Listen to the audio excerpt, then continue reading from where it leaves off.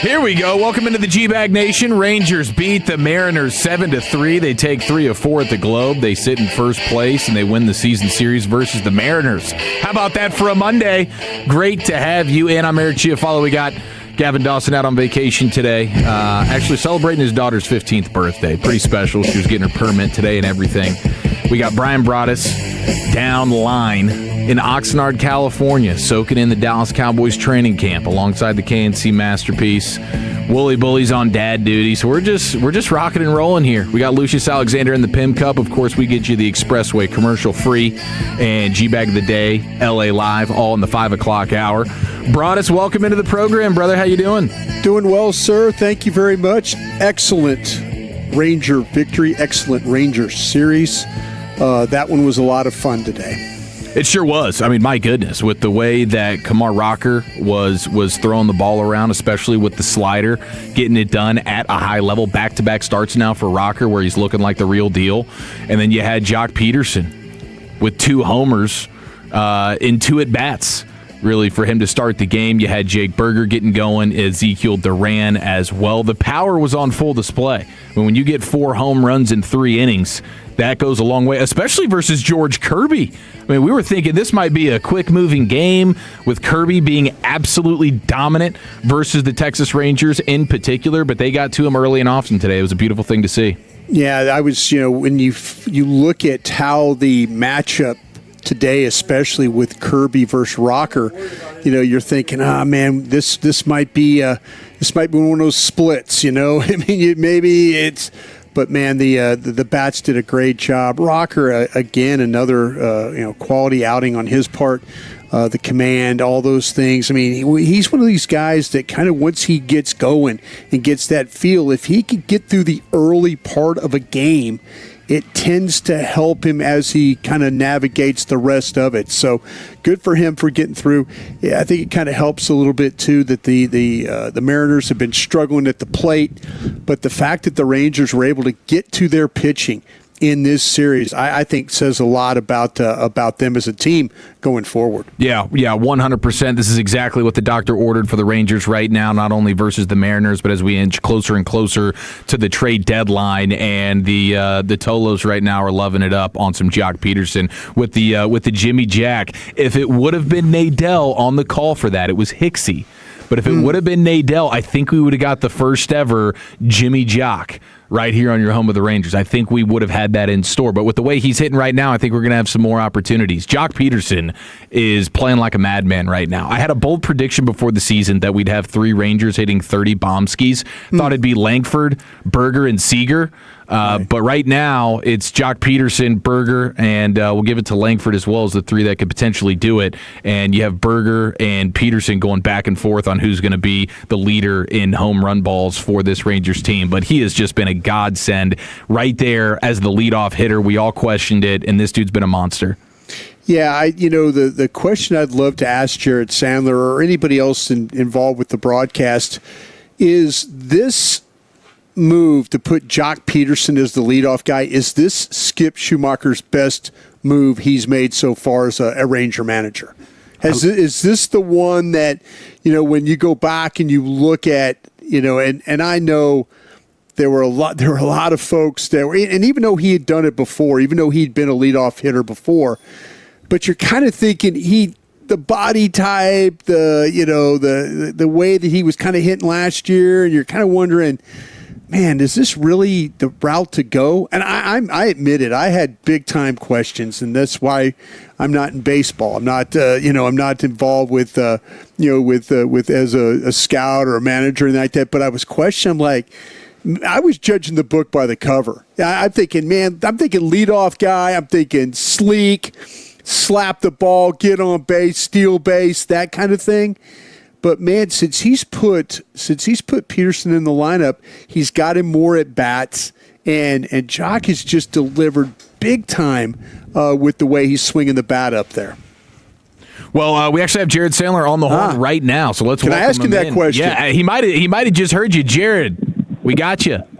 I got you, and I heard Broaddus' question.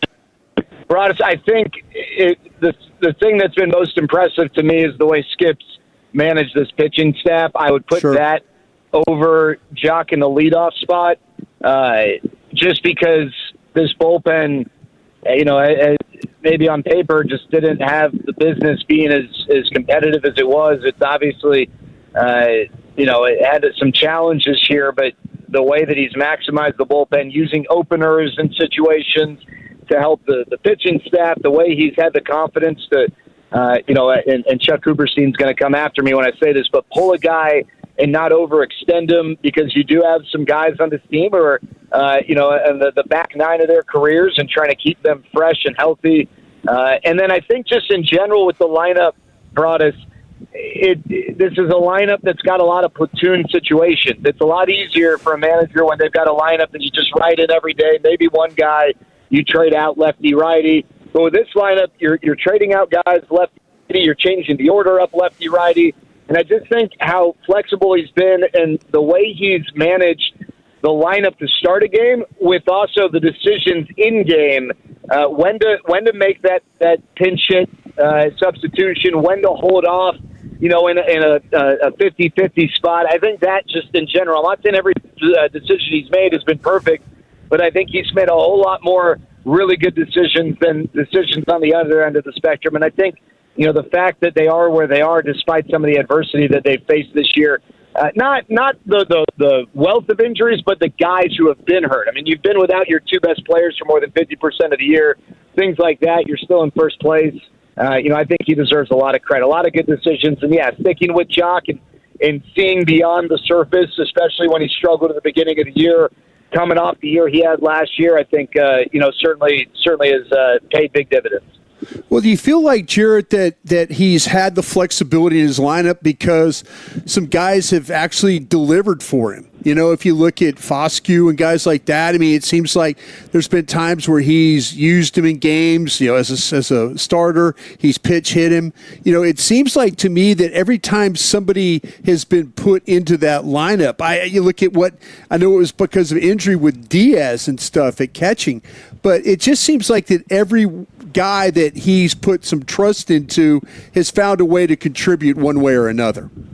Yeah, there was a situation earlier this year where Skip got... in a leverage spot, and McCutcheon, I don't remember what he did, but he didn't get a hit. And, it was to take a player out of a disadvantageous platoon situation. And, obviously I get it. You judge a lot of times by results, not necessarily process. But to your point, Broadus, at that time, the Rangers didn't have those guys. They were, Justin Foscue wasn't up. They didn't have guys who were producing. And so it makes it look a lot worse than when you do have guys who are able to produce and guys who, are able to fill their role. If you had the Dodge, I'm not taking anything away from Dave Roberts. He does a really good job. But if you have that roster, all right, certain decisions become a little bit easier. Maybe it's now about, how to step on the gas versus how to pull back and managing personalities and all of that stuff. This is not the Dodgers roster. And so, you need guys to be able to fulfill their role.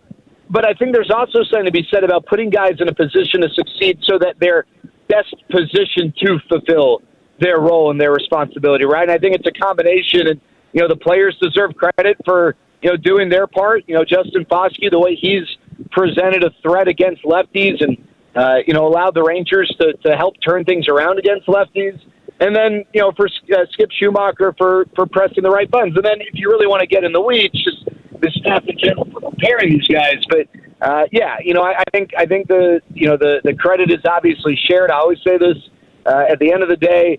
It's mostly the players. They're the ones in the box, on the mound, in the field, making plays or not making plays. I do think managers, though, can help put guys in positions to succeed, to build on confidence, and then allow results to snowball. Jared, Brandon Nimmo, just amazing that you trade out really contract for contract, and the Rangers have just benefited from this one so much. Got to give credit to pro scouting for that one, right? Yeah, and this is with all due respect to the World Series winning second baseman who was third in the MVP race that year. But I don't know. I'm not quite sure what the Mets saw, because unfortunately what the Rangers saw the last couple of years was a guy who just offensively wasn't producing at all. And, Brandon Nimmo's not an all-star. I don't think he's ever been an all-star. Not an all-star this year. But, gosh, he's one of these guys who, you feel like more often than not he gives you competitive at-bats. He hustles his tail off. He's not a Gold Glover and right, but, you never have any questions about the effort or the preparation. I think that some of that stuff has really, been contagious in this clubhouse. Again, he's not trying to mistake him for an MVP candidate, but on winning teams, you have guys who maybe are unheralded, not within the team, but around the league who make a big difference beyond just whatever the box score says, and Brandon Nimmo's definitely been one of those guys. All right, Rangers beat the Mariners 7-3, take 3 of 4 at the Globe, and we have Jared Sandler with us here in the G-Bag Nation. What'd you think of Rocker's start today? Yeah, really good. Back-to-back good starts, big spots. He's taken on a team that is leading the AL Central now and was when he started against them in the White Sox, 6 shutout, and then today. This is a big game. I mean, we're having a totally different conversation if the Rangers lose, whether they lose by a lot or a little. You lose the last 2 in this series, and it ends up being a series split. This is a big one, and I thought, he did such a nice job. He gave up the homer to Arozarena, but then put his foot down after the Rangers gave him a lead again.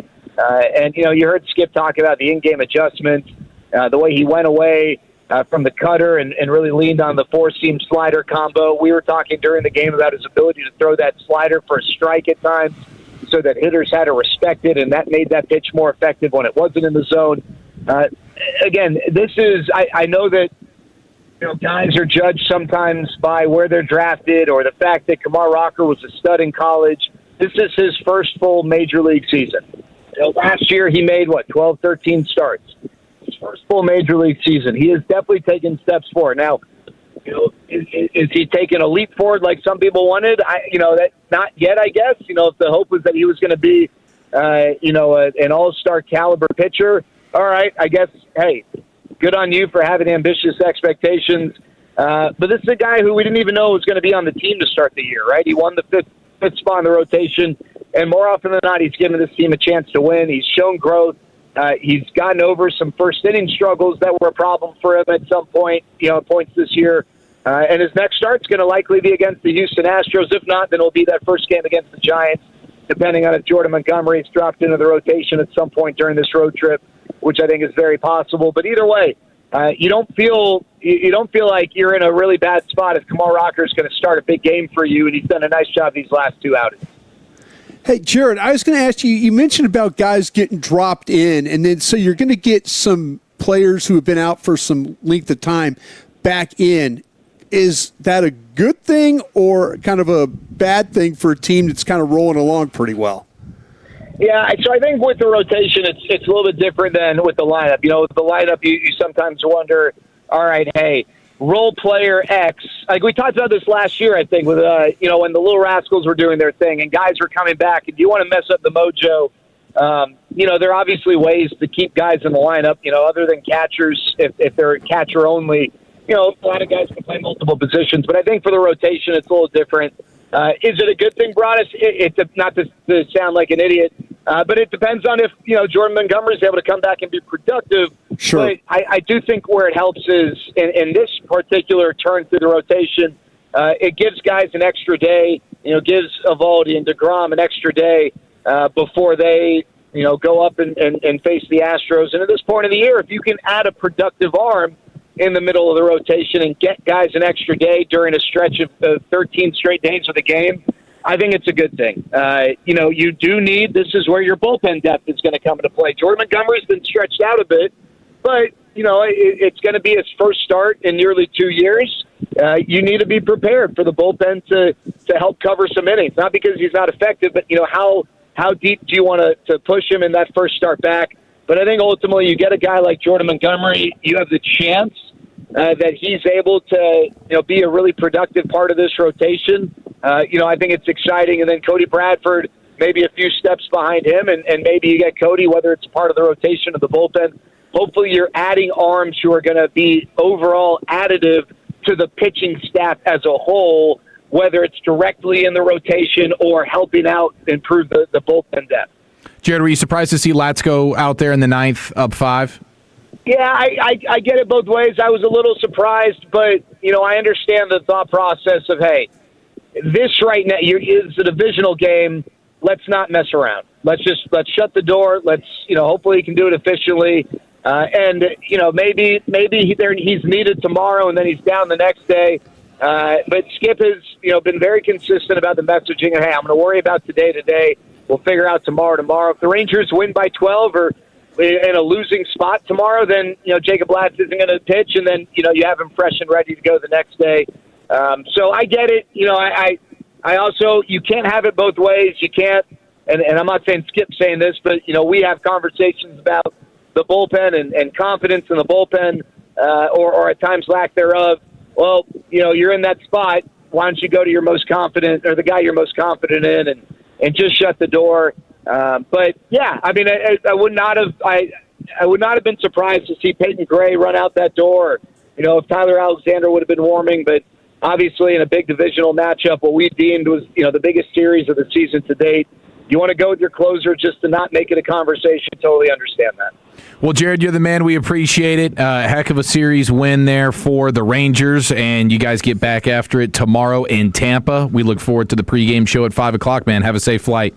All right, fellas. Talk to you later. There he goes, Jared Sandler with us here on The Fan, your home of the Rangers. Rangers beat the Mariners 7-3, take 3 of 4 in the series, and now have won the season series versus the Mariners. All things feeling good right now. Seager working and inching closer and closer to a return, as Evan Grant is writing about the idea of trading him. So lots to be looking forward to here over the course of the next week or so with the trade deadline looming. Broadus is in Oxnard. Let's get this party started right after this.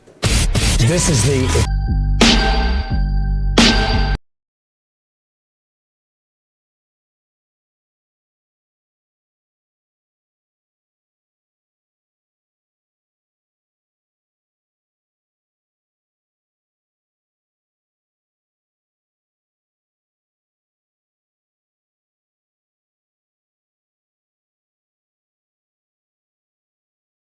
As we get set for Cowboys training camp, we have the commercial-free expressway coming up here in just a few minutes. LA Live, G-Bag of the Day, all coming up this hour. Lucius, how we feeling? How we feeling on a Monday right now, bro?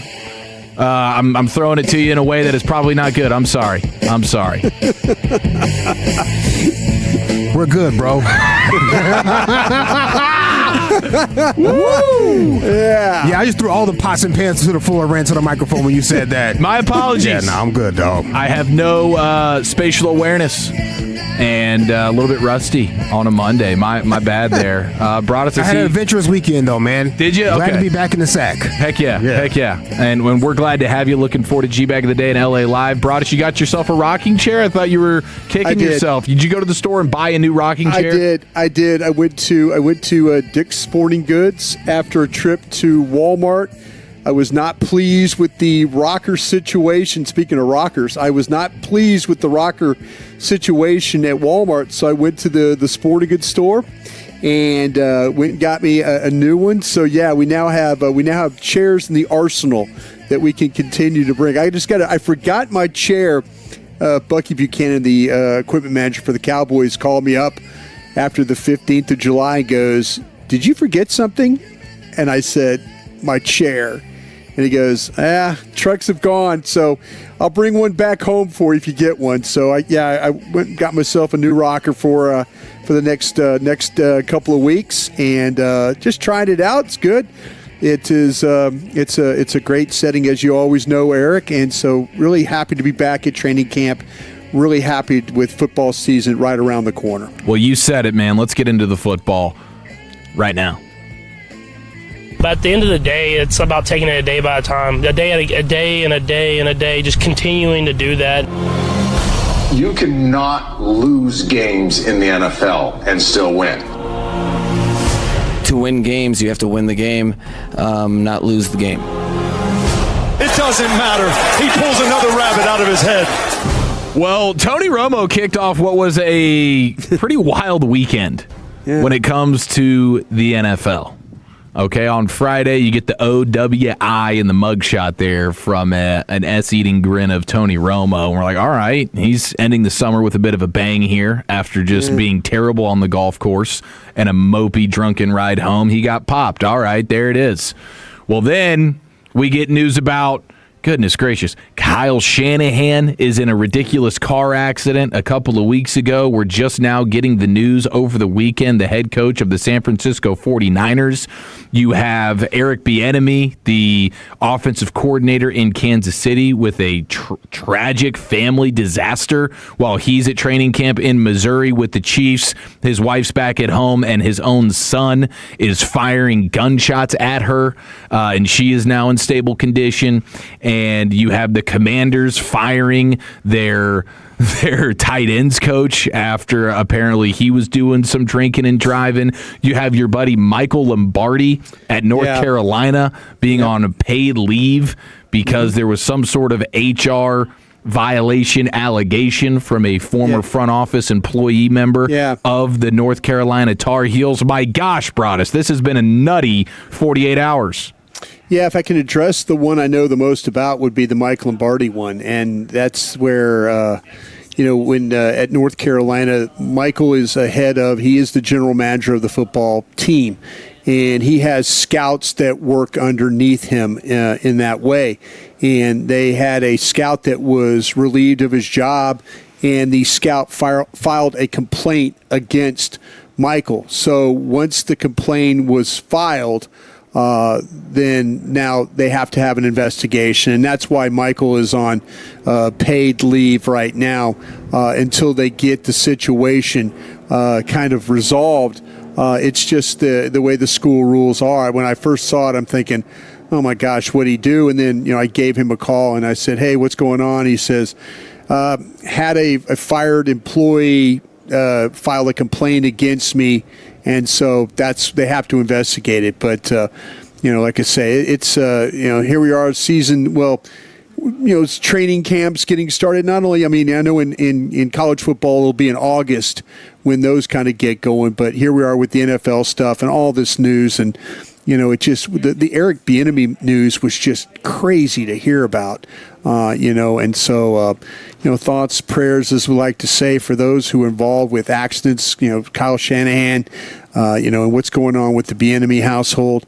And then, like I say, my guy Michael Lombardi, I was really, really worried about him, but he says, hey, this is something, it's a procedural thing. And so we'll have a discussion about it, and hopefully everything will be okay on that end for him. Yeah, no question about it. That's definitely a nightmare way to close down the summer and get the football season started. So we will wait to see how that investigation goes when it comes to your best man at your wedding, Michael Lombardi. Yeah, Michael and I go way, way, way back. And listen, I don't ever want to hear, guys being suspended with, like I say, if it was something that was, they felt like that they needed to move on, I think North Carolina would have moved on. So they're gonna get to the bottom of this. And, like I say, there are things that are, there are things. This is not an easy thing to go through, especially with a guy. I really like Michael a lot, and you mentioned he was the best man at my wedding, and and I hope for the best. But if it turns into a situation where they find fault, Michael will have to deal with that when it happens. You got the Commanders having to fire their tight ends coach Ben Steele. He was arrested on suspicion of driving while intoxicated on June 7th in Virginia. And he just got that job too, didn't he? Yeah. This is an entirely new offensive staff there for Washington. So it is definitely not what you want. I'm blown away at the amount of non-football player crazy news. It's the coaches. It's Lombardi, who's the GM front office guy, was in the NFL for many, many years. So the Commanders are having to deal with that now. And then you have Kyle Shanahan with the 49ers. Apparently he was at practice today. He's been out there a couple of times now. But he's still recovering from what was a pretty intense car accident from a couple of weeks ago. And his good buddy Chris Sims on Pro Football Talk, he actually laid out kind of the way that he discovered it, because he knew about this a couple of weeks ago when it actually went down. Listen to him describe to you what Kyle Shanahan, head coach of the Niners, has been through over the last 13-plus days. Yeah, all of a sudden one day I get a text from Kyle's wife, Mandy. She texts myself and my wife, and it's like, oh no, Kyle's been a part of some horrible accident, and she sent us some pictures right off the bat, and it was like, oh my gosh. Like, so just to let you know, paint the picture. You've seen the injury report, the broken ribs, 40 stitches in the face, the broken nose, broken left hand, of course the bad concussion. But when you first see it and it's fresh and some of the cuts are still wide open, I mean, it's jarring. It's jarring. He was this close to maybe losing his right eye, right? The scar is so big right here. And so all that stuff was just crazy to see. And of course, I'm, thinking of my friend, but yeah, it's tough. And he's still battling with this concussion. And yeah, it happened about 10 days ago now, I'd say 11, maybe somewhere like that. And 13 now. Holy crap. 14. Yeah. Happened on the 14th, and it was disclosed on the 25th. He's healing. His face looks a whole lot better. But this concussion, of course, being a part of that kind of accident is lingering, and it's giving him issues, and he's certainly still dealing with that. Yeah, so a crazy situation, almost losing your right eye, you're breaking your hand, your ribs, your nose, you got scars all over your face now. I mean, this is going to be an interesting thing for the Niners as they move forward here. I mean, thank God for Shanahan and his family. It seems like he's certainly on his way to recovery if he's already out there. These psycho football coaches just addicted to the game, and he's already out there at training camp observing and hanging out with John Lynch and everything. So they have their interim guy is going to be Chris Forrester. The line coach, Yeah, the line coach who could be seen 10 years ago snorting lines off his Miami Dolphins office desk because he was in some type of crazy cocaine and prostitute situation that was unbelievable 10 years ago. And now he sits here and he's, I guess, able to be the leader of the Niners for the time being. So, I mean, it's just unbelievable, man. That's where the NFL is right now, off to a rocking start,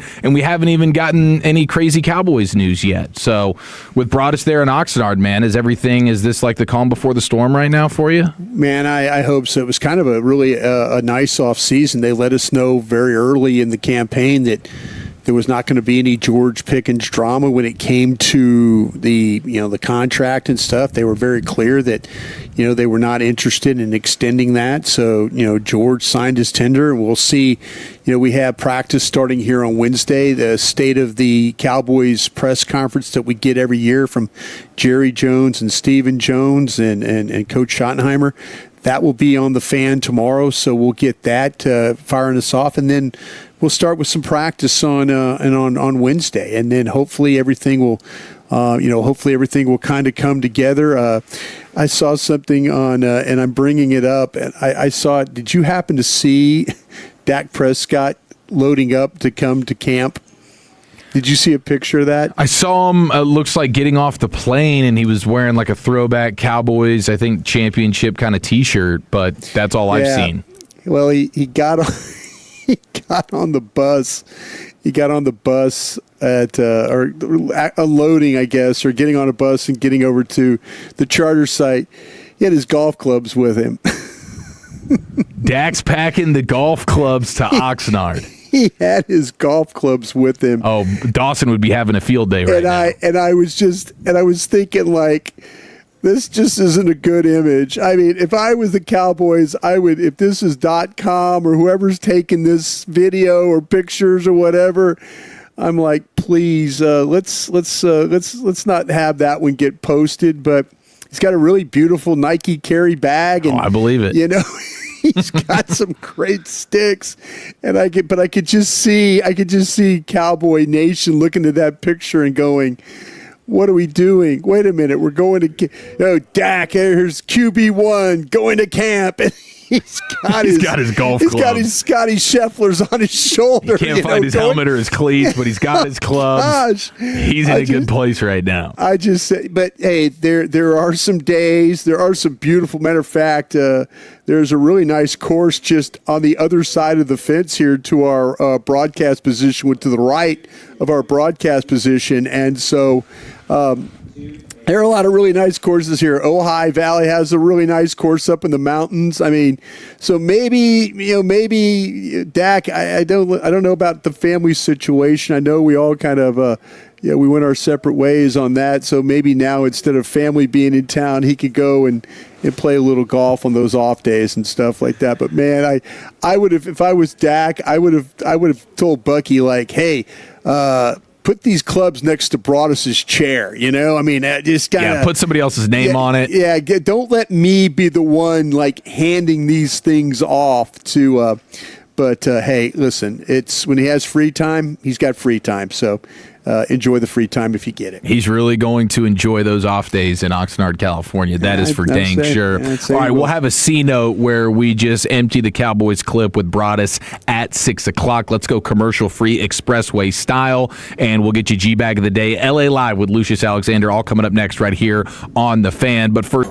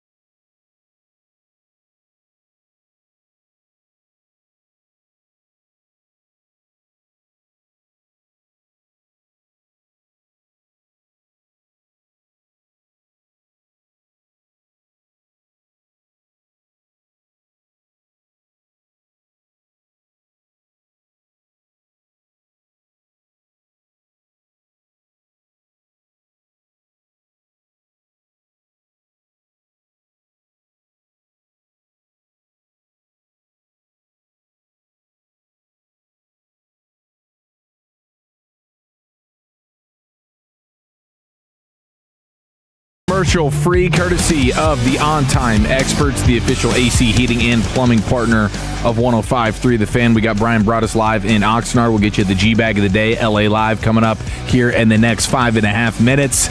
We do have some news in the NFL right now. It's breaking in real time, Broaddus. You have Buccaneers defensive tackle Vita Vea at 31 years old requesting a trade. Okay. All right. Yeah. Yeah, with all the crazy NFL news going on over the last 24 hours I was thinking the worst. This I could was have been thinking awful. he got carted off. No. That guy is an incredible player. Requesting a trade, odd timing, as we get ready. Maybe throwing a little chum in the water. Maybe somebody will offer Jason Light something worthwhile. But man, if you're the Bucs, I don't see why you trade him. I wonder why he is, as we're on the eve of some of these camps opening up, that he is dissatisfied with maybe the direction that Todd Bowles and this group is going. Well, it looks like it's a contract situation. He's at 31 years old. He's got 1 year. This is the final year of his deal. They've apparently been trying to work through contract negotiations throughout the summer, and they just haven't been able to agree to a deal. Yeah. So maybe this is just some level of posturing with Vea and the agent trying to get a bigger deal from Tampa. But if he's going to be on the market, dude, I mean, even though he's 31 years old, he is still one of the premier defensive tackles in the league. As a run stuffer, it doesn't really get too much better than that. We're fortunate to have Quinnen Williams here in Dallas, who might be the single best run defender as a defensive tackle in the NFL. But Vita Vea for a long time has been that guy, and he's still extremely quality. Even when it comes to pushing the pocket in the passing game, he can still give you some. So if Vita Vea is available, you got a team like the Rams who's going to get Myles Garrett, who's going to maybe get Aaron Donald. Like somebody needs. If I'm Seattle, heck, with the Cowboys, like any one of these teams that's in contention, and you have a chance to go get a guy like this, you can at least try and level the playing field with what the Rams got cooking. Yeah, I think it's always interesting, and you get a guy like Les Snead all of a sudden's like, what? I have a chance to go get another guy? Oh my gosh! Let's go. Hey, Eric, I want to ask you a real quick question. Yeah. And I was asked this. I was asked this question, and I just wonder with the way you cover camp. And it says the question is, how do you guys balance the coverage at camp without giving away info to opponents? Man, that has not been something I've really cared about. You never thought about that one, have you? Well, I've thought about it in the sense that I know there are times where the media gets told certain things. Hey, pictures only, no videos, this or that. But anytime I've been out at training camp over the last 4 years or so, no one's ever said anything about don't post this, don't post that. So when I'm out there, I'm usually trying to take videos and get them online for Cowboys fans and Tolos as quickly as possible. I know last year they were doing a lot of trickery stuff, trickeration with Turpin that was successful in training camp. I know we were all like, dang, Turpin didn't really do what we wanted him to do as a receiver. But in training camp, they were doing a lot of creative things with Turpin, and it was working. You didn't see as much of that during the season, but I was posting all those videos. I don't think about it because the Cowboys are pretty cool about it. Yeah, I think the rule of thumb, and I just wanted to get your opinion, but my feeling has always been this. And we got in trouble one time at DallasCowboys.com. David Hellman, we saw a practice where they were working on a fake punt, and Hellman brought it up, and it was like the week of the Green Bay game. And it was just like, Dave, you can't, that there's certain things. In season, right? In season's different. Even if you're watching the first 15 minutes of practice, you don't want to get into that whole thing.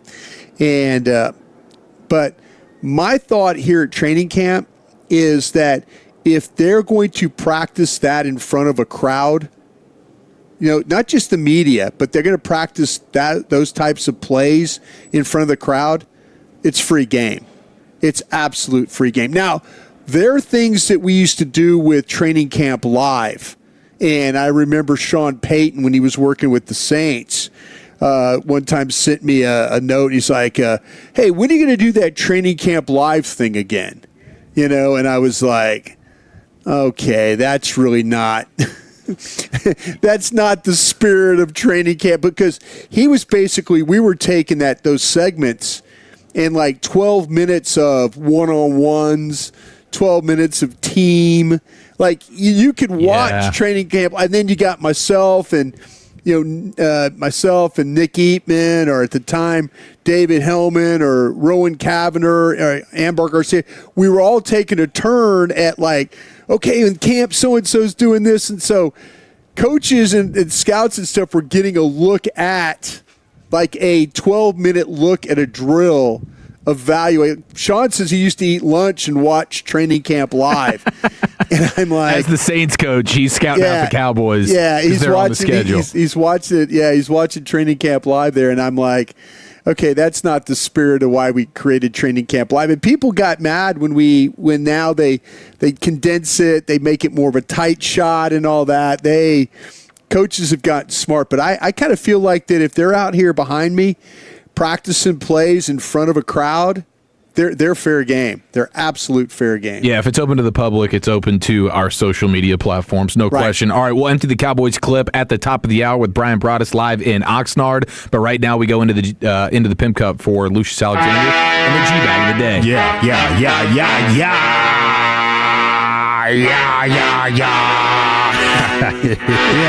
Hey, man, how you doing, baby? G-Bag of the day. We do it every weekday on the fan at 5:30, fueled by East Dallas Motor Cars, eastdallasmotorcars.com. My name is L.A. Let me tell you what, Mr. Broaddus and Mr. Chiafalo. Yeah. I have been looking for G-Bag nominees. I've been in my DMs. Oh. I've been on the interwebs just combing. Not a lot out there right now. No John Blaze. The drought is finally real. We had World Cup, so it kept us going. Now the drought is real. Somebody start some football, bro. Yeah. We're in the dog days of summer right now. Come on, dog. Put a microphone in front of one of these fools' mouths and ask them a dumb question so they can say something crazy. Yeah, where's that TMZ reporter talking to Chuck Schumer? Yeah. Sir, did you fart on the Senate floor? Sir, excuse me, sir. All right, so what I have for you here is a whole lot of leftovers, some stuff that's been sitting in my folder, and there's some new things, but it's a whole lot of. Man, I'm the only one in my family that really takes advantage of leftovers, so this is actually a good moment for me. I appreciate this stuff. Yeah, I'm right there with you, bro. I buy extra just because I know they won't eat it. And then I got my own extras. That's me, baby. That's how I do. All right, up first, Mr. Broaddus. Yes, sir. We have a guy at a marina. Because I love this. You know I love those these fishing clips, right? I love these fishing clips. And I love the people that live by the lake that tell you, oh, you can't fish over there, Mr. Fisherman. Yeah. They end up going back and forth with whoever the angler is at the time. Right. And the angler's recording it. Here we go. No fishing in the harbor. What's that? No fishing in the harbor. It's public water. You can't own the water. I didn't hear you. You can't own the water. It's private property in here, her boat owner, not fishermen. Right. The docks are. No fishing in the marina. Okay. Get out of here. What's that? No fishing in the marina. You can't own the water, sir. You can own the docks, you can own the land, you can't own the water. If it's navigable water, you're allowed to go into it and fish it. I've done this many times. The whole river to fish. Yep. There's big smallmouth in here right now. There's a big mouth right in that boat. There's a big mouth right in that boat. Got him.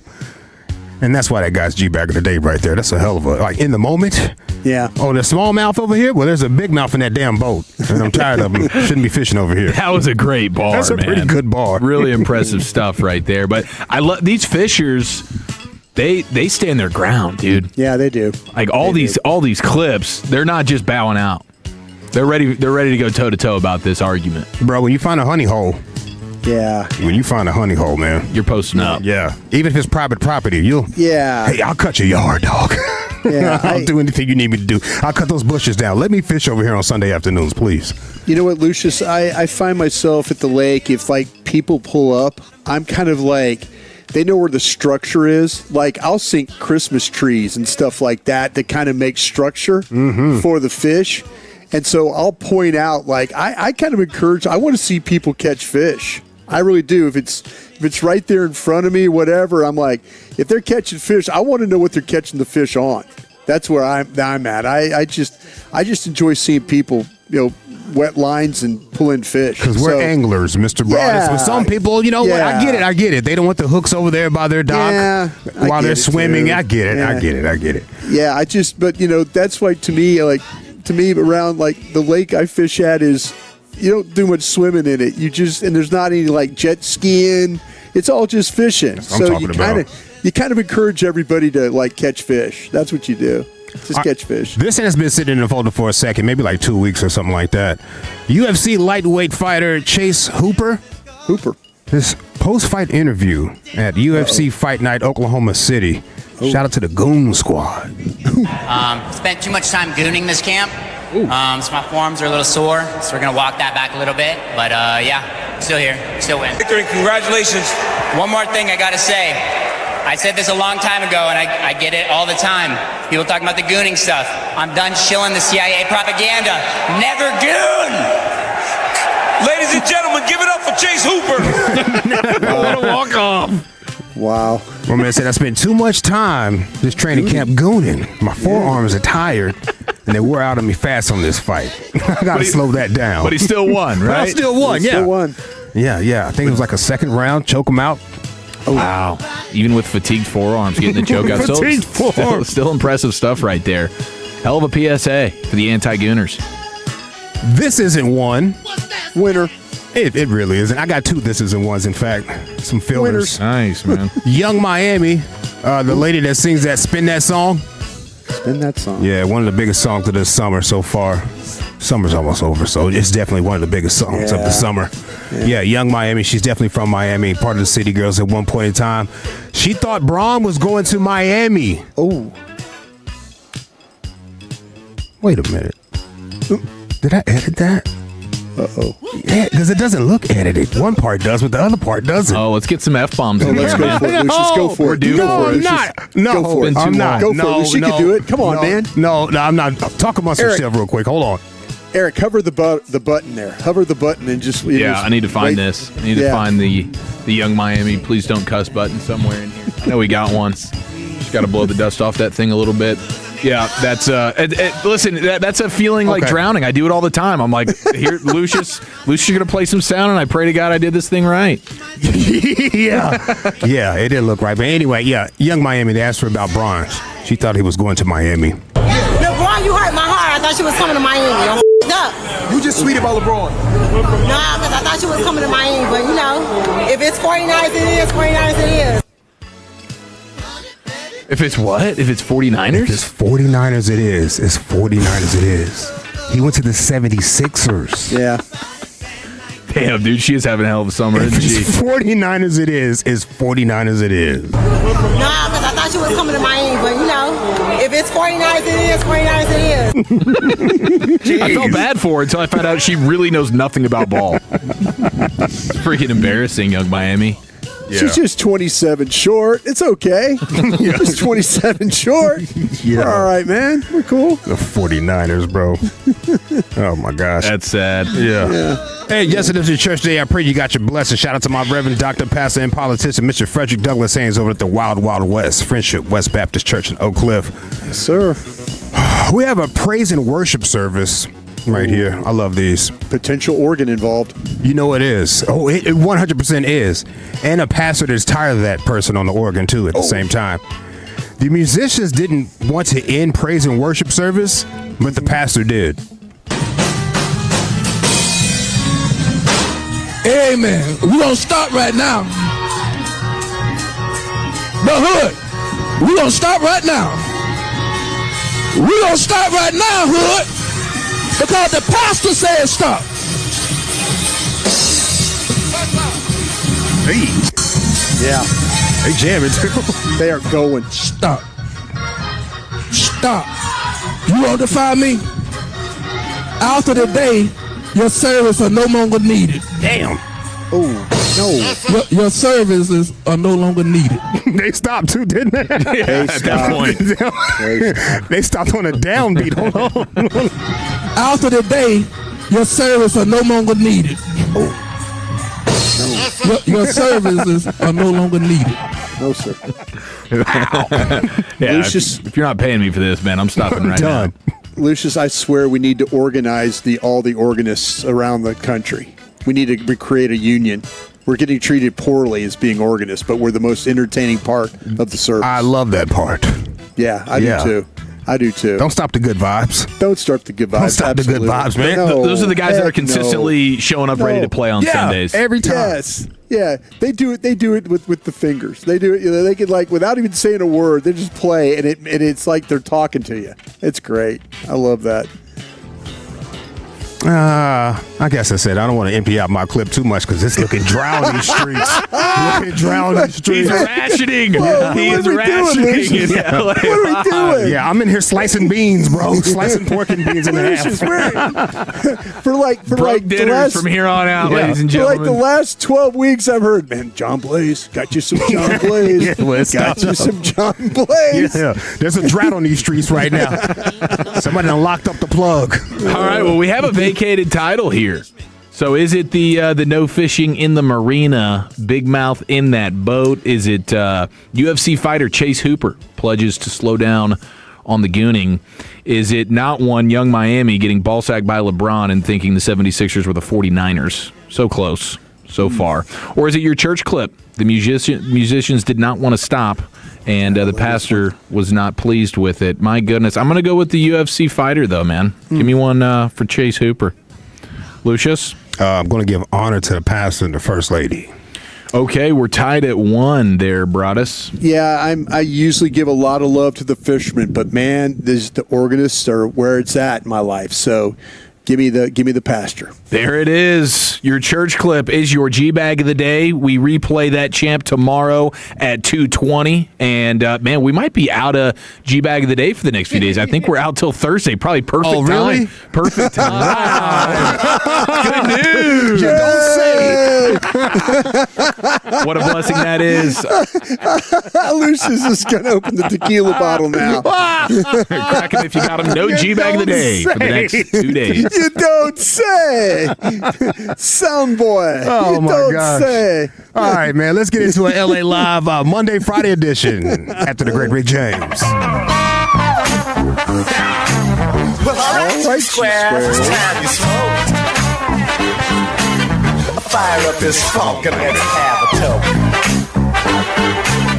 It'll make you dance to some of everything. Everybody get high. Earl Spence, I want your Bruce Leroy looking motherfucking ass to retire tonight. Was the done battle? It's over. That was a good fight, fam. I even thought you won this fight, but they gave it to Tim.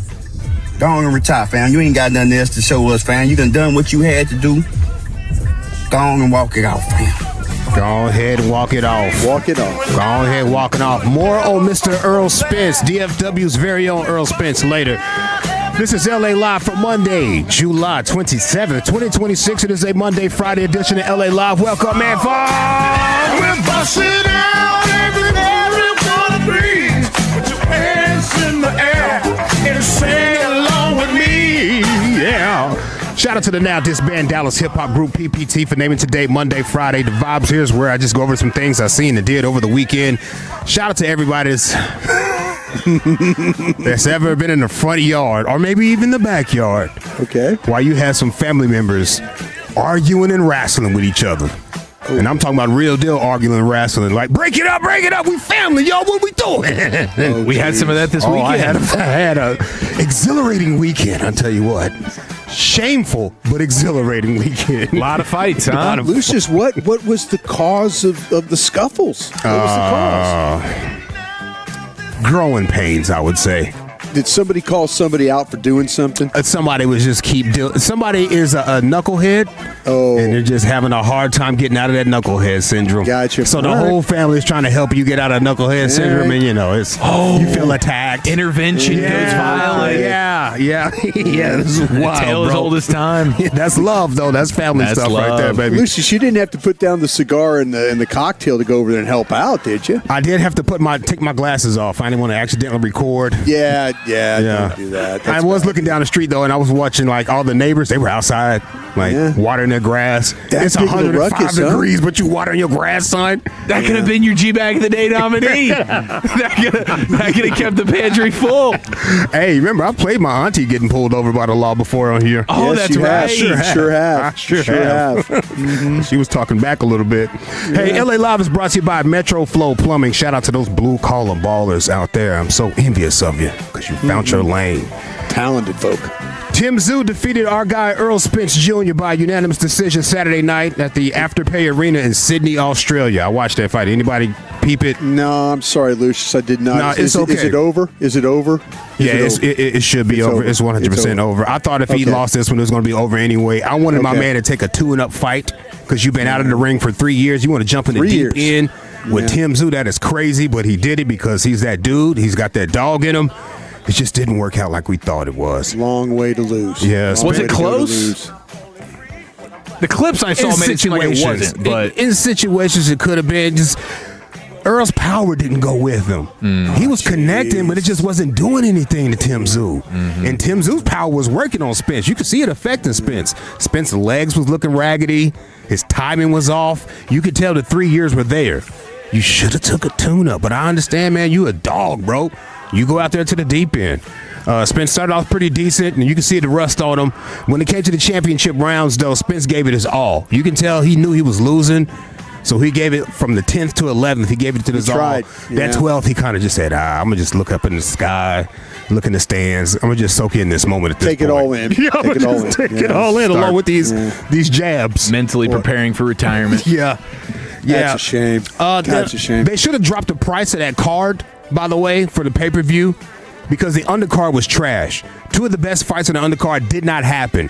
One dude didn't make his weight, and the other guy couldn't even get to Australia. You should have dropped the price on that card. That is robbery. I was watching it all weekend, like, drop that price, drop that price. Yeah. I'm a Fire Stick guy, so I'm not really worried about it. But it was robbery. Yeah, that you is have bad. to drop that price. Lucius, they have visa problems? Is that why we didn't get the fighters there? Is that what was going on? Yeah, one guy, the Charlo twin, he had a visa problem, and another cat couldn't make weight. Oh, he couldn't make again. This is like the second fight in a row he couldn't make weight. Fulton couldn't make weight. What are we doing out here, man? Get that money. It's for you, bro. Everybody's here for you. Earl officially announced his retirement after the fight, but he had a fantastic career. I don't want anybody just to beat him down and remember that fight he had against Bud. He had 28 wins, 22 knockouts, 2 losses. All right, and we know the losses now. The last at this point. 2, right? Yeah, exactly. The last 2. Exactly. We've seen them all. Yeah. He's a unified IBF, WBF, and WBA welterweight champion. Jeez. My man did his thing. And we're proud of you here in the DFW, bro. Yeah. You've always repped the city. You brought Lancaster's band out there, or Lancaster's band, excuse me, out there to intro you one time, man. So you've always repped for the city. You took your craft to the Olympics, and it's never really, really, really bad if you're out here crashing Ferraris. Yeah. You're not doing too damn bad if you're crashing Ferraris. If you get behind the wheel for one, you're doing pretty good. You're doing pretty good, man. Yeah. I crashed a Honda Civic with no That's bumper what on. I'm saying. You know what I mean? I tore a probe up one time. Yeah. I tore a probe. Crawford was out there. Terrence Crawford was out there, the boogeyman, watching Spencer. Here's what he had to say about it. Just they have it. Yeah. From the jump, you can tell that his balance was off. He was reaching. You know, just they have it tonight. Do you think it was a layoff? Do you think it was a combination of things? Like, what do you think? Probably all of it. He didn't take the punches well. He was slow. Yeah. So slow. Like, you can just tell that Tim was more fresher. Yeah. Was it hard for you to watch? Kind of. You know, I really wanted him to do real well. He did what he had to do to finish the fight, though. Yeah, he finished the fight. He looked good. He didn't go out too bad. That weight looks Lucius, good on him, though, by the way. Lucius, the thing the fighters know, right? I mean, like the other fighters when they're watching, they know, right? They immediately know. Yeah. Like, I mean, we're sitting there kind of watching it, but when they interview those fighters, they know. Teddy Ellis, those guys, they know when it's not good. That was it. That was Yeah. it. We seen it. We seen the best of our dude, but we did see the best of him. Shout out to you, sir. You're always gonna be a legend in our city. Always gonna be a legend in the city. Even though I wish you would have took the tune-up. Now there was another fighter, because it was a great fight weekend. Another fighter took a tune-up and almost lost it. Almost lost it. Anthony Joshua, big Anthony Joshua. You know he broke Jake Paul's Jaw. Yep. Jaw, yeah. Guy, big man. Big yeah. Anthony Joshua out there defeated, what's it, Pringa? Christian Pringa, I believe his name is. I'm probably saying his name wrong because I don't know the guy like that. Yeah, I see it. Christian Pringa. Okay. He beat him in the second round. It was a knockout, but Pringa put Anthony Joshua to the ground in the first round twice. He knocked that big man down? Twice. Jeez. Anthony Joshua was looking past him, was looking past his opponent, thinking about the Tyson Fury fight. Yeah. Classic look-ahead spot. And the classic, that's how an upset happens right there, and it almost happened. Trap game. Exactly. App State, Michigan. Yeah. Yes. Oh, I see it, man. Yes. He did. Yeah. Fell right on his back. Yes. Yeah, he had to dig down deep and figure out where he was and realize he was in the middle of a fight, and he got it together. But boy, you almost lost it. You almost messed up that whole Tyson Fury situation that you got coming. Imagine how much that throws you off, though, going from Jake Paul to like a real boxer. Real boxer. That can throw you for a loop a little bit. Especially when you look past. Did anyone watch the WNBA All-Star festivities this weekend? Just soaked it in through social. Didn't actually stop down and see, but shout out to AZ Fudd getting the 3-ball champion. She was knocking them shots. They were sure. They seemed like they were having a great time. The after parties, the dance floors, everybody's getting after it. That's what I was getting ready to say. They really love our girls here in the DFW. Yeah, they do. Fudd and old girl, what's Paige Beckers? Paige, yeah. They're the stars. Yeah. People love these girls. Yeah, shout out to AZ Fudd. She has been dialed in this entire round and finishes with another. AZ Fudd puts up a 30 spot in the finals. Yeah, she won the 3-point contest representing for D-Town like that. Dallas Fort Worth. And hey, when it comes to the actual game, the All-Star game, Caitlin Clark was doing that Steph Curry stuff. Yeah, I saw some of those deep shots. Shooting from anywhere. Just pulling up from half court. Inbounds pass, one dribble, and fire it. Anywhere, dog. She was getting that damn thing done. And mic'd up Paige Becker seems to be a pretty fun time. Yes. She's out there cracking jokes. She's hilarious, bro. She is. We got some stars out here. And then there was a dunk in the darn game. Here's Reese finding Malunga for the slam. Dominique Malunga throws it down. The first dunk in the All-Star game since Sylvia Fowles. I got so excited when I seen that. Yeah. I got so excited. It's cool, man. It was a nice pass. Yes. It was a nice pass. Yeah, Reese with the feed right there, man. Was it a two-hander? I'm trying to find the clip of It this. was two-hander, yeah. It was two-hander. It's like, it looked kind of like when I seen it, I was like, oh, that's how my dunks used to look. They weren't too pretty, but it was a dunk. Right, it counts. I got the ball in there. I got up there. Yeah. But it's not something you're going to say, man, that was nice. She's not trying to rip the rim down like Shaq. Yeah, exactly. Oh, and I also did some movie watching this weekend. Here we go. Yeah. I had a good time. It was back-to-back movies. Because it was too hot to be outside. Trifecta? You had a trifecta movie weekend? More than that, really. I got some series in there, too. Just I'm close jealous. the door. Yeah. You were courtside to a backyard family fight. Yeah. You're watching the fights. You did it right, man. Hell of a Freaking weekend. did it right. Hell of a weekend. Yeah, I did some movie watching this weekend. I watched The Odyssey. Oh. I did peep The Odyssey. So you went in there. That's good. That's a great movie. Was a man Christopher Nolan? Yeah. He did his thing, bro. You to go. Yeah. Really? So you weren't clock watching at any point during what was roughly a 3-hour movie? Nah. Kept you locked in? It kept me locked in. It was a great movie. And then while I was watching it, people may already realize this, but I didn't. Oh, Brother, Where Art Thou? You guys familiar with that movie? Yeah, Clooney. Yeah, that's The Odyssey. It's The Odyssey. I did not realize that until I was watching The Odyssey. I've watched Oh Brother, Where Art Thou a million times. I can quote it. But I never put two and two together. They were playing off of that? That's what they were getting off of. George Clooney, he was Odysseus. Oh, yeah. He was the Odysseus dude. He's trying to get his family back just like the Odysseus was. His wife was being courted by a suitor. He's a suitor. The Cyclops, that's in The Odyssey. Yeah. Well, in Oh Brother, Where Art Thou, John Goodman is a Cyclops. Remember, he has that eye patch? Yeah. Big dude eye patch? Yeah. Trying to tear them up. You got the sirens. Wow, so you're in the movie theater like Leonardo DiCaprio, like snapping his fingers at the screen like, oh my gosh. I'm elbowing my girl like, oh, the sirens from I get it.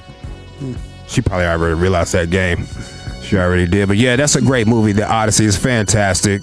I watched the Sacha Baron Cohen new movie on Netflix called Ladies First, about a male chauvinist. Oh. Who has to learn a lesson about being a male chauvinist. Okay. That's pretty good. It's probably the second best movie I watched this weekend other than The Odyssey. It's funny. It's funny. Yeah. It's not too preachy, but it gives you a lesson because it's Sacha Baron Cohen, so it's going to be good. Right. And then I watched this Kevin Hart movie on Netflix called 72 Hours. It's kind of like a Hangover vibes. Yeah, I saw a chunk of it. I didn't get to finish it. I fast forwarded through a few parts. Yeah. Just to get through it. It was tough. It was a Kevin Hart movie for sure. There's some great laughable parts in there, but the most you're like, what's happening right now? Yeah, it was pretty ridiculous. What is an acceptable amount of minutes to miss in a movie to where you say you watched the movie? Well, I can fast forward and you're still in that darn scene, and I was done with that scene already. Yeah. That right there. How long did he think it was going on? There's a fight scene between him and Cat Williams. I was like, all right, man. All right, that's it for me. That was insane, dude. They were using whale dongs as flotation devices. Yeah, there's some great funny parts in there, but you got to get to those parts. All right, man. My name is Lucius Alexander. I will be black tomorrow, Lord willing, and the creek don't rise. That's my time. I'm out of here. Y'all be safe. Please. There it is. LA Live on a Monday. Great to have you in the G-Bag Nation. All right, we got 1 hour to go. We do have a full Fan After Dark tonight with Fred Davis and Blake Elliott. We'll crosstalk with them coming up in the next hour. But we have Brian Broaddus live in Oxnard, California. We'll empty the Cowboys clip in the C-Note next right here on The Fan. Our goal is to have you winning every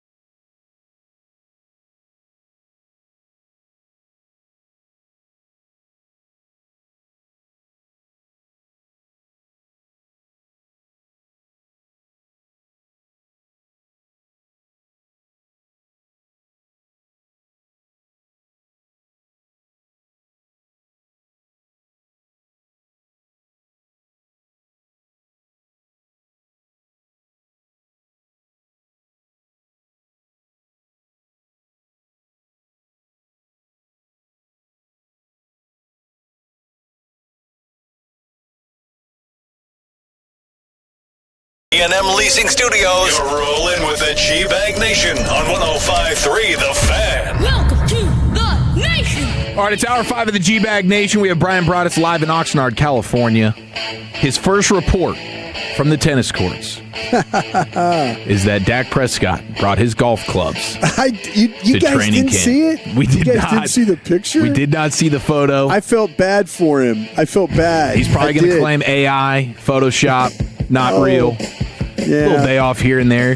Get on the courts once or twice out there in Oxnard. They get some days off here and just bring the iPad with you, and while you're between holes, you're scouting out. You're scouting out week 1 Giants. That's what you're doing. Giants, watching Giants break it down as you're trying to decide between hitting a 7-iron into a little breeze or maybe a soft 6. What do you do? All right, it's the C note here in the G-Bag Nation. Eric Chiafalo, Lucius Alexander, and Brian Broaddus. You got Wolchuk and Dawson out today. Dawson will be back tomorrow, and Broaddus is wall to wall in Oxnard for camp. I've been here since 6 this morning. Have you really? You haven't left? Been there all day? Yeah, DJ and I went and had some lunch. Went out and had some lunch. Where'd you go? He took me to Del Taco. Is where he Did you try the French fries? They apparently have some of the best French fries in the business. I noticed. No, I didn't. I didn't have the French fries. They're like they're crinkly cut fries. Yeah. Is what they were. And DJ is interesting. We went to Andrea's. I had a bowl of the clam chowder last night. Nice. DJ had the fish and chips. That's that place that's over by our hotel, right there in the harbor. Man, our hotel. Shout out to Tim Collins for putting us in a beautiful spot. You wake up in the morning. I got up this morning about 5:30 and had some stuff to do this morning, some morning shows and stuff. And so it's been a full day, but been a lot of fun. It's nice to be here and looking forward to, everybody, Hagee and Corey are doing their thing, but I'm looking forward to my guys being out here with us too. Yeah, man, we can't wait. We're counting down the days. The G-Bag Nation and Sean and RJ will take off next Sunday and spend all of next week out there at training camp. So it's going to be a ton of fun. Couple of questions for you here as it pertains to the Cowboys, Broaddus. Is your expectation that the offense is going to sort of dominate this camp?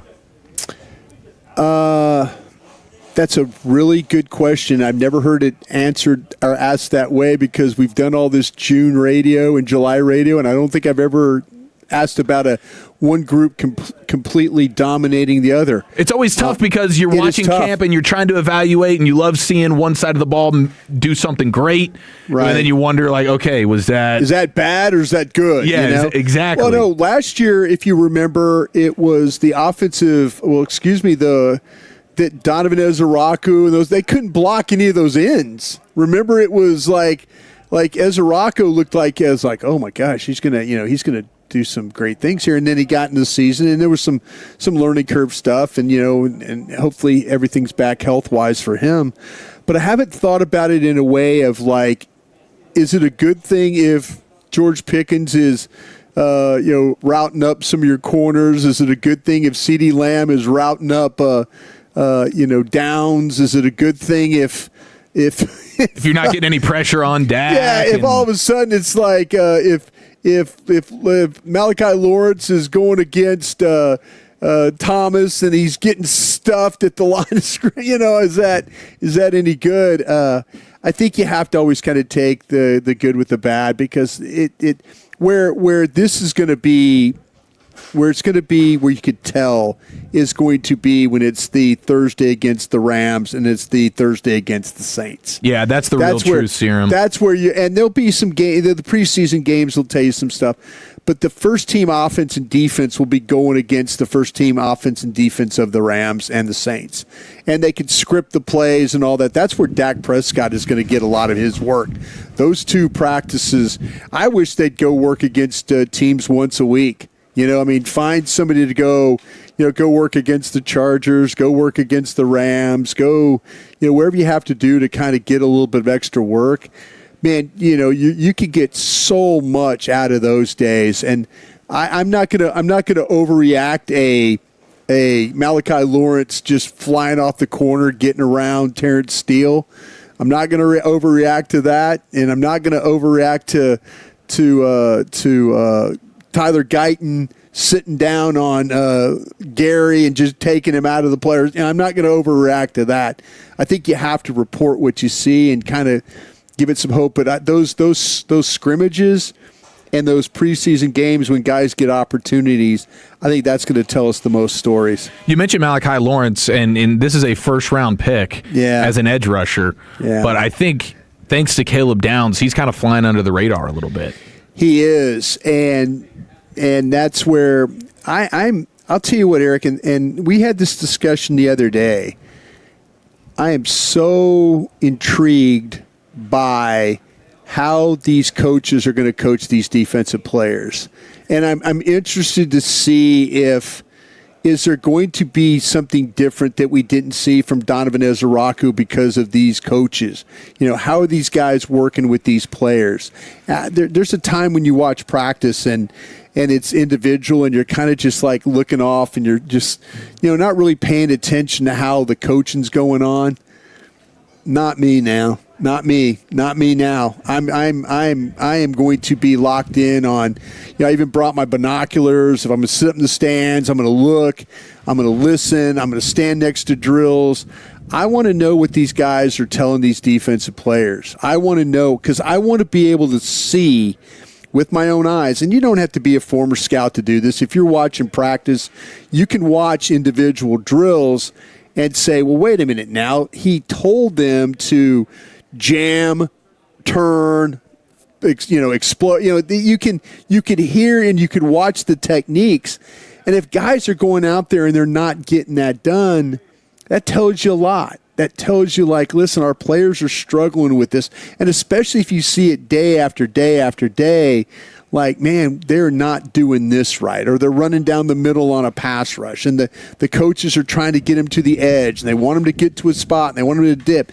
If you see guys not doing it, and it could be on routes, it could be tight ends blocks, it could be any, but I am really, this is a training camp in a while, for a while, that I've really going to focus in on how the individual drills are being taught and seeing if the players can carry them from the classroom hotel over here behind us onto the practice field and then into some game action. Yeah, hopefully you just see some steady improvement throughout these next couple of weeks with the defense in particular. Like if the offense comes out and they're pretty hot in the first week or so going up against this Cowboys defense, wouldn't surprise or shock anyone, but you'd love to see by the end of camp, okay, this defense made plenty of improvement, and it is a really good situation for a defense that is having to figure things out on the fly here, having to go up against Dak in this offense right now with the amount of continuity that you have on this offense is really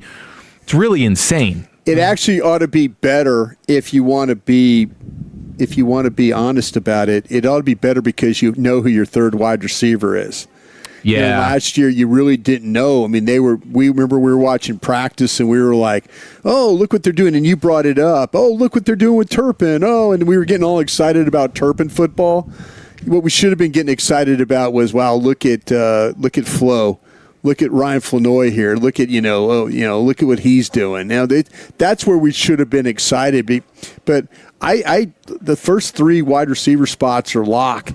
Now who's 4 and potentially 5 and 6, and maybe they don't carry 6, but who in that group becomes number 4 and 5? That'll tell you a lot too. Because if they figure out all of a sudden who's 4 and 5, and those guys are productive along with the top 3 guys, this offense has got a really good shot of even building on what they were able to do last year. I want to see if. And we talked about how teams were playing that cloud coverage. Remember last week we were talking about the cover 2, the cover 6, 2 to one side, 4 to the other, and how they play these coverages. And the number one route that the Cowboys run was the slant. And so is there going to be an answer for teams that want to play cloud coverage on George Pickens and try and take away those in-breaking routes. Flanoy was good at the stuff. Pickens is good at the stuff. Lamb's not afraid to go inside and do it well. Is there an adjustment off that? And did they see something in the off season that makes them say, okay, we've got to get to a different look to, if we want to run these slants, we've got to do it from a different look. Yeah, I mean, how we need to. I do think the biggest thing or one of the biggest things for the entire offense, but certainly as it pertains to the receiving core, how much they're willing to move Pickens around a little bit, and because that can. Is he comfortable doing it too? Is another thing. Is he comfortable? Like, are they comfortable putting him in motion? Is he comfortable, like, when the route goes from where he starts at one point, goes across the formation, and then the route becomes a different route? Lamb is more than comfortable at doing that. I think Flanoy is comfortable at doing that. I don't know necessarily if Pickens, and that's why we see Pickens so stationary at times. With these things. So, to your point, if we see Pickens on the move in these practices, I think that's a really good sign. All eyes, there's no question that the number one camp battle is going to be the cornerback group, right? I don't think there's going to be a battle at the left tackle spot. I think they're pretty much married to Guyton. We'll see how it all plays. The cornerback stuff is, and I think, listen, after getting a chance to talk to Will McClay, and I know a lot of folks got to see our interview with him at Crown Global, and thank you folks for being a part of that. Appreciate you. But Will, there was a couple of spots that he was talking about, and he brought up the fact of Barham. That I think there is going to be, whether it's Barham, James. I think that with Overshown, there's going to be. I don't think this is one of those that's locked in. He's the guy. I think he's got the job now. I am going to keen interest of what the rotation is going in on at the linebacker spot, at that Mike linebacker spot. But as you mentioned, the cornerback spot, is this going to be a group that plays against 11 personnel? Is it going to be a nickel group that plays with two corners and a safety, or is it going to be a group that plays with three corners? That's where I think that if the corners show up, will we see that corner? Will we see somebody play more in the nickel in slot and then allow Downs to play more freed up, whether that's as a safety or down in a kind of in a linebacker role? And those are things that we've got to kind of get to. And more than likely, that corner would be Durant sliding inside. I think so. And listen, that's none of these corners. They've all got this tag of being a little nicked up. There's sometimes they get nicked up. Bland, Revel. Well, they all do. New Florida. So whoever. When we start to see practices and then, Todd Archer asked a question. And by the way, if Todd's listening, thoughts and prayers with Todd. He's dealing with a little bit of an ailment that's not going to allow him to be out at camp early. So, Todd, if you're listening, thinking about you, brother, we're going to miss you here. But someone asked a question and all of a sudden it turns into, well, this corner's going to be out today because of. None of these corners, really nobody can afford to miss any time, especially on this defense, but especially the corner group. They can't afford guys to be sitting out for any periods of time. And if you do sit out, then you're likely to be out if you're that guy. Now, you mentioned Todd Archer, and despite the ailments, he's cranking out some good content at ESPN.com, and he mentions the Brendan Sorsby situation and saying in regards to the Cowboys, the former, I guess he was the Texas Tech quarterback for the offseason. I would call him Cincinnati quarterback. Yeah. He puts his name in the supplemental draft, and multiple sources said to Todd Archer that the Cowboys had high interest, even with the gambling issues that surrounded him. I believe that. Absolutely believe that. I was talking to people in the organization. I was trying to get a handle on that, and I kind of felt like that by putting himself in the draft or talking about putting himself in the draft that he'd already got the blessing from the National Football League, and that wasn't the case at all. And I talked to Gang of Sevens. I've talked to people in the Cowboys organization. I think there was some legitimate, hey, let's not just do our due diligence. Let's really think about this going forward. Yeah, I mean, that would have been, you talk about a relatively quiet offseason for the Cowboys. Man, that supplemental draft would have taken place probably last week. Yeah. And if Sorsby would have ended up a Cowboy, I mean, that would have been some... I think there were more than just the Cowboys that were interested in him.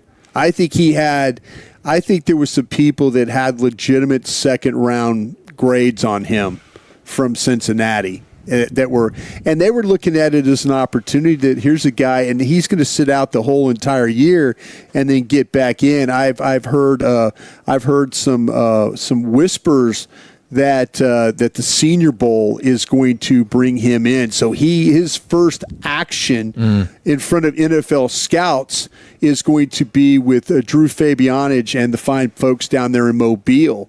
Or going to have an opportunity to bring him in, let him work with the NFL coaches down there, and then build that to the process where he can go into the combine and then be compared to the other quarterbacks that had a 2026 season. Oh man, that's going to be an interesting Senior Bowl week, interesting draft season for sure. Right here on 105.3 The Fan with the Sorsby stuff, and hopefully the Cowboys are playing deep into the postseason, no question about it. Now, all right, we have just a little bit more for you. Let's take a look around some NFL training camps. We got some football news for you, including Micah Parsons and a former Cowboy visiting with another team, and we got some NBA, LeBron, Derek Lively, all coming up next right here on The Fan.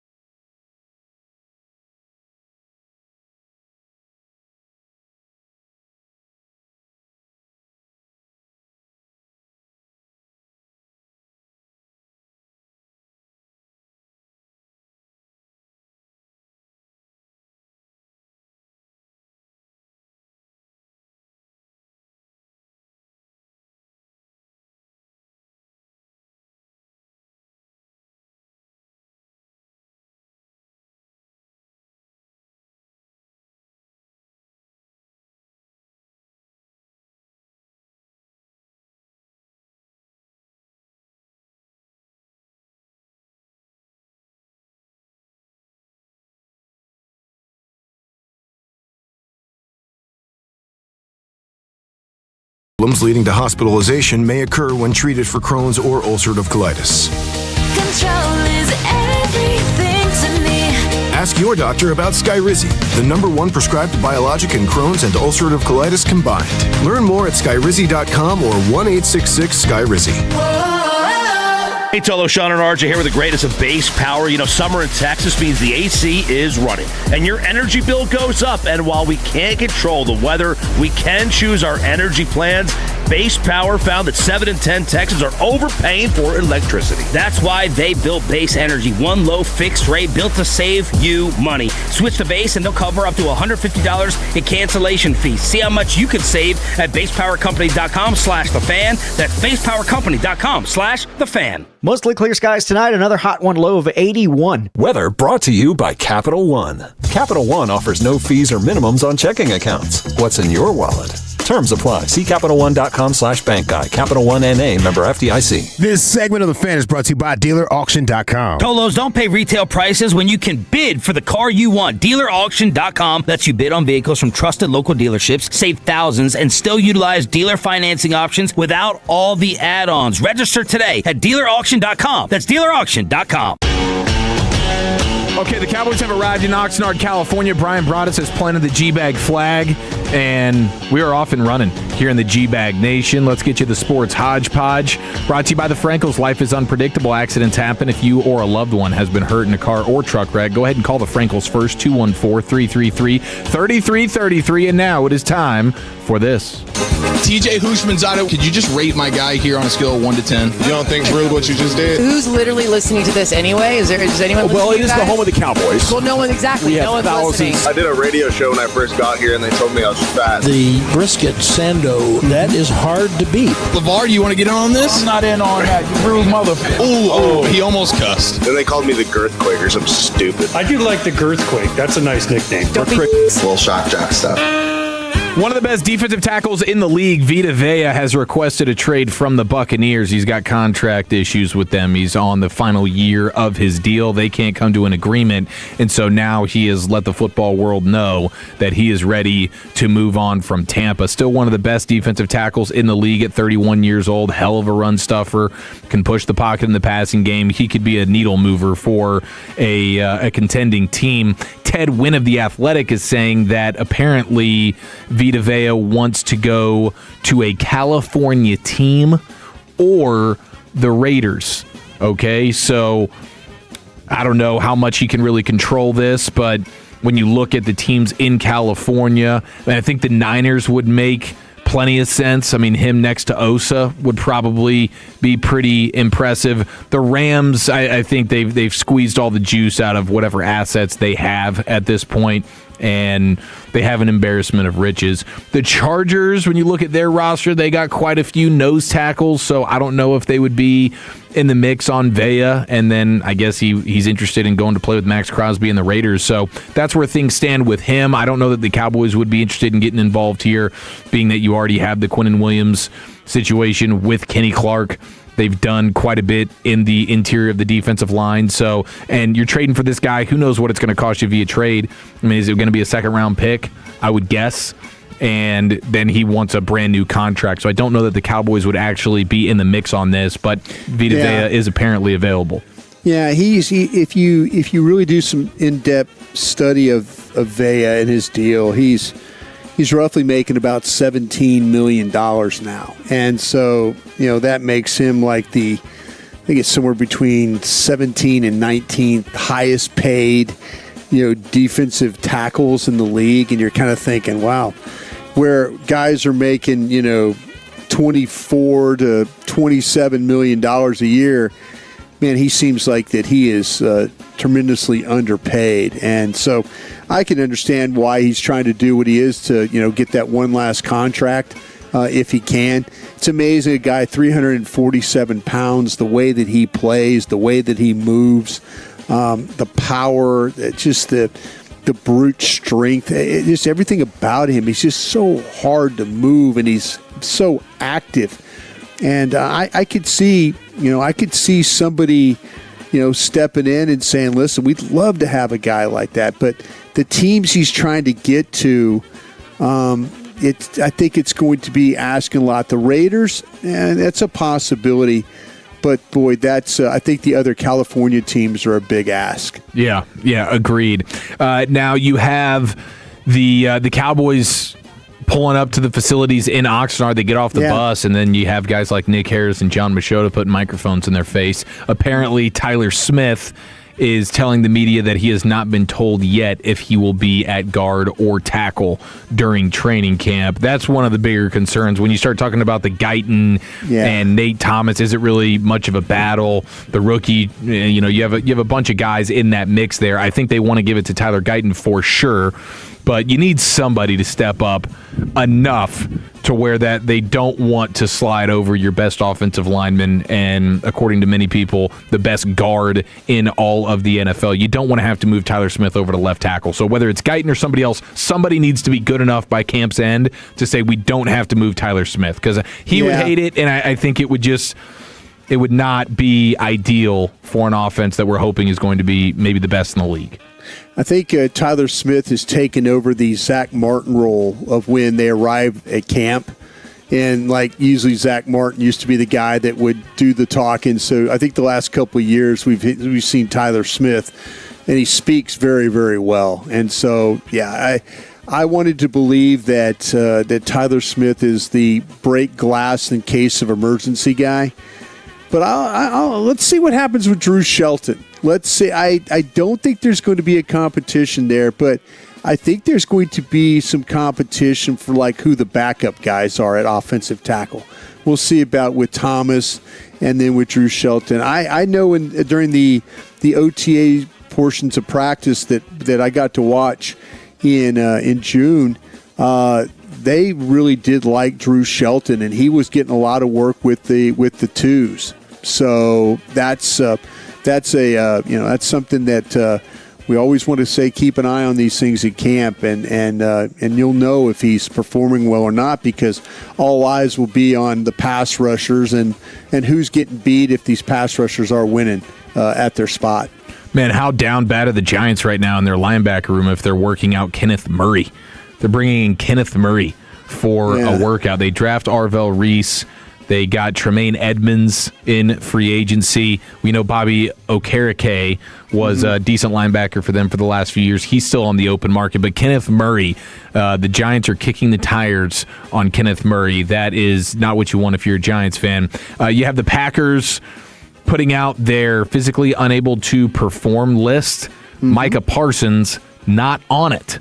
Okay? Whoa. So Micah Parsons is not starting day one of training camp on the PUP list. I guess they could put him on there at any point.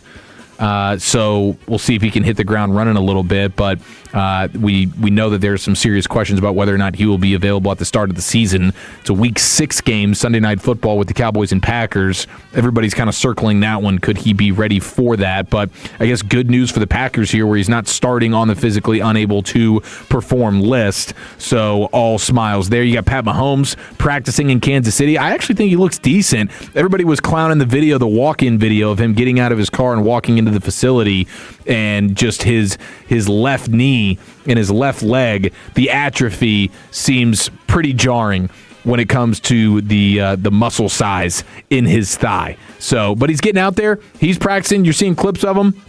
Seems like he's on track to go ahead and be ready to start Week 1 Monday Night Football versus the Broncos. But the atrophy on that quad does look pretty jarring here. Yeah, I mean, he is I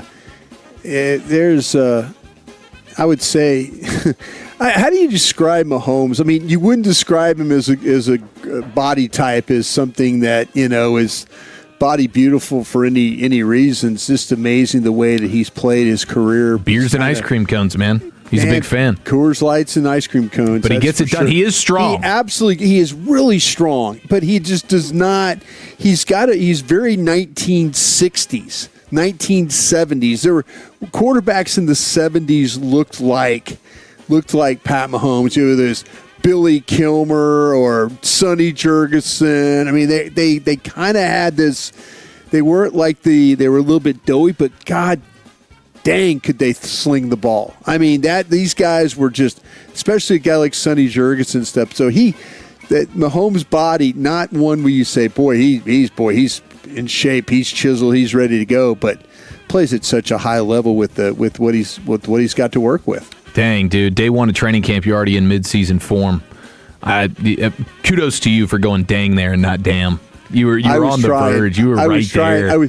I almost dropped an F-bomb. I'm so excited about being here. Really good. Yeah, really like good. I see. It's Omaha. funny. And by the way, Eric, the chair you sit in, the sun once again is beating down on that chair. So just wonderful. Get ready for that chair. But what I'm noticing is that I see Scott Chagolnik, I see Braun, Dave, and Bruzy. All these guys are all huddling outside our broadcasting position. So it looks like the team has, as you reported, has arrived, and guys are starting to get to their rooms with their belongings. So we got camp.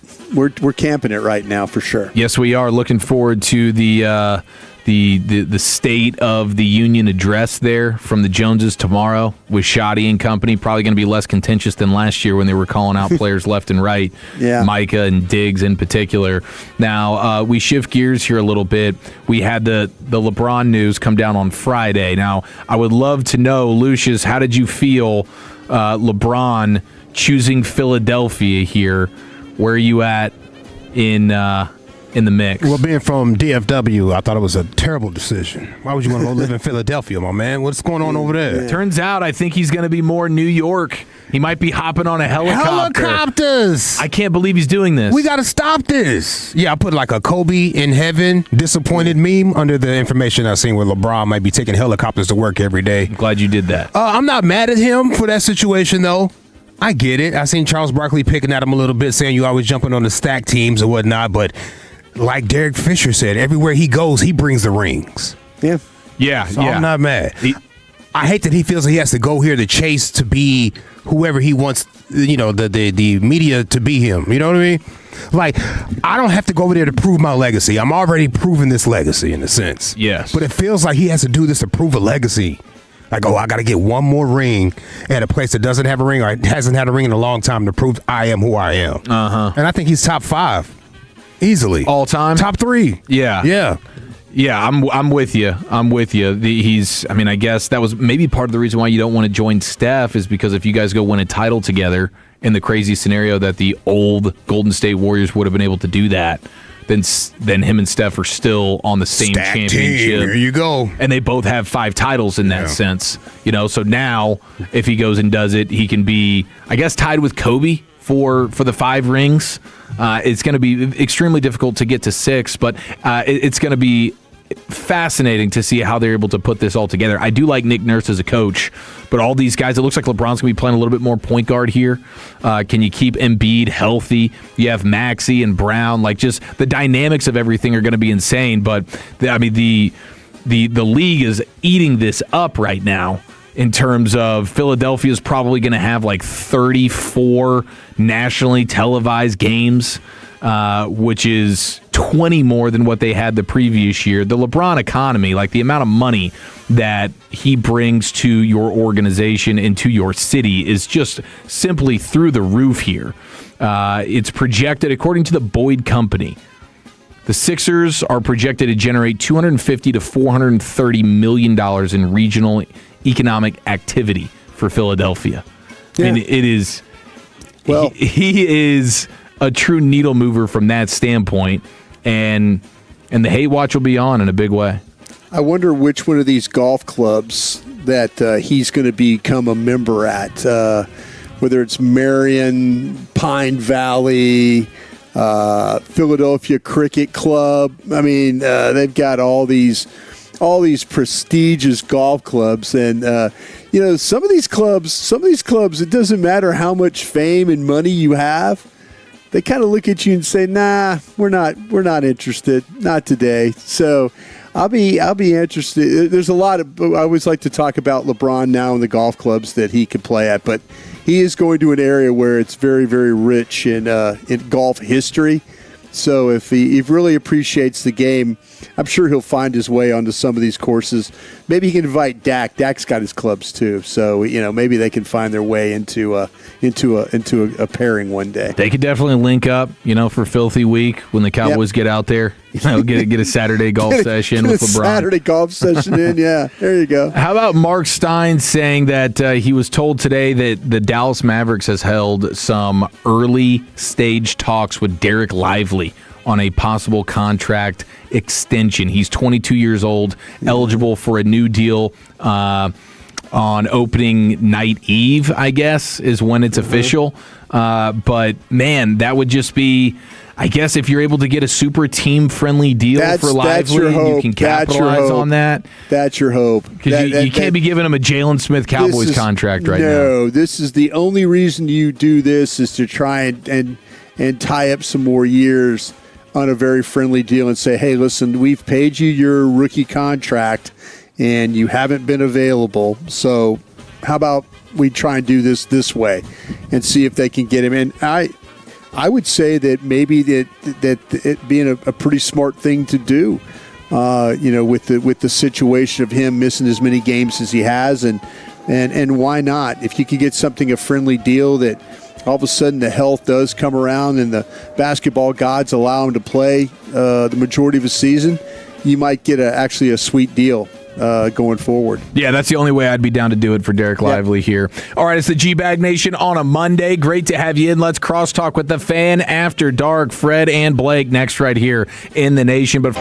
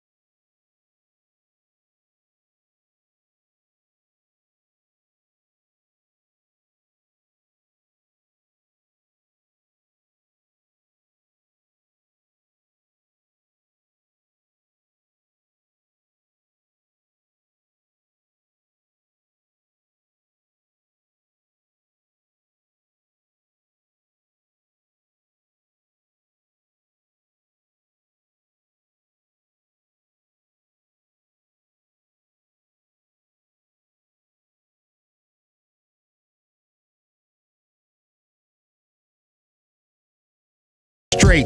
And they've got more new Chevys than anyone, and they're all priced to sell. Silverados, Tahoes, Blazers, Malibus, Equinox, and more. Visit ClassicChevrolet.com. This is Texas.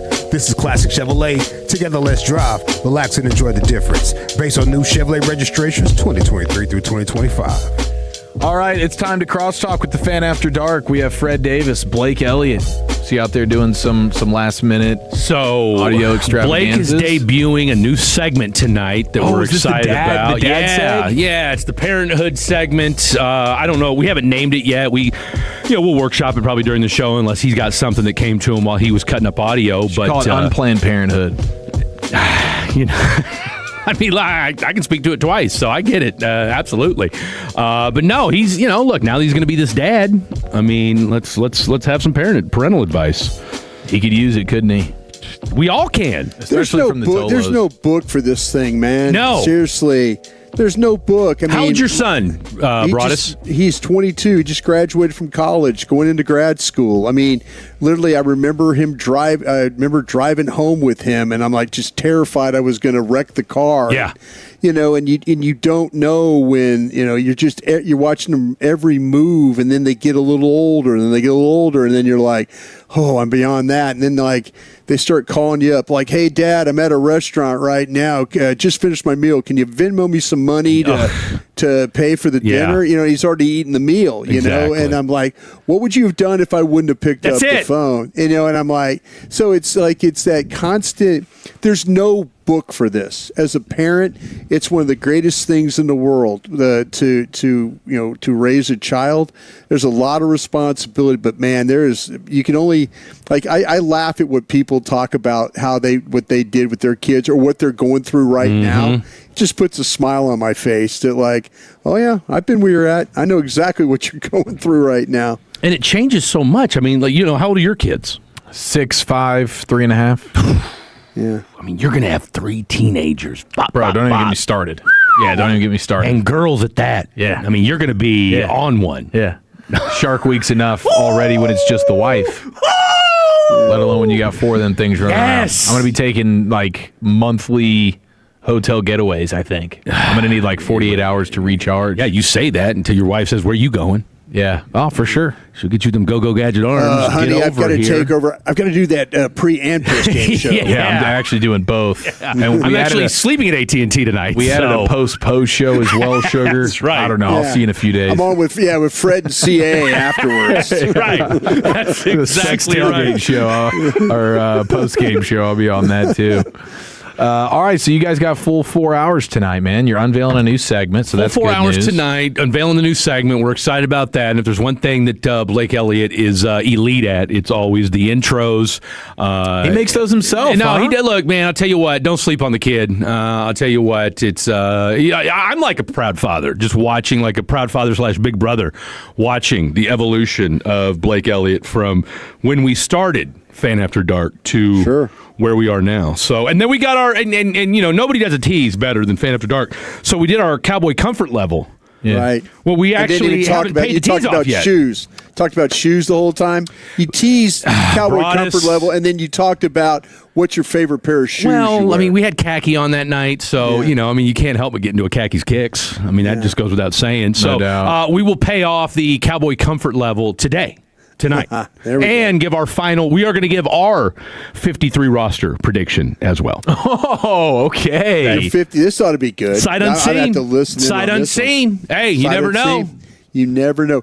Hey, Freddie, of all the guys that you've worked with at the fan and kind of nurtured along, who's the one you're the proudest of?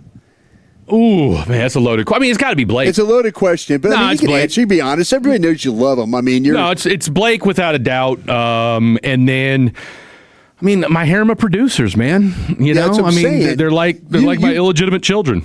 Yeah, you literally raised they're all the those same kids. age as my daughter. So, as someone who has a 23-year-old daughter, and all of our producers are 22, 23, it's literally like my children. So, and then of course my boy Khaki Kev. Yeah. Khaki Kev, who I mean, I've threatened Khaki Kev, actually, once during the Mythical High School football show. You threatened him, threatened violence? I did. can get away from you on that show, man. Texas high school football bring the Don't demons. feel out bad. of you. I went after Mickey Spagnola one time. Exactly. Yeah, You know what? It happens. But did it bring you and Mickey closer together? No, not at all. Okay, well, not at all. In fairness, it did bring me and Khaki closer together. Mickey hates me more today than he did when I first started working with him. Oh my gosh. Well, but you know what? I'll say this about Mickey. He is a pro. I know he hates me, and we never gonna. But he always hates a strong word, Broadus. Okay, I'll say. You think he hates you? Oh, he dislikes me. Really? He dislikes me. Yeah, he really does. And and I know it, and I appreciate that about him because he's not phony around me. Yeah, you know what? There's something said for that. There's people that are like, oh, hey, Broadus, you're doing such a great job, blah, blah, blah. And then you're like, damn good and well, they don't want you to do a good job. Praying on your downfall all the while. Mickey was always like, I knew where Mickey stood. I appreciate There's something to be said for that. I appreciate there absolutely is. There absolutely is. Okay, so you guys didn't. I guess you had all weekend to flesh out the LeBron to filthy news. We did. I mean, yeah. I mean, because I think we were on. Was I on air when it broke? No, I don't think it. When did it happen? Saturday, Friday. I think. Friday. That's right. Friday. My son texted me about it. I don't ever want to hear anybody try to tell me LeBron's better than MJ. Period. In the story. That to me, that argument is moot. Yeah, now, in the words of Blake Elliott, two things can be true at the same time. If you're trying to win another title, I ain't mad at you for going to Philly. You think that was his best spot? Absolutely, it was. I mean, who's stopping Philadelphia? Well, you're not banking on Embiid, are themselves, you? No, I'm not. I'm not. Your injuries, exactly right. But you could say Nick Nurse, maybe. Nah, because Nick Nurse knows what he's doing. I mean, look, Nick. Hey, I just won a championship. You're right. I mean, he won a championship with Kawhi Leonard. Okay, Sure. and that mercurial guy. So I'm not worried about that. Because hell, we thought Nick Nurse might be in the running to for the Mavericks job. With, I was not because of Masai. By the way, you didn't want that. You weren't a fan of that potentially. No. Here's the thing. I think if you got VJ Edgecombe, and I was reading an article today about people saying, well, is that going to hinder his development? And they're like, well, no, because LeBron's playing 50, 60 games as he should. Like, why would you don't need him playing any more than that, right? So VJ's going to do his thing. Jaylen Brown's going to do his thing. You're gonna need to go get a backup center because. I mean, Embiid ain't playing, right? I mean, last 3 seasons he hadn't played more than 31, 32 games, I think, something like that. How many did he play last year? It seemed like last year he played more. 35, but the year before that he played 19. And then the year before that, he played 31. So, look, I nerded out over the weekend. In the 10 seasons he's been in the NBA, right? First 2 years he didn't play at all. Of his 10 years in the NBA, 6 seasons he's played 60 games. He's averaged 60 games, and then in the other 4 seasons he's averaged 32. Yeah, that's Joel Embiid.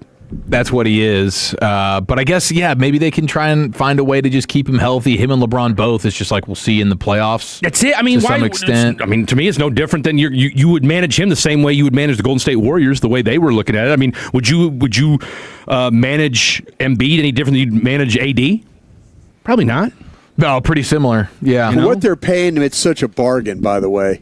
Right. For what he agreed to. Oh, for LeBron? Yeah. Oh, I mean, but he had to, though. Yes. But look, he's in full. Makes that in a month. He's in full Karl Malone mode. So 559 just texted in happy birthday, Fred. Is today your birthday? It's a running joke.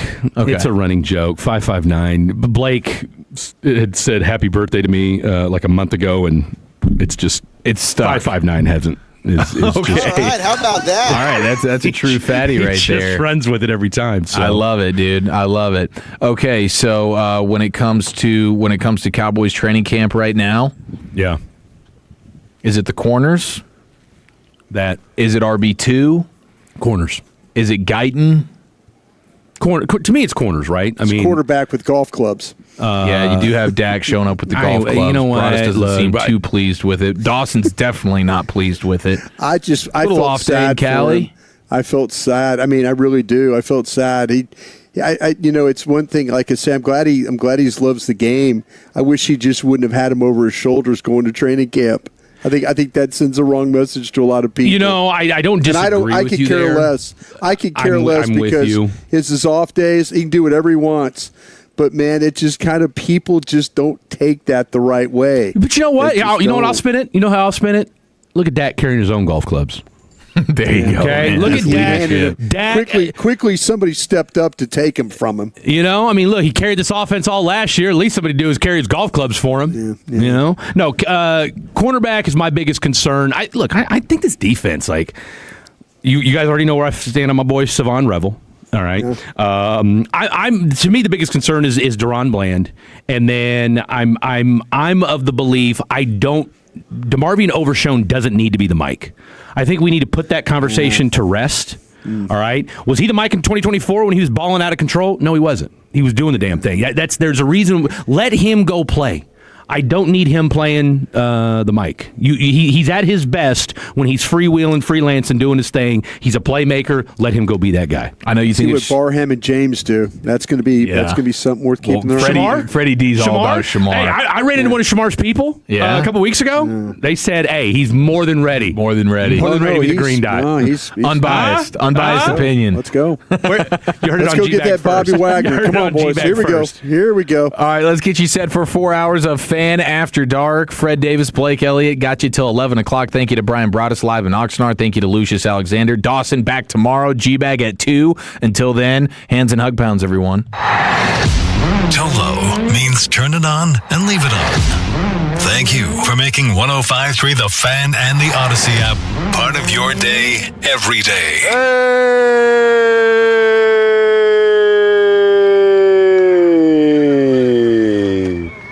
That guy. When you've got real work to do, Metal Supermarkets will help you get it done fast. With a huge variety of metals in stock, we can help no matter what job comes.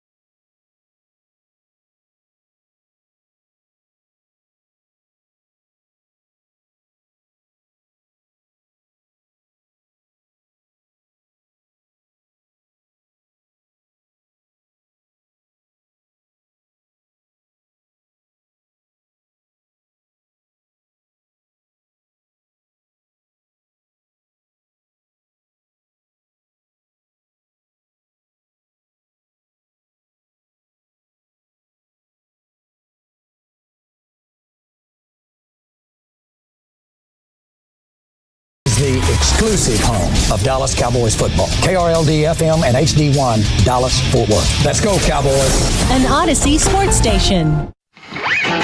Driven by our D&M Leasing Studios, this is The Fan After Dark on 105.3 The Fan. Welcome in, DFW. Glad to have each and every one of you on board on this Rangers game day winning 3 out of 4 from the Seattle Mariners. They're now 2 games above 500, and I don't want to be Debbie Downer here, but we should have swept, if we're being honest with ourselves. We should have swept. Ugly inning yesterday. Things were rocking and rolling, but look, let's celebrate the dub that went down today as your Texas Rangers. Raise your hand if you said before the season Kamar Rocker was going to be a dog. I'm the only one holding my hand up. My hand's down. In this room? Yeah, hands down. I'm the only one. And, Kamar giveth, Kamar taketh, but this is now 2 games. Don't be turning that up too much 66? Now. Yeah, it's fine. 66. Don't be turning. What are you at, 73 right now? No, I'm not. Get your eyes checked. Get your eyes checked. Get your eyes checked. We keep it icy in here. 66 degrees and pitch black in here. Love it. This is how your house is, isn't it? Mood has been set. This is how your house is, isn't it? Just cold and unsettling, and just you'd be surprised, uninviting. You'd be surprised. I've been to Fred's house. I've got my, and I tell you what, I went to town on it yesterday. Cleaned it. What do you mean? Cleaned it. You know what I did yesterday? And I implore and suggest and advise all of you out there to do this, especially all you bachelors out there. Dust. My goodness, I had no idea how dusty my apartment was. Them vents, them fans. Seriously, man. Counters. It was, the Brandon Nimmo bobblehead just covered in dust. It was disgusting. So, needless to say, we did that last night. It's like a whole new apartment. But no, I'll tell you what. Are you not moving out anymore? You're staying there? I needed to clean. I needed to. I had a lot of loose energy yesterday. As you guys know, I'm on week 2 of no nicotine, and so it was. I was kind of bouncing around the apartment yesterday. I was like, let's put this energy to use, and so we cleaned and we dusted yesterday. I don't know yet. TBD on that. I got to make a decision here in the next week or 2 as to what I'm going to do, if I'm going to move or stay in Louisville. Chances are I'm going to stay. Wow, standing still. Well, if you want to help me clean up my apartment, I'll be doing that in the next 2 weeks. So you're more than welcome to help with that. I said I'd take some trash out for you. I'm not trying to clean your apartment, but if you need trash taken out, yeah, let's do it. If we got to take anything, we can. Since you don't want my headboard, I don't need it. I need to get rid of stuff. This guy asked me for a headboard. I said yes. I said I would consider it. Because you had said you got that bed that you were getting rid of, and you were thinking about getting rid of the head, or you were going to get rid of the headboard. I said, let me think about it. And then you said, do you want it today? And I was like, nah, I'm not think about it. I don't need it. So anyway. Can you tell me the code that was just texted so I can see what the beautiful Tolos are texting us on the Franklin Frankel Injury Attorney text line 877-881-1053. Oh, how I've missed all of your beautiful faces. And by beautiful faces, I mean the people listening, not any of the people in this room, because no bueno. Oh, no love for love you too, Blake. No love for didn't even sit with us in show prep. Wow, just sat in his own in his little nook. Couldn't even join us. What a surprise when I found out today that the one, the only Jacob Ray would be producing our show tonight. I wasn't sure. I was thinking it was going to be Jet Nelson. Did you think it was a typo when you saw the schedule? I didn't even look at the schedule. Oh, didn't even look at it. I knew I was on today. I knew I was on Thursday. I was kind of surprised. I'm kind of surprised we're not on 9 to midnight this week. That's what I said to Austin. I was surprised too. It's okay. You're okay with that? I'm surprised as well. Little Westwood One Sports. Maybe get some more Pete Souza. Who knows? the dulcet tones. Dude, a bunch has happened since the last time we were on the air. I got to close the story. Like, are we talking about in sports, your life, or both, or just the entire? I mean, the Rangers can't stop hitting home runs. Are you closing the door so that the people out there can't hear you? That's when exactly you have 100,000 people listening in their car. That's exactly what he's doing. He doesn't want the people out in the lobby to hear. But what happened? It's our little secret. He said, "Is that why you're shutting the door? Because you don't want anybody outside to hear it." Oh yes, it's private information. Quiet, secret. Don't say anything, anybody. Please be quiet. You had 940 slotted for the new parenting dad segment. You can replace it with Blake ranting because we have Blake's rants. Blake's rants. Well, or do you want to do that at 9:20 and we'll jake off at 9:40? Sounds like perfectly fine to me. Okay, all right. So Blake I like will to warm rant up before the jake off. I'm flexible. I mean, Who doesn't? Yeah. Who doesn't? All right. Best way to do it. Streets are saying. That's the only way to do it. So, so we will a program you got change. Your 53?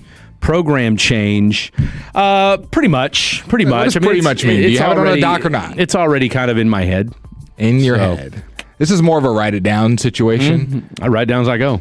Okay. It's probably more productive if we both have the list already done. Think about it. Look, you can just go off my list and you can just say who you would add or keep. I don't really need to go off your list. Okay. I got my own list. You just got 53 dudes in your head. Well, when you say it like that, you just got them all. I got 53 right there. I mean, here's the thing. The majority of what we know is, I mean, really, it's just the depth pieces that we have to really get into the nuts and bolts. That's usually how 53's work. We're not debating if Dak will make it. I've already looked at a list over the weekend. Okay. So as long as Fred looked at a list, I did. I looked at a breakdown of the roster and the 93 or however many people are going, because I don't know. I went on a Joel Embiid statistical deep dive. What is with you? So didn't do the one task we had this week of 53, but spent an hour on Joel Embiid. I looked at the 53, because I was sitting there thinking to myself, who do I want to keep? Who do I not want to keep? So, whatever.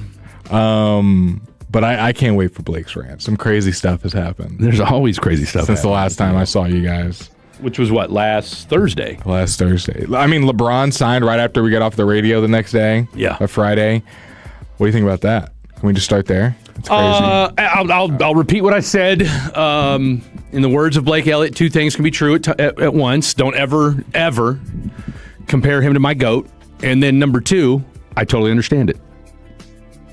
I'm not going to lie, as the LeBron, I usually take LeBron's side when we do MJ versus LeBron. I stand up for him, yada, yada, yada. I think he's one of the greatest, if not the greatest. I don't think this helps his metrics, his status, how people look at him, because they should win the ring. To me, this is boom or bust. They already had one of the better teams with the Jaylen Brown trade. Yeah. Now you add this, they have their worst players, VJ Edgecombe, in the starting lineup, which is unheard of. And VJ Edgecombe had a knock for Rookie of the Year as well if it weren't for the other two guys that were in front of him. But VJ Edgecombe, obviously a really good player. So if they win, I mean, it's going to be like, okay, cool, you got another ring on there, but this feels like a huge asterisk. And if you lose, it's not cataclysmic, it's not the end of the world, but it's still like, okay, then what'd you do it for? If you didn't win, that's the only reason he's going to Philly. Come on. You're going to live in Philadelphia to win a ring. And that's why I'm not mad at him for it. But then if he does it, this is me being on LeBron's side of it. I would not ever bring that up in an argument for why LeBron's better than MJ. Like, remember when he won a ring at 41 with a stacked team on the 76ers? You know what this tells me? It's not a strong arguing point. No. You know what it tells me? Now that I've thought about this a little bit, now that you kind of got my brain working a little bit. I feel like you can ring chase where it's not. If he went to Minnesota, that's obviously quote unquote ring chasing. But he was going to do was going to ring chase, right? No, I think there's varying degrees. If he went to Minnesota, who has not been, they've been around it, but they haven't been some true. They should win the title this year. They should come out of the West type of team. If him and Edwards got over the hump and took down Oklahoma City and took down the Spurs and the Nuggets and won, people would give him credit for that. Him on the 76ers, which I do think the East is going to be really good this year, side part. But him on the 76ers does nothing for me for my pushing LeBron James propaganda or saying why he's the greatest. They should win. It's like him being on the Rams this year. If Aaron Darnold would have come back or Myles Garrett being there, it's like, okay, they should win. And if they don't, okay. Because they got to be with the Cowboys. No, you know what it tells me? I think he's resigned to where he's at. As far as his legacy goes. He's just going for, I don't really care what people think. He's not.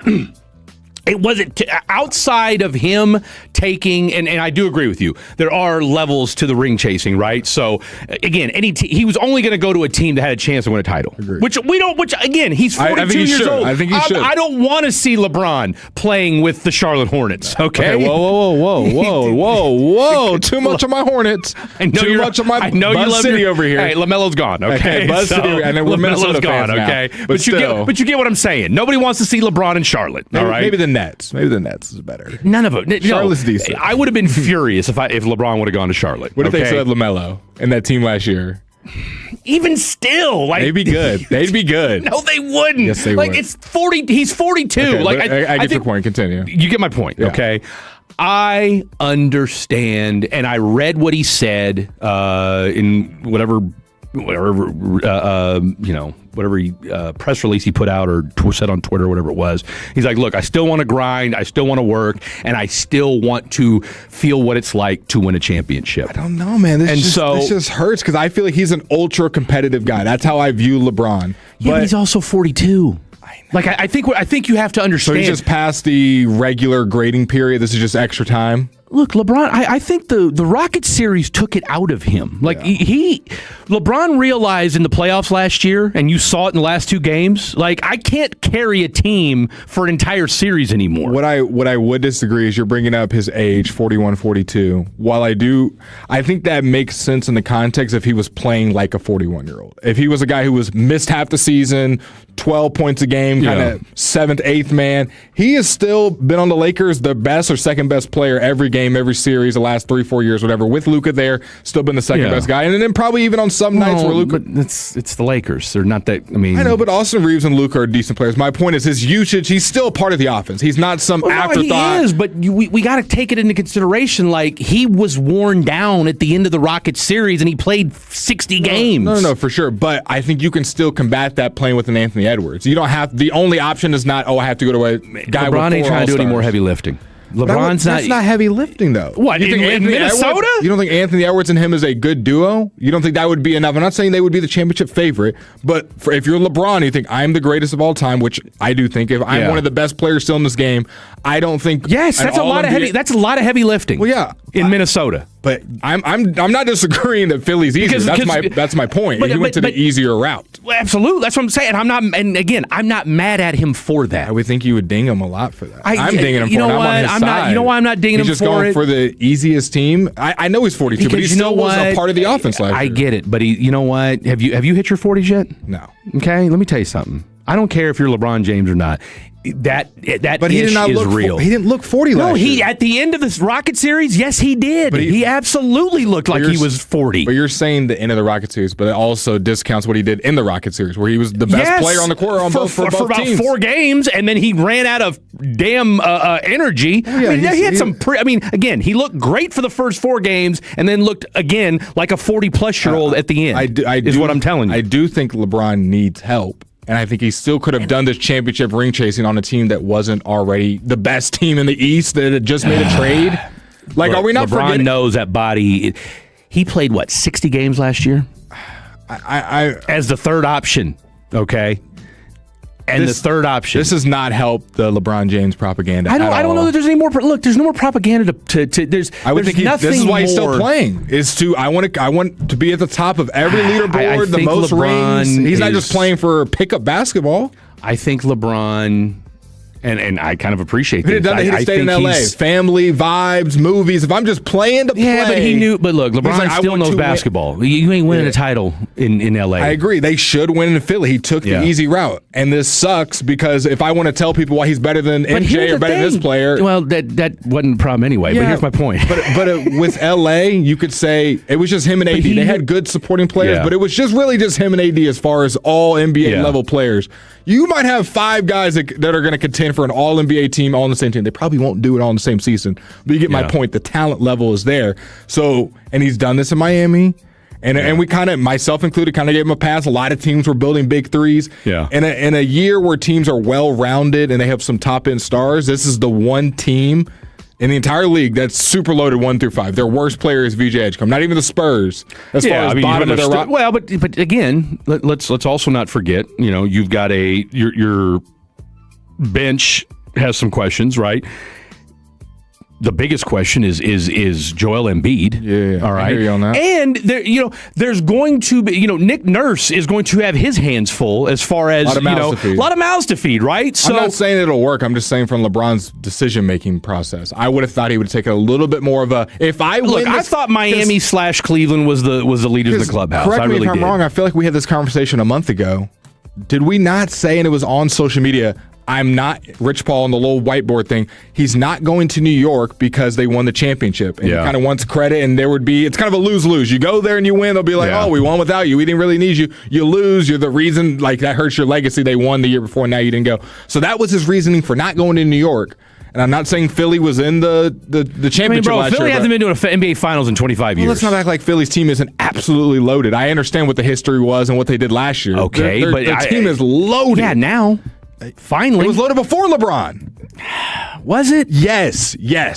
Tyrese Maxey. Okay. Second team All-NBA. Jaylen Brown, second team All-NBA, top 5 in MVP. Okay, and then you're talking about now. Yes. I mean, yes, players, now. Yeah. But we haven't. Before LeBron. That's all I said. Okay. I thought you meant like in the last 5-6 years. I'm just saying right before the LeBron trade. That team was already one we put at the top. But they haven't won. I agree. They didn't have Jaylen Brown before. Jaylen Brown changes a lot. That is a top 10, 15 player. But you still haven't been to a finals in 25 years. Okay, that's like the. I mean, you've got them penciled in. You've got them sharpied in like they're a shoe-in to go to the finals. That's like the Cowboys getting Myles Garrett and Jalen Ramsey and be like, well, they haven't been the last 30 years. Well, yeah, but their team is a lot better now. They don't need extra player. I they get got that, a really good player. But as we've learned, you still got to find a way to win. I mean, here's my thing. I'm not disagreeing on that. I'm telling you right now. I don't think they'll win. I don't think the Rams will win. I'm just saying on paper how it looks optically. I'm not saying these teams will win the championships. I get it. People want, but we're holding on to thinking LeBron is going to average 40 minutes a game and be a double. But he doesn't have to do that with Anthony Edwards. He's going to average 40 and be the only player that can score points. I think they've been in the Western Conference Finals the last 2 years without him. LeBron ain't going to Minnesota. He heavily considered that. That was one of his. Did he? Yes. According to who? Rich Paul? I mean, the only people we've been getting sources about LeBron. Rich Paul said Dallas was in the mix. Okay, so let's take what Rich Paul says with a grain of salt. There was a lot more reporting than just Rich Paul saying on the whiteboard. LeBron wasn't going to Minnesota, but he went to Philadelphia. Okay. Like that's so much of a better place than Minnesota. I mean, in the pantheon of sports, absolutely. We're talking about living situations. Pantheon of sports. I don't think he cares about this legacy thing. I think he wants to win a ring. Yeah. What? You don't think winning a ring in Philly goes a lot further than winning a ring in Minnesota? Absolutely. Actually, I would disagree. If he can bring a ring to Minnesota and kind of what they've been enduring the last couple years, that does a lot better than winning in Philly. So I actually disagree with that. Ain't nobody trying to go to Minnesota, man. So we're talking about living situations again then. Which one are we talking about? Living situations or legacy? We're talking about, both. Who's living in Minnesota? I thought we just said we're talking about legacy and not living situations. I mean, we're talking both. You're going to have your legacy. So does he want to win or want to be somewhere nice? Look, you're going to have a lot more love for winning a title in Philly than Minnesota. I think you get a lot more love for winning a title if you were part of the title winning, not just joining an already stacked team, regardless of the state. I mean, I don't think we're going to look any... If he went to the Pacers and they won, yes, would he and not love living in Indiana? Of course, we're aware of that. But if he were to bring Indiana a championship, people would be like, oh my gosh, LeBron is, and say all these great things about him. I think LeBron's looking at the path of least resistance. Agreed. Coupled with the fact that it's Philadelphia. I hear you on the Philly and least resistance. I think those are both true statements. I think that hurts his argument. And I don't think Rich Paul and LeBron, they're obviously smarter. They've thought this through. I'm just disagreeing with it. From a guy who supports LeBron and wants to push the propaganda against my co-host and say he's better, this does not help me at all. Remember when he joined the Sixers and that loaded team and they won 4-0 in the finals? Well, they're not going to do that. I mean, they're not going to do hypothetically, he's so much better than MJ. Or if they lose, and to me, this is a lose-lose situation. You better win. And even if you do, myself included, and other people listening, will put an asterisk next to it. Look, he's already, and he knows that. Yeah. I think he knows that, but I think that's why he did it. Come on, I think I want so much higher out of him because he is one of the athletes I think a lot of us look up to, especially people of my generation, and to set that standard of, hey, when it gets Kevin Durant, another guy, both great players. Hey, when it gets tough, just choose the easiest route. And that's. That's the reality of it. They're both so good, too, they could do it without it. Well, I'll give leadership. I was gonna say I'll give LeBron a little bit more, 100%, a little bit more leeway than KD on that because we've seen him. Yeah. I mean, after what he did in Houston, I lost a lot of respect. And look, you know me, I was a KD guy. I'm just saying both of them for their talent level. Like they should be able to be the best player, and who cares who's around them. I think it speaks to the fact that I think LeBron knows physically what he has left in the tank. And that might be true. Hey, that was a little bit of an anomaly. That's what I'm saying. A bunch of help, or I'm not even going to be close. That's it. Like I think that. Look, I just think higher of him than I guess he thinks of himself. I think you're right, and I think the reality is this: is that we have seen LeBron at such a Herculean, ungodly level for so long that I think he understands. The LeBron. I can only show that LeBron in spurts, and so I'm going to be a guy that's going to give you 10 points a night sometimes, and just kind of hang off in the cut and do my thing. Am I tripping? I think this team can still be Eastern Conference Finals without Joel Embiid. Like say he's hurt for half the year, misses a playoff series here or there. They will still be one of the best teams in the Eastern Conference. No, let me tell you something right now. Joel Embiid will put them maybe to the top of winning it, but if anything, this makes it to where you can pretty much load manage Joel Embiid to play 40 games. And don't let them trade for a center. Well, they're probably. I was going to say because we'll bring that up in the 9 o'clock hour because that's a rumor that's been bandied about, and some idiotic Philadelphia fan. Which I said, look, if this happens, please let's give up a second and VJ Edgecombe for Daniel Gafford. I saw that plus PJ and I said. Oh, we love Daniel Gafford, but if you're telling me we're getting VJ Edgecombe, what? I'll take that all day, every day. Who would have ever thought in the million years of Fan After Dark that Fred would defend LeBron James against Blake Elliott? My God, what bizarro times are we living in right now? All right, the time has come. The time has come, ladies and gentlemen. We are going to finally pay off this tease. We teased it last Thursday. And now we're going to pay it off today. The Cowboy comfort level / roster breakdown for your Dallas Cowboys. Who do we think will make the final 53? Training camp is underway. We got Brian Broaddus out there. We got the KNC Masterpiece out there. And we've got Fan After Dark right here in the DFW. Let's talk some Cowboys. Let's talk some 53-man roster. Jacob Ray in the house. And we've got another H-Town sympathizer in the building. Ladies and gentlemen, what if I told you we had another Gavin here at 105? Is that one of the hiring criteria? You got to be named Gavin in order to work here? I don't know, but we'll find out at some point here in the show as well. Let's talk Cowboys. He's Blake. I'm Fred. That's Jake. This is Fan After Dark. Take us with you wherever you go. Now heard on the iHeartRadio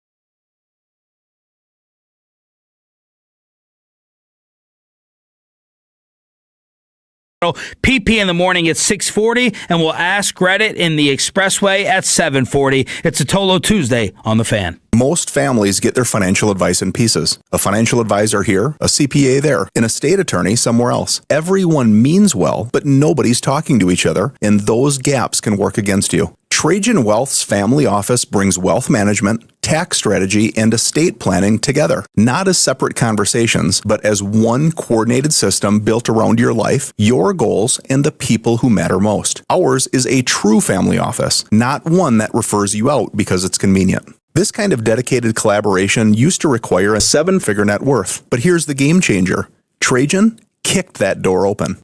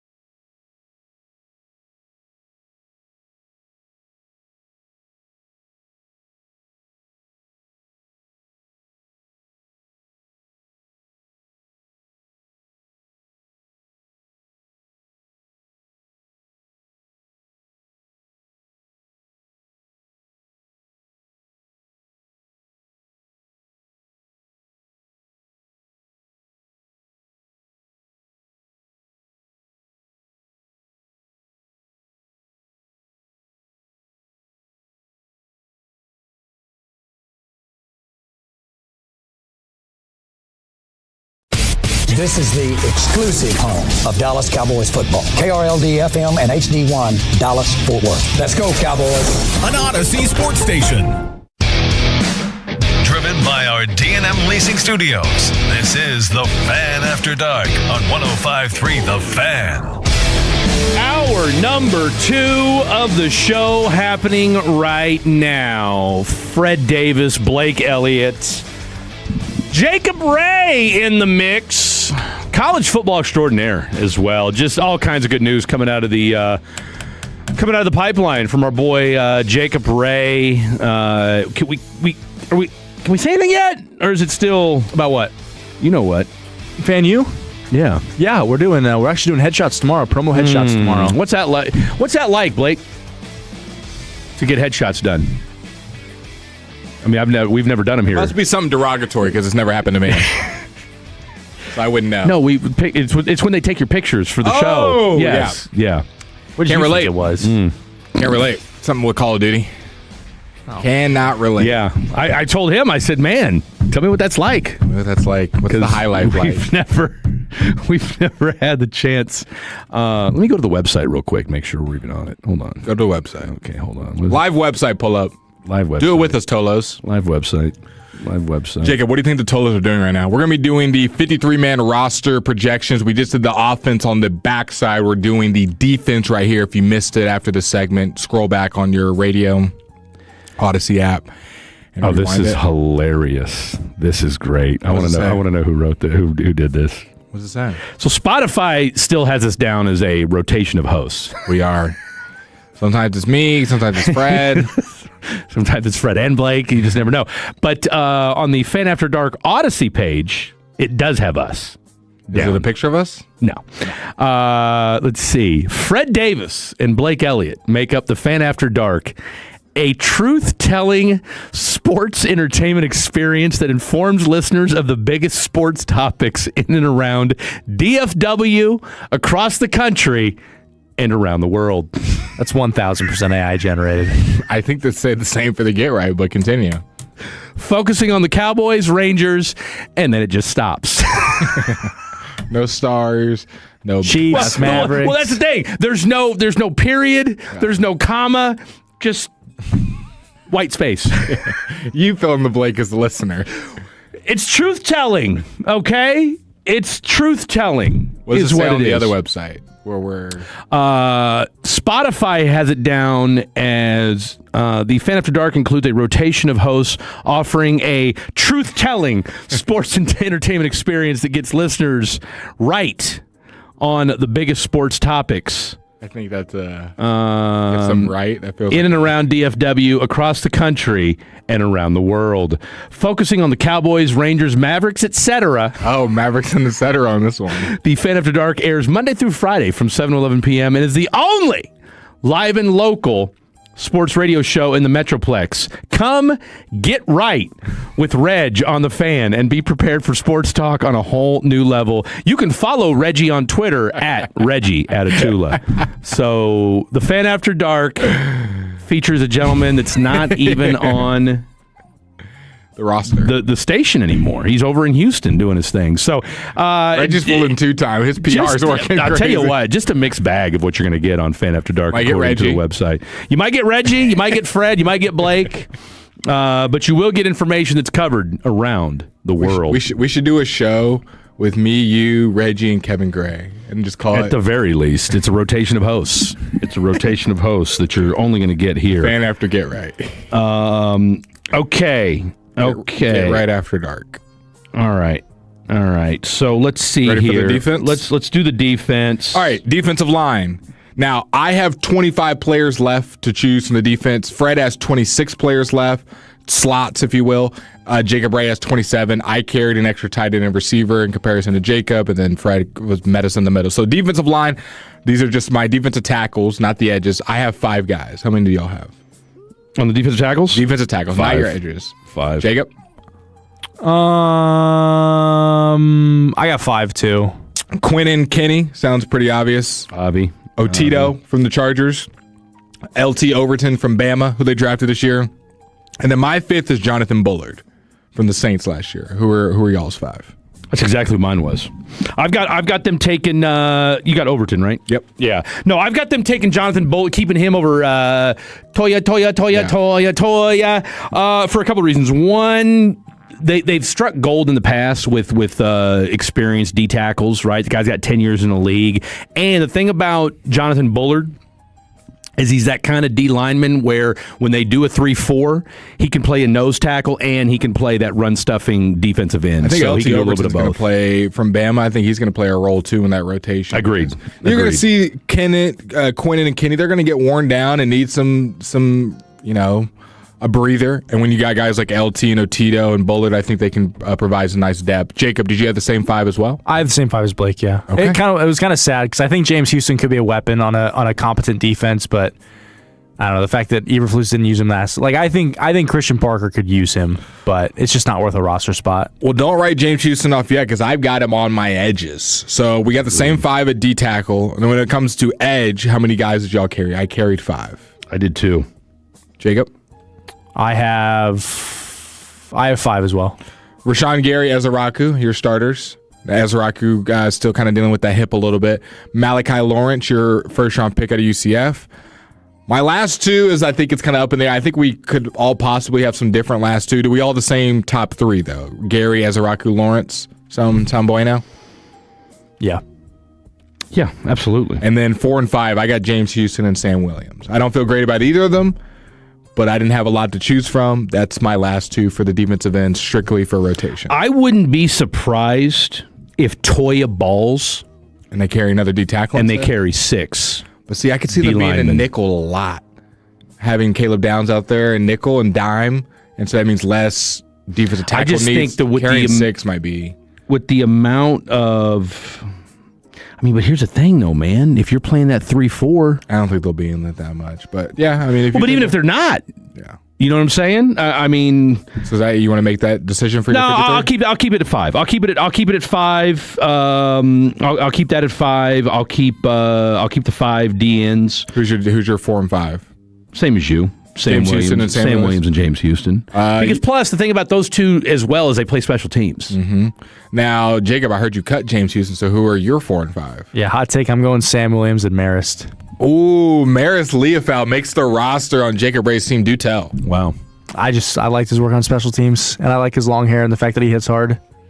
Yeah, when he's when he actually hits somebody, when he's not running past him. Hey man, at the podcast I work at had a certain gentleman in that was very high on Marist, and he convinced me. Okay. I mean, he said big things are coming from Marist. Who am I to believe any otherwise? I mean, I get it. I can. I mean, here's the thing.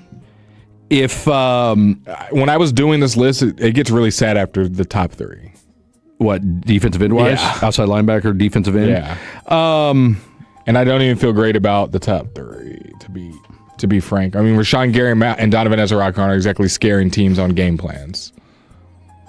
Well, plus with Ezeraku, I mean, and of course, look, I mean, we haven't heard anything to the contrary that he's not going to be healthy, right? I mean, I think that was a concern we all had with the hip, but you're asking.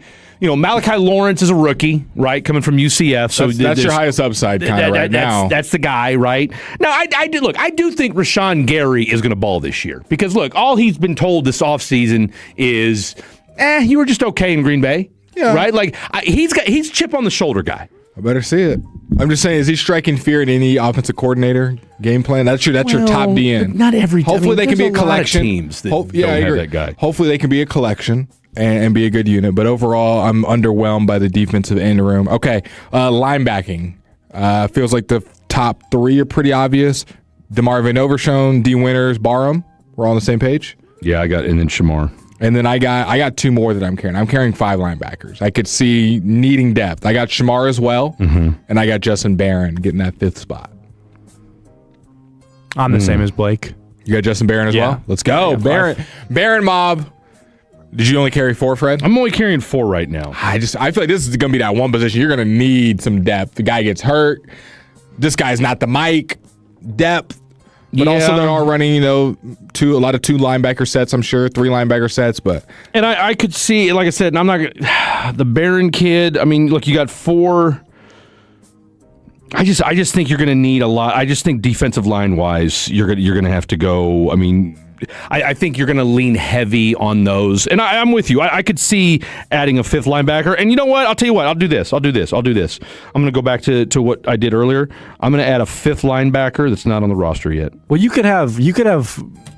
I love the idea of having Barham rushing the passer. Mm-hmm. He did that at Michigan. James Houston has played some linebacker before, right? So, I mean, they talked about, there was scuttlebutt about him doing it last year, and of course we all know how that went, but, again, he plays special teams too, so there is that. I don't hate that. I mean, look, right now that puts me at 15, 19, puts me at 7 cornerbacks. You're about to have okay, so for corners, I have 6. How many do you have, Jacob? I haven't even done the math. Hold on. Okay, well, I'll read my 6. So, Deron Bland, Savone Revel, Jacoby Durant. Yep. I think those are the obvious top 3. I think after this, it kind of gets up to personal preference. I got Devin Moore, absolutely, out of Michigan. Oh, yeah. I got Reddy Stewart, who I thought was phenomenal for you last year, and I got Kalen Carson. Those are my 6. I have 6 as well. You want to read yours? I think Fred's calculating. I've got Kobe, Bland. It's Jacoby. Jacoby? His real name is Jacoby Durant. Jacoby Durant? Yeah, we made a pact here on Fed After Dark that until he gave up the number 2, we would refer to him as Jacoby. I've got Jacoby. I've got Deron Bland. I've got Revel. I've got Devin Moore. I've got Reddy Stewart. And Josh Butler. Is that 6? That's 6. Josh Butler over Carson. Okay, I think that 6th spot is completely up in the air. Yeah. Some other guys. Okay, are we sure Bland is going to start the season? I'll wait till the cuts to tell you the guys. Do we think he's going to start the season healthy? We haven't heard anything that says like he's not going to be there. Training camp will be very important. What does he look like in camp? We'll talk about those guys. Are we just dismissing Trequezie Bridges? I think that's a guy that's on the bubble list. I'm going with Trequezie Bridges. Are you carrying 6? I'm carrying 7. 7, okay. I'm carrying 7. So Bland, Revel, Durant. That's 3. Is Trequezie your 7th? Well, here's the question. Okay, because is my boy Marquise Bell going to make it? I don't have him on my roster. Is my boy Marquise Bell not going to make it? I want to say Kalen Carson. Okay. I really, really do. But I just have health concerns with Kalen. So you got the same 4, and then you're going Carson as 5? No, I'm going Trequezie Bridges and Reddy Stewart. As 5 and 6? Yeah. And you're only carrying 6? No, wait. Okay. Because I got more, too. Math is hard. Bland, Revel, Durant, Moore. That's 4. Okay, I wrote down more twice. Hold on. Okay. You know what? That's why we do it before. I got it all written down. Here's a question. Do I go Josh Butler or Kalen Carson? That's my final cut down. I mean, it's between a lot of guys. So it's between. I think Reddy Stewart's on. Do we all agree he's a 100%? I think he was 100%. Very solid. I'm a Reddy Stewart guy, and I'm a Trequezie Bridges guy. I think that 6th spot is up to Carson, Bridges, Josh Butler, and then don't forget about our boy Zion Childress, who balled out last year as well. So I think all those guys are fighting for that 6th spot, and I think all of us took a different person, didn't we? You took. I forget about Amir Speed. Amir Speed? Don't forget about my boy Amir Speed. I thought it was EJ Speed. Is it Amir? This guy's name down here is Amir. Okay. Let's finish off with safeties. I carried 4. I got 4. I think we were all in cahoots on the 4. Caleb Downs, Jalen Thompson, PJ Locke, Malik Hooker. That's it. And then obviously we said your special teamers earlier, Aubrey, Brian Anger, Trent Sieg. So that means the quarterback is going to be interesting to watch. Because you're right, Zion Childress still leads on. Man, he's just small. I mean, all those guys with the 6 have a reason why they should and should not make it. It's literally going to be training camp. I think that position, to me, Reddy Stewart should be on the roster no matter what. I mean, barring injury and barring playing bad, but I mean, he should feel pretty safe. That number 6 spot to me is anybody's game between those 4 guys. Do we think Carson's a no-brainer? No, I don't think he's a no-brainer. No. I didn't think so either. I'm looking at this website, and it says Bland, Carson, Durant, Revel, and Moore will all make the cut. I think Carson is much in the air. Carson's very much in the air. I think you've got a lot of question marks about him. I mean, yeah, he shows flashes, but he also shows flashes of getting hurt. He left a couple games last year because of cramping, which was a consistent issue. Guy being an injury prone. No, you can't. You can't afford it. You need that guy to be. So I can see Bridges. I could see the reason that's why Trequezie Bridges makes it. He's a durable. I'm there for you. Let me tell you something.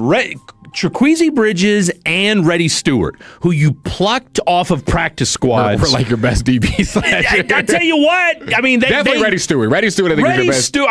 I think Reddy Stewart is much more of a lock than Kalen Carson. 100%. Okay? I mean, now I think Trequezie Bridges and Josh Butler, I think the biggest question mark with him is just, can he stay healthy? I mean, he's coming off of an ACL. I mean, we haven't seen Josh Butler in over a year and a half. So these are my cuts. Joe Milton does not make Blake's roster. Malik Davis does not make Blake's roster. Mine either. Luke Schoonmaker does not make Blake's roster. Mine either. Maris Leofau doesn't make Mine either. He makes Jacobs, though. Yeah, he makes Jake's. He's my sleeper MVP. Who told you that? Will McClay? Don't worry about what's said when the cameras are off. I mean, Jerry Jones. That is good. That is good internal. I mean, look, if he tells you that, you got to feel good about that. But Marquise Bell, I have not making. I don't have him making mine. Did you have him on yours, Jacob? I did not. No. Okay. Sad times for Bell. No, because Marquise, I mean, he's a tweener, and there's the guys that are. PJ Locke is already boom. I'm ahead of you on the pecking order. No, he's done. Jaquezie Bridges, I have not making Fred. You do. Bridges does make your 53? He does make my 53, yes. Jacob, does he I got Kalen Carson not making it. Okay, so that's yours. That's our. Jaquezzi's on my roster? Yeah, I'm asking. No, he's not. Okay. Josh Butler didn't make any of our rosters. Did he? He didn't make yours, Jacob? No. Okay. He didn't make mine either. No, he did make mine. He did make mine. He made mine over Kalen Carson. He made it over Kalen Carson. Okay. He picked Josh Butler. You picked Bridges. I picked Kalen Carson. We all went a different six corner. Okay. Zion Childress did not make any roster for us. Elijah Clark, who I think deserves a mention. Remember, in safety, he came up and played a lot of safety games for you. I think he could be someone who gets called up at safety if someone to get hurt. Jay Toya didn't make it for anybody, did he? Nobody picked him? Negative. I flirted with the idea of putting him on there just to have six He would be the six. He'd be the six. If they decide to be carry six. Yes. Tyus Wheat didn't make it. Denzel Mims didn't make it. Trayshawn Holden didn't make it for me, but he made it for Fred. Did he make it for you, Jacob? Yes. Okay, so he made it on both of theirs. Yeah. Jordan Hudson, the SMU receiver, the UDFA this year, didn't make it for any of us. No. Anthony Smith at NC State, the 7th-round pick this year, didn't make it for any of us. And then Cornelius made it for Fred. He did.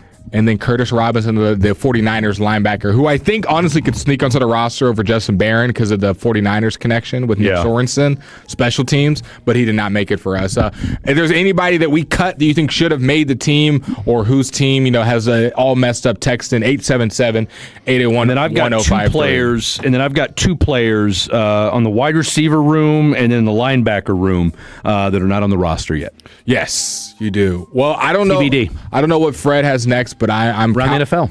Okay, I'm Cowboys juice. Let's talk about. Do you want to keep? I'll tell you what. We got to give our. I'll tell you what. Let's do this. Because we have not paid off our Cowboys comfort level. So we gave you our rosters. Now let's tell you how. Because when do we want to give our predictions? That's the real question. We can do that a little bit later. Let's do our Cowboys comfort level and what players we're going to have an eye on as training camp is about to start this week. Next on the Fan After Dark. When your friends say, "Hey, did you?"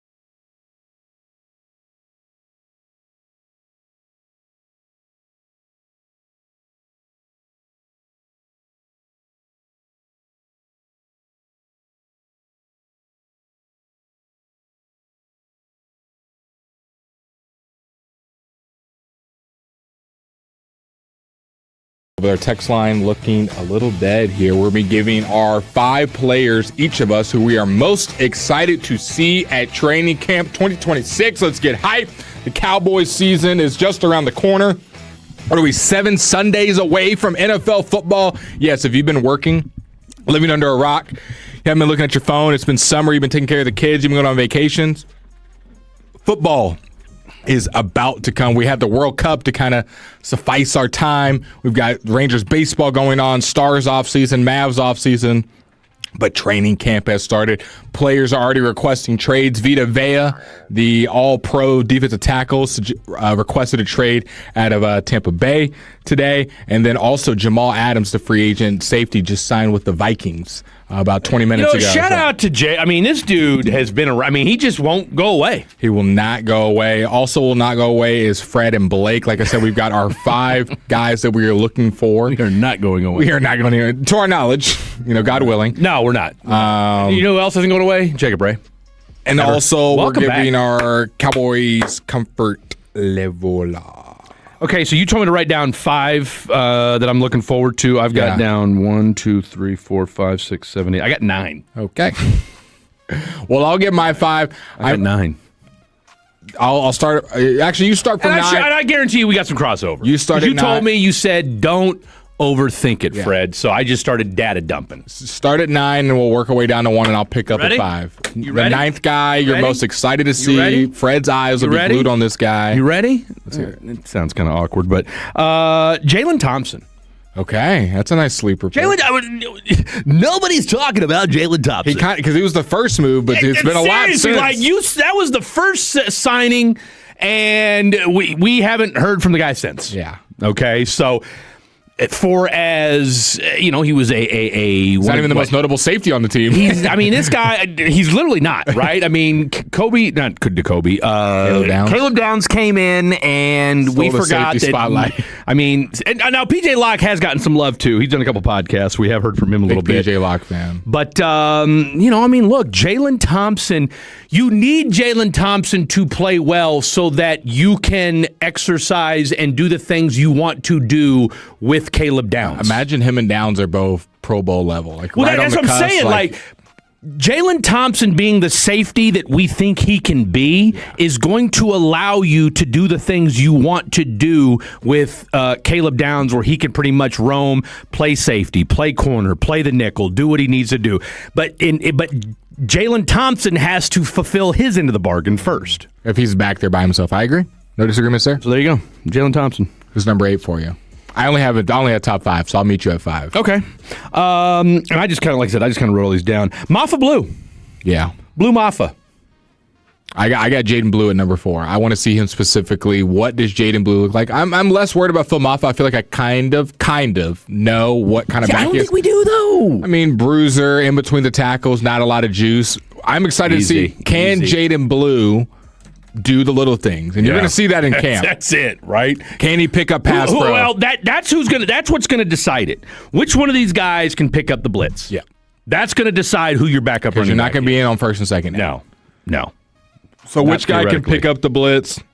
Which guy's got it? Because I'm sure Jaden Blue will have a run at camp where he sprinkles off for 20, 30 yards or catches a pass or makes a guy miss. I'm not worried about that. That's not my eyes are glued to. It's the plays where he doesn't touch the ball. Yeah. What is he doing? How is he handling with the coaches? So I agree with you. What cleats is he wearing? What cleats is he wearing? What cleats is he You're wearing? number 7. Tyler Guyton. Yep. Tyler Guyton. I've said this before, and I'll say it again. I don't question whether Tyler Guyton can play left tackle in the National Football League. I really think he can. I question whether or not he can stay available for 16 to 17 games. All right. And oh, by the way, and we said Nick Harris said this on these very same airwaves. He's been banged up or missed the last 2 training camps. All right, and this is year 3. Hey, they think a lot of him. They used him in the draft video. All right, all the Tylers. What are there, like 8 of them on the team? Okay, Tyler Booker's not going anywhere. Tyler Smith's not going anywhere. Tyler Guyton was the only guy that we all kind of thought, really? Should he be in this list? Should he be? Are we throwing him in the Tyler group? We'll have to wait and see. Yeah, Tyler Guyton's a fun one. I'm just Just need to see him healthy. Less about, I'm not going to see anything talent or production-wise in the preseason / off-season / anything before the games. It's just, does he stay healthy? And then we'll see in the regular season what he looks like. And it just, the thing that I think we are undervaluing here when it comes to this Cowboys offensive line, you're bringing all 5 starters back. Mm-hmm. Right? Like the one thing I think that we can kind of feel good about is that, you got Clayton Adams back. You got Cooper Riley back. You've got your starting 5 back as far as your offensive line goes. So, everybody, I don't want to hear anybody, well, this offense might regress. And no. This offense, there is zero excuse why this offense doesn't hit the ground running. I agree. I didn't put anything because I only did 5. I didn't put anything with the offensive line, but if I had to, for somebody to be watching a training camp, it's Drew Shelton. I love it. Maybe he ends up being a guy that pushes Steeler guiding for their job, and he's dominating, and he's killing it in training camp in the preseason game. So if I had to pick somebody in the trenches, I'll have my eyes on, it'd be Drew Shelton. I like it. You're number 6? I like it. Well, this is 1, 2, 3, 4, 5. No, this is actually my 5 now. We're getting into my 5. Because remember, I had Bloom off as well. Okay. My number 5, Michael Trigg. See, I have Brevin Spanford. Same reason. Can somebody push Jake Ferguson? It's kind of, I think, of both of our. Here's the thing. I think it's less about pushing him. Because one thing we know about the Cowboys, they like their starters, all right? And Ferguson hasn't done anything to necessarily, quote-unquote, lose the job. I don't think it'll be him losing the job. Just more who can push him for targets. Who can provide an alternative? That's the bottom line. The only reason I didn't put Trigg is because I think I know I'm going to get with him. He's going to be athletic. He's going to dominate. And he's going to look great in camp. Can he block, though? He's going to look great in camp. Like, I have no doubt that he's going to look great in camp. It'll be more of the stuff we don't hear about and what he looks like in the regular season if he makes the team. I put Brevin Spanford because I think there is a world where he's playing at the same level as Jake Ferguson in camp and in the preseason. They go, and people alike, national people who aren't watching, this Brevin Spanford guy's pretty good. So I think this could be the Brevin Spanford breakout year campaign. I've talked about that multiple times. He's been working out with Dak. Come on. So I got that at 5. At 4, I had Jaden Blue. So who do you have? Trayshawn Holden. Ooh, you're expecting big things from him in front of the tight end round. Here's why I say Trayshawn Holden is, he undrafted, all right? He's got great size, 6'3", 210, so he's probably around 6'2", if we're being honest.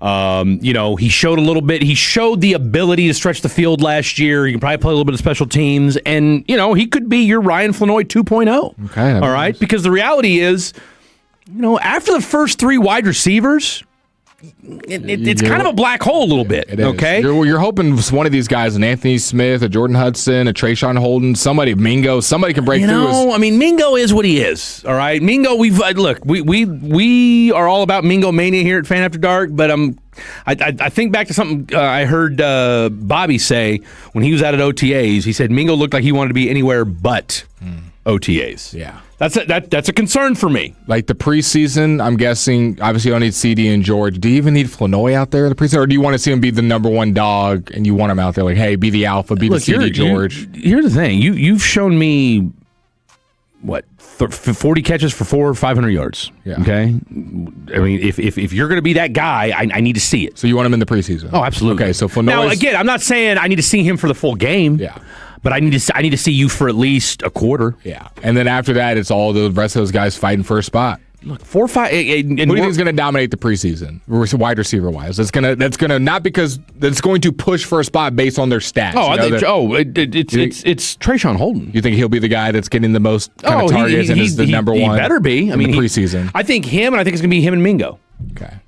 It should be because look, I think Anthony Smith is going to give them a run for their money too. Who, Valdez-Scantling? No, Anthony Smith. Oh, Anthony Smith. Yeah, NC State. And was he was a draft pick too, wasn't he? 7th round pick. Yeah. I could see that. I don't dispute that one bit. They like him a lot. Good speed. I think the thing with this is make or break time for Mingo, and Mingo had a decent preseason last year before he tweaked his knee. This is. These wide receivers, this is where you make your money in the preseason. You go off for somebody, you might get signed by another team. Okay, my number 3, I cheated. I put the entire linebacking room because all of them are. I'm gonna have my eyeballs in the entire room. What guy is playing? Who's playing the Mike? Who's playing the Sam? Who's playing the Will?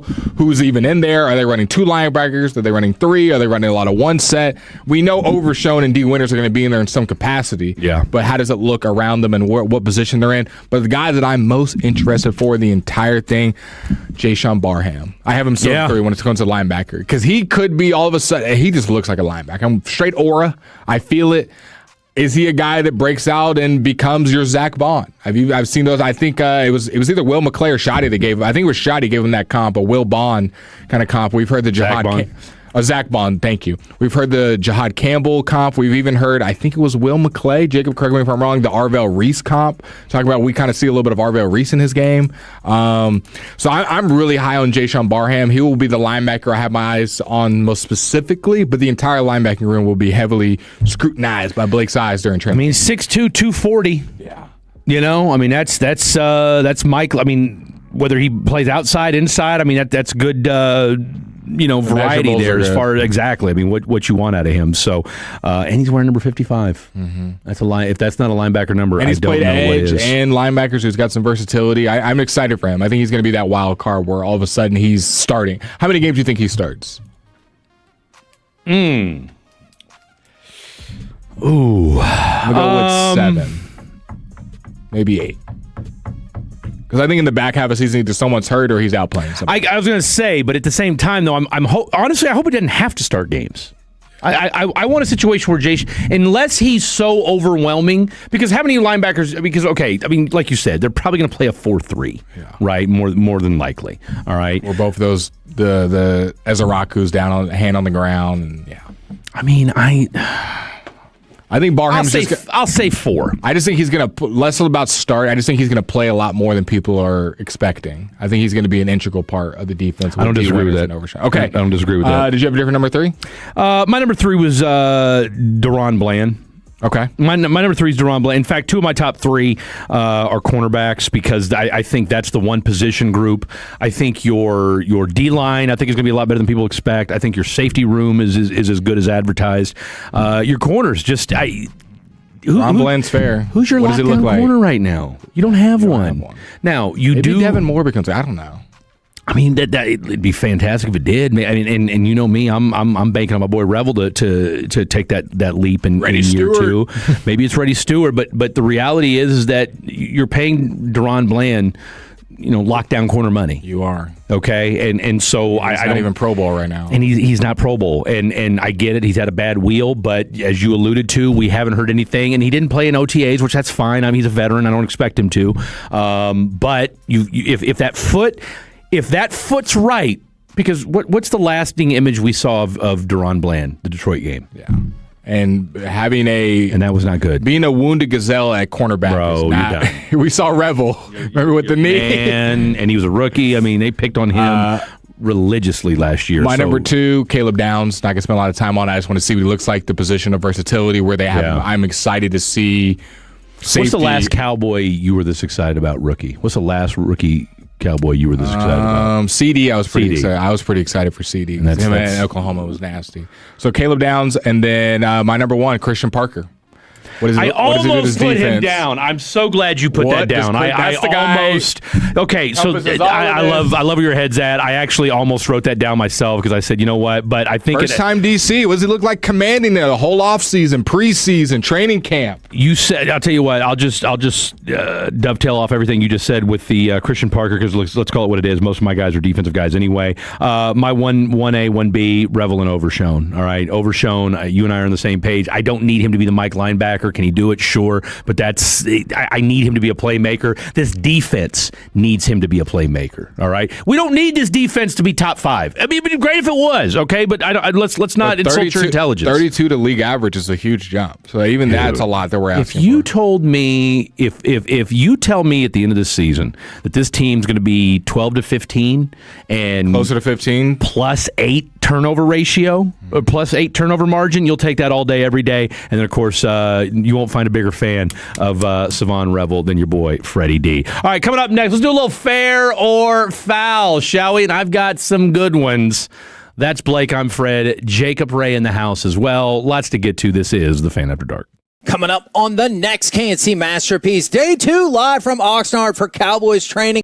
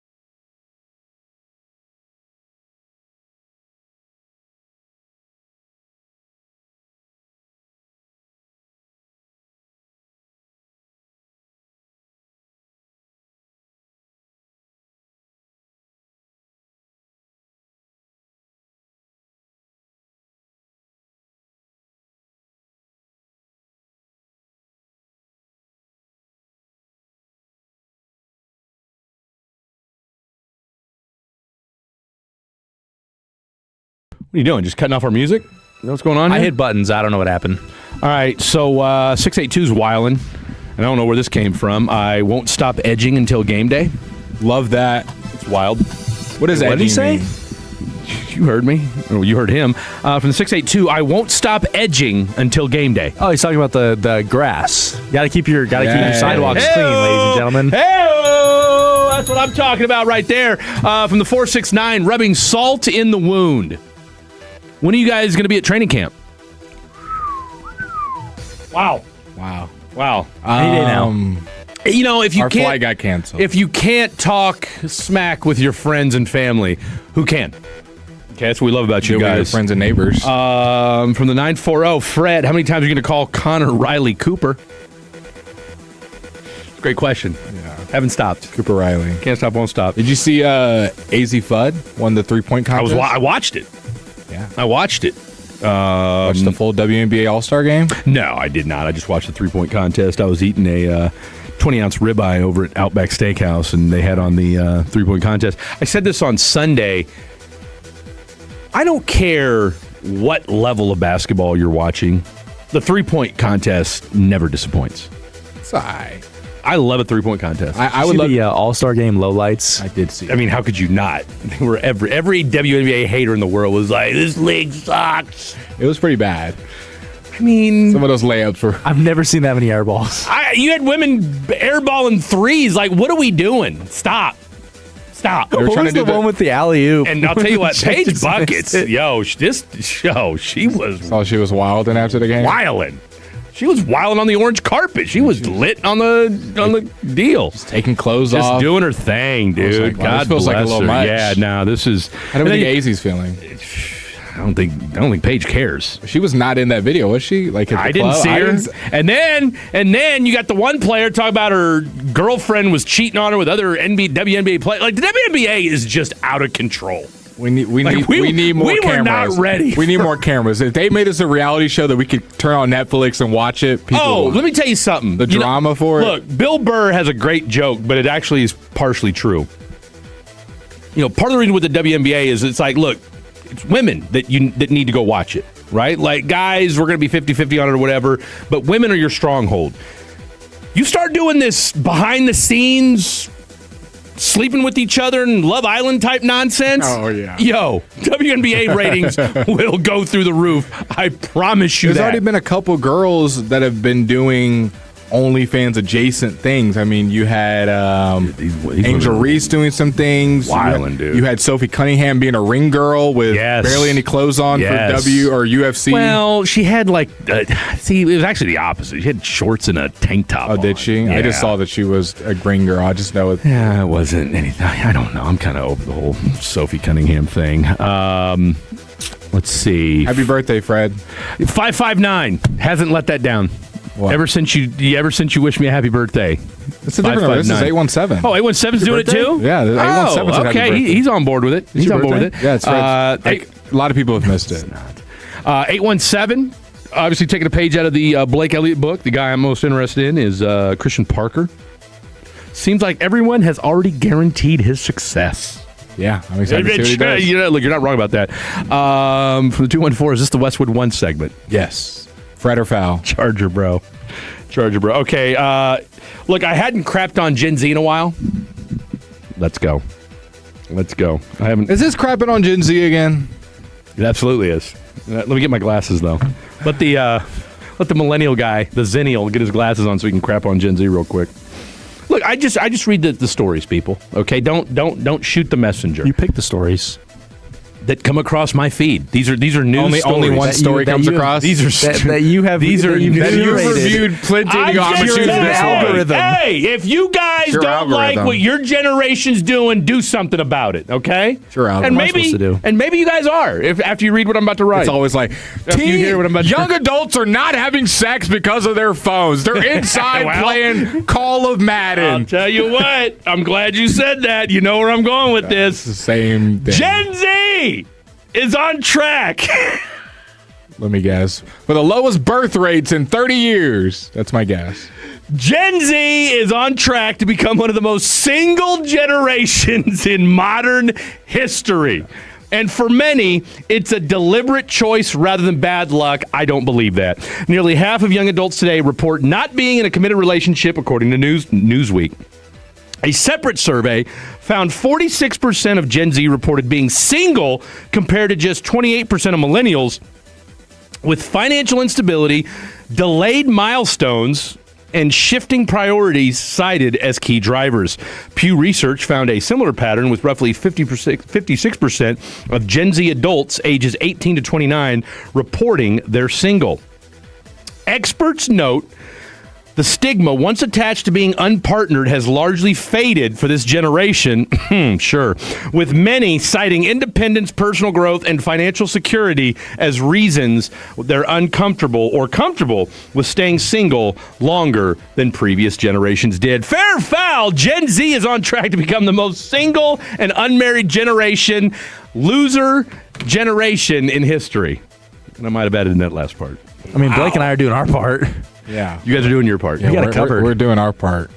I know you got plenty of Gen Z friends out there that are single. Yeah, it's tough out there. I think a lot of people have just kind of given up. A lot of my single friends I talk to, they're not like on apps or going out there. Just like, I just work every day. Just kind of giving up on looking. We got one that what a time to be alive. One of my friends has already gone through a divorce. Oh! Yeah. You know what? Yeah. We need more of him. Yeah.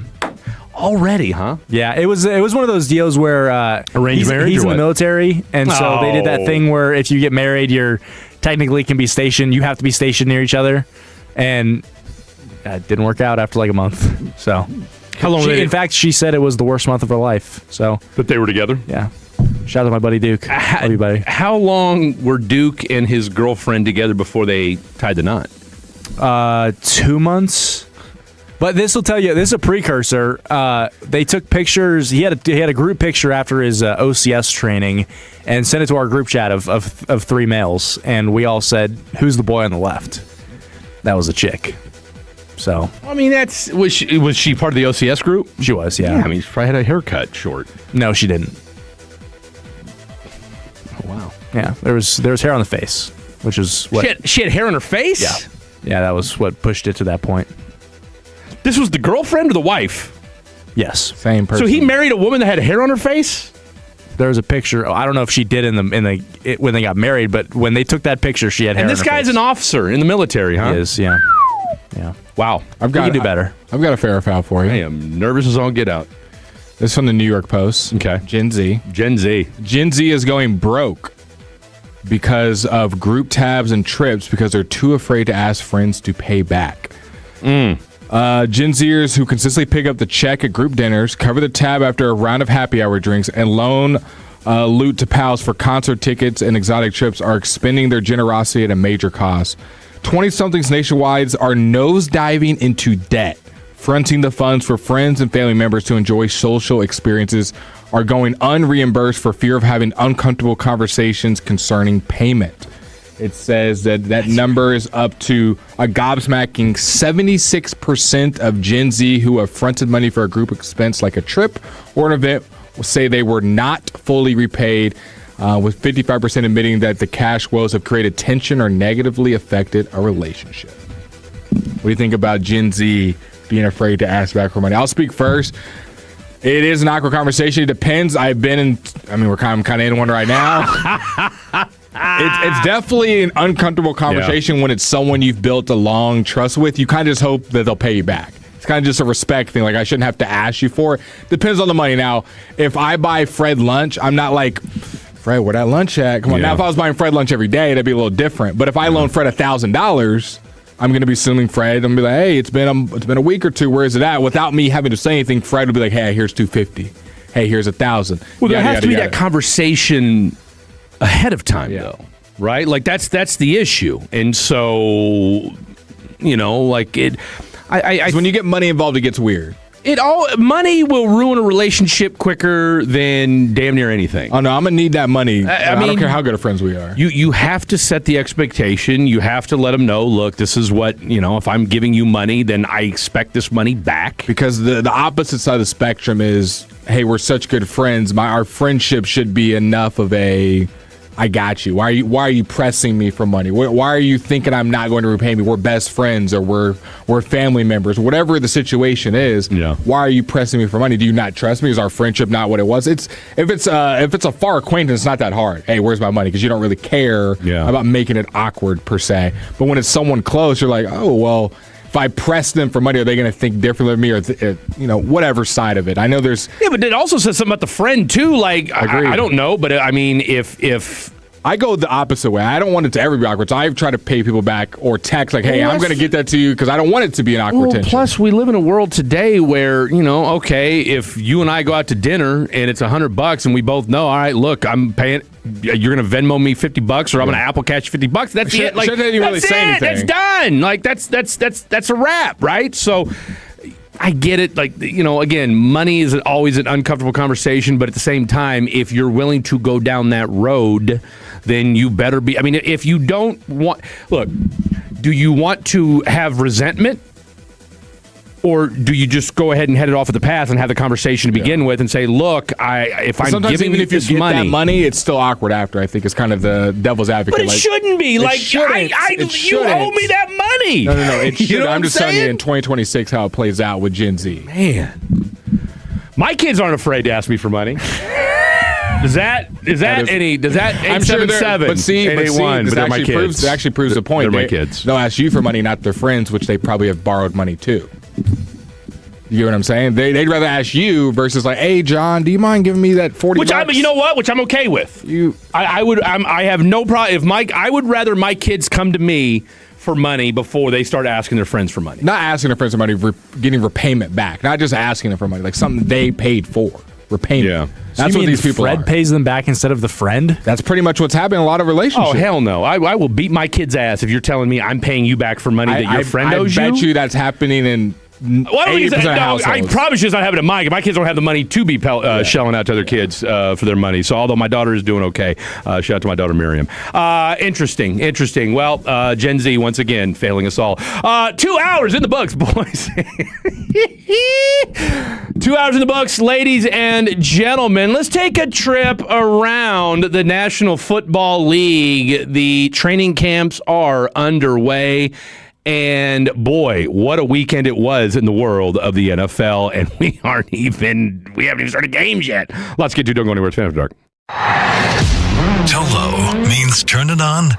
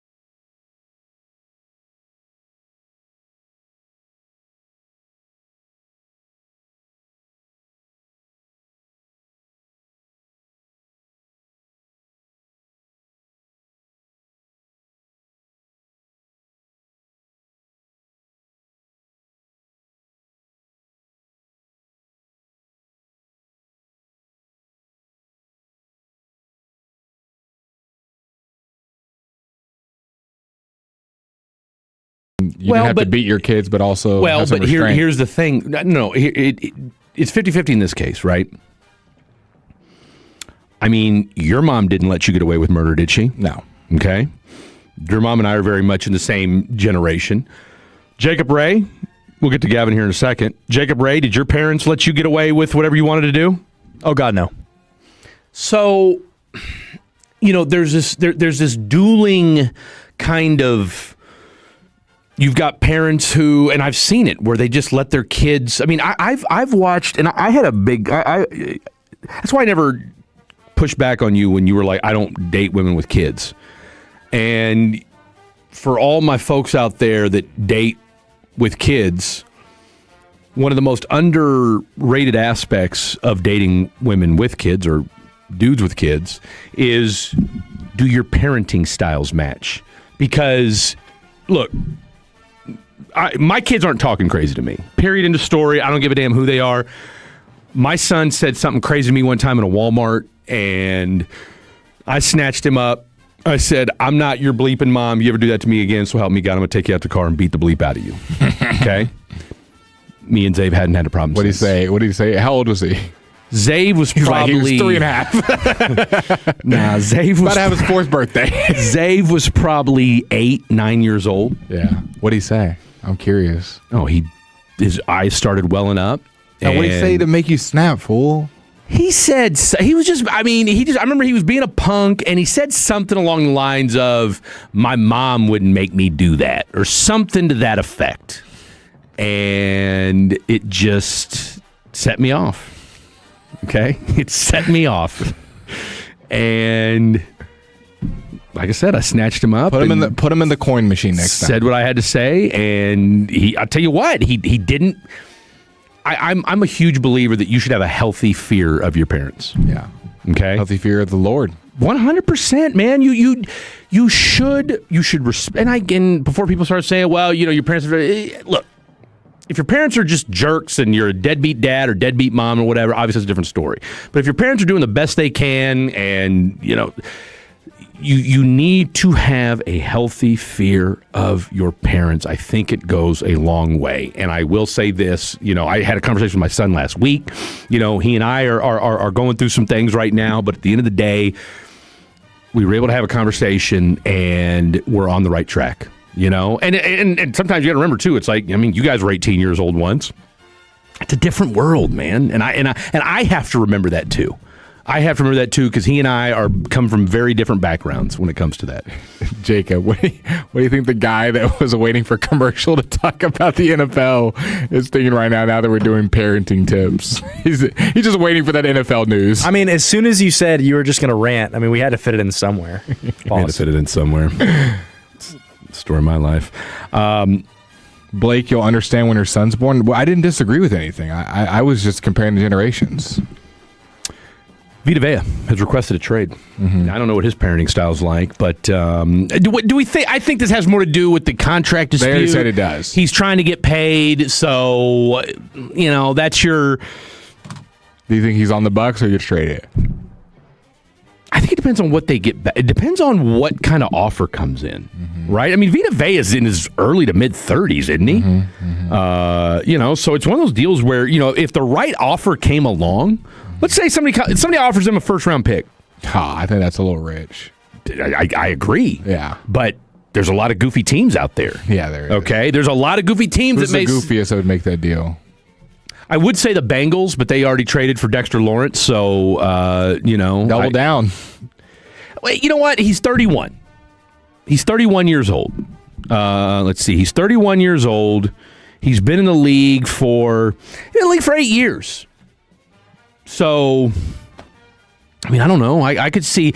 I'm not saying I would expect a team to give a first-round pick, but if you told me a team offered a first-round pick for Vita Vea, I could see the Bucs saying, all right, if I'm the Bucs, though, Vita Vea is still a really good player, and you're trying to contend. But I wouldn't mind. If you got a first, yeah, that'd be great, but they need to figure out a way to recruit correctly.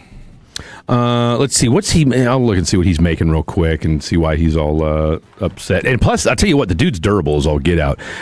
Since He's only not played double-digit games 1 year, and that was in 2020. Outside of that, of course, he's played his entire NFL career with the Tampa Bay Buccaneers. Up until, like I said, outside of 2020, he's ever played fewer than 13 games, and since 2021, he's been a two-time Pro Bowler, 16, 14, 15, 16, 17 games, respectively. So one thing about Vita Vea is your boy is going to play football.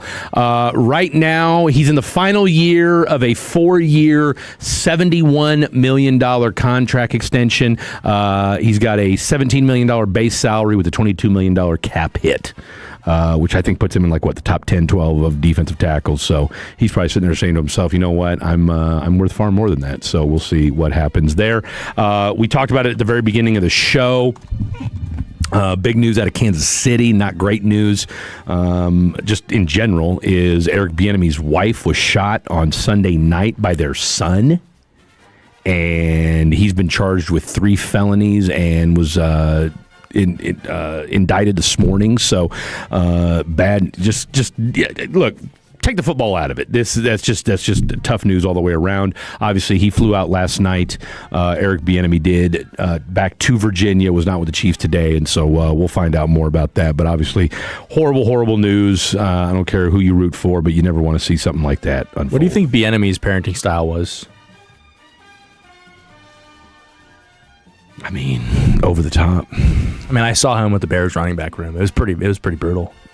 Look, that's why they brought him back. Coach. Yeah, that's why they brought him back. Yeah. Now you wonder. I picked him as my favorite new offensive coordinator this year. Who? Chiefs? Bieniemy. Yeah. Easy pick. I think it's a no-brainer on that front. Here's what you wonder though. Here's what you wonder. How much was he around to parent said kid? See, I think that is the part we tend to forget sometimes with these coaches. I got some more stories I'm going to run through. Niners' Chris Forster will be taking on the coaching duties as Kyle Shanahan's still recovering from that car accident where he almost lost his eye. Are we not more just curious about how a story like this just festers for 11 days and no one knows? Yeah. Now, they said no alcohol or drugs were involved. Correct.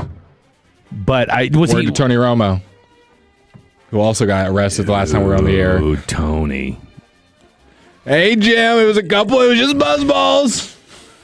Buzzballs with Tito's, Jim. Here's the thing. It was like 7 o'clock at night. Like it was after a day at the course. Yeah, it was. Some more ones. Daniel Jones is feeling good coming off the Achilles tear. Full go for training camp. You feeling confident about the Colts? Full go for Daniel Jones. Feeling good.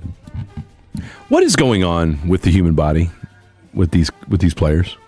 Oh, that they're recovering. I mean, what in the world is going on? Medicine's getting better and better, man, every year. But that's not medicine. No, but I'm saying the recovery. Technology. Yeah, the technology. My man's coming off of a torn Achilles. Mm-hmm. Pat Mahomes is coming off of a torn MCL and ACL and is just bebopping around at camp like it's nobody's business. Commanders fired tight end coach Ben Steele after being there just a couple months in the offseason, gets a DWI and gets fired. Did you think that was a wrongful firing or Ben Steele? This is some of the quickest I've seen a coordinator be in and out. Well, he's a tight ends coach. Yeah, position coach, yeah. I mean, sign in the offseason, let go. Hey, you gotta don't drink and drive. Mm-hmm. I mean, you have a response. I mean, I get it. You want to have second chances and all that sort of thing, but you just got hired as the tight ends coach for an NFL team, and better be on your P's and Q's. You're out drinking and driving right before training camp. Like I can't trust you. I don't like your judgment. Yeah, you're cut. Okay, I mean the NFL. There are too few opportunities in the National Football League, and you've been here 10 years, and you were right by the house. Maybe we can, slip in another rug. You're Ron Rivera. All right, we'll let it. Hey, go to rehab, calm down. You just got here. you should. I don't even know what a liquor store is yet. Come on, you should be at the. Take an Uber, man. And by the way, as you've pointed out, tight end coach is a path to OC to possibly a head coach. Yeah. Tight end, the tight end coach is an important position in today's NFL. Shout out Lunda Wells. Unless it's Schoonmaker. Patriots, quote-unquote, wide receiver Mac Hollins is open to playing some tight end.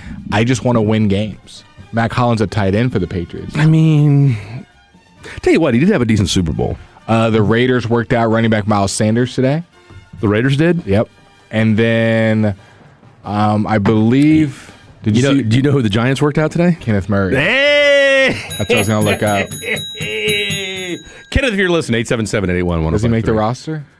I mean, he's got to get on the team first. Yeah. Does he get signed? I mean, that's the first question. And if you're getting worked out the day before training camp starts, he's a training camp body. We talked about Jamal Adams going to the Vikings. I can't believe he's still in the NFL. Only year 10 for him. The Bills released these new uniforms. I like them. Everybody's hating on them. I love them. Jayhawks. These are horrible. I didn't think they looked like the Jayhawks at all. You know what helmet's horrible. The horrible. Now look, the helmet does leave a lot to be desired. It's just like a red stripe. It's just a red stripe on the side. I do like the gray and the blue, though. I'm sure you do. It looks like Kansas. I didn't. You know what? Your bias is showing heavy. No, I didn't think of Kansas at all when you said that. No, I like the gray. I know it feels very college. It just how many teams are just like how many? A lot of people name one NFL team that's just gray, not black and silver. Because black and silver is the Raiders. Just nobody. That's my point. Well, why not? It just looks kind of bland. It looks very practice. Training camp. Adidas. I tell you what, I bet when they show up on the field, we'll be like, "Ooh, those look kind of clean." No, the icy and the chrome, that's the look. When they do those looks, I don't know. I didn't think they were bad. Practice squad gray. I didn't mind it. I think it's P squad gray. I like the gray. Are we gonna get out on time? Yeah, we're done. Right. That's it. We did all the stories right there. I did 16. Let's see. Do I have any more left? He's like, how can I torch the clock? Is there any way I can at least come up with a segment for 4 more minutes? You guys talk about the 49ers assistant head coach you got caught doing blow. Isn't it the guy who's taking over Forster? That's the guy. Yeah, that's the guy. When did he get caught doing blow, though? It's 10 years all ago. over Twitter right now. No, but I'm saying, when did he get caught? He only got caught today? No, it was 10 years ago. He got caught 10 years ago. Yeah, it's a $1 bill. Yeah, it's a long time ago. He was dating a stripper. He was in Miami. I mean, what? You haven't ever done done blow with a stripper before? Come on, Jacob. Come on, get your mind right. You know the new guy Gavin has. Who among us hasn't? Thank you. You're from Houston. You know all too well. That's where my coke addiction really took off. Anyway, 877-881-1053. Hey, say no to hugs, not drugs, people. Hugs, not drugs. What was the DARE program? Yeah. What does that stand for? What was it? Drug Awareness Resistance Education. Okay. I had a different. It didn't work, but we were all there for the shirt. Okay. Is this where I rant? I rant next, right? And then jaking off? Yes. So you're ranting, and then he's jaking off. Okay. So I had an incident happening with Tangerine's dog. Oh! I had somebody inside of my mouth, and I'm going to tell you where I work next on the Fan After Dark. The more time you give, the more our crush grows. Together we continue to build something special. Keep turning it on and leaving it on 105.3 The Fan and the Odyssey, iHeartRadio, and TuneIn apps. Is your financial advisor offering you up to a 25% upfront bonus? And are they promising you up to 9% growth per year, all for your retirement income? If not, then you need to come to Trajan Wealth. Hi, I'm Jeff Jr., founder of Trajan Wealth. And if you plan to retire within the next 10 years, don't wait, only to find out it's too late. I've seen hardworking folks like you retire only to be required to go back to work, all because their advisor told them guarantees like these were too good to be true. They aren't. That's up to $25,000 upfront or up to $9,000 per year on $100,000, guaranteed for retirement income. Don't keep working when you're supposed to be retired, and don't let any financial advisor tell you it's too good to be true. Unlock your Trajan family office at TrajanWealth.com or call 1-855-TRAJAN-1. That's 1-855-TRAJAN-1. Annuity guarantees are based on the claims paying ability of the issuing insurance company. DBA in most states has Trajan Wealth Insurance Solutions. Attention Fort Worth. Luxor Staffing is hiring hundreds of positions for a major new electronics manufacturer in the Alliance area, including roles for those with basic computer component knowledge, plus packing, loading, warehousing, staffing, and more. And the opportunity doesn't stop in Alliance. Luxor Staffing has hundreds of openings across the DFW Metroplex. So your next career move may be closer than you think. Weekly pay, great benefits, and start as soon as tomorrow. Visit LuxorStaffing.com today. That's LuxorStaffing.com. At Idea Public Schools, we believe every student can achieve more. More confidence, more opportunity, more possibilities. With challenging academics, dedicated teachers, and a culture of high expectations, students are prepared not just for graduation, but for what comes next. Nearly 100% of our graduates are accepted to college every year. Because when students are challenged and supported, bright futures follow. Bright futures begin at Idea Public Schools. Learn more at ideapublicschools.org. Sponsored by Idea Public Schools. Patrick was way behind on his IRS taxes. I was in way over my head. The total amount ended up being somewhere just over $30,000.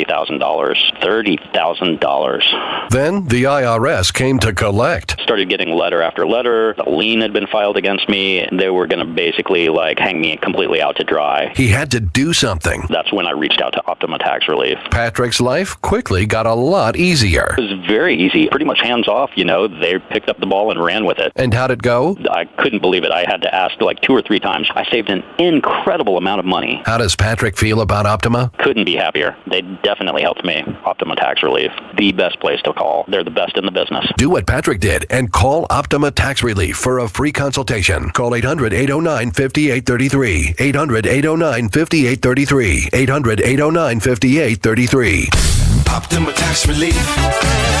Testimonial from an actual client. Some restrictions apply. For complete details, please visit OptimaTaxRelief.com.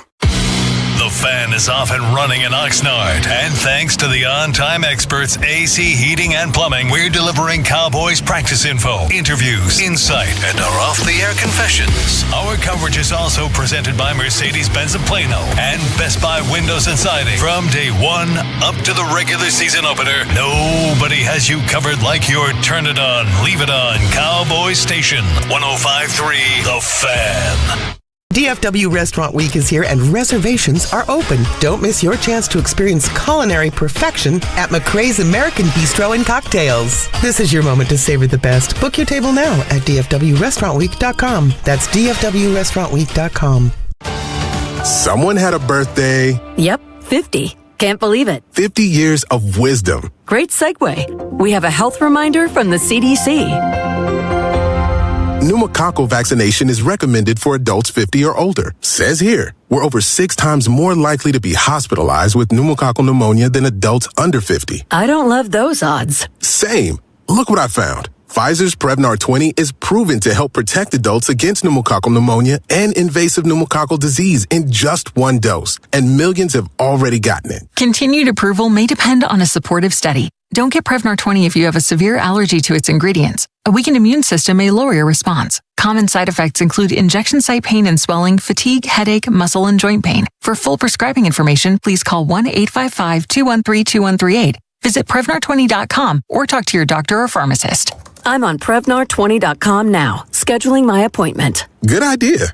And happy 50th. Tolos, don't pay retail prices when you can bid for the car you want. DealerAuction.com lets you bid on vehicles from trusted local dealerships, save thousands, and still utilize dealer financing options without all the add-ons. Register today at DealerAuction.com. That's DealerAuction.com. Every day is a great day to rep America's team. That's why the On-Time Experts are proud to be the official AC Heating and Plumbing partner of the Dallas Cowboys. Fast, reliable, and always on time. The On-Time Experts, official partner of the Dallas Cowboys, only on 105.3 The Fan. This segment of 105.3 The Fan is brought to you by the personal injury lawyers Frankel & Frankel. If you've been injured in a car or truck wreck, call Frankel first, 214 or 817-333-3333.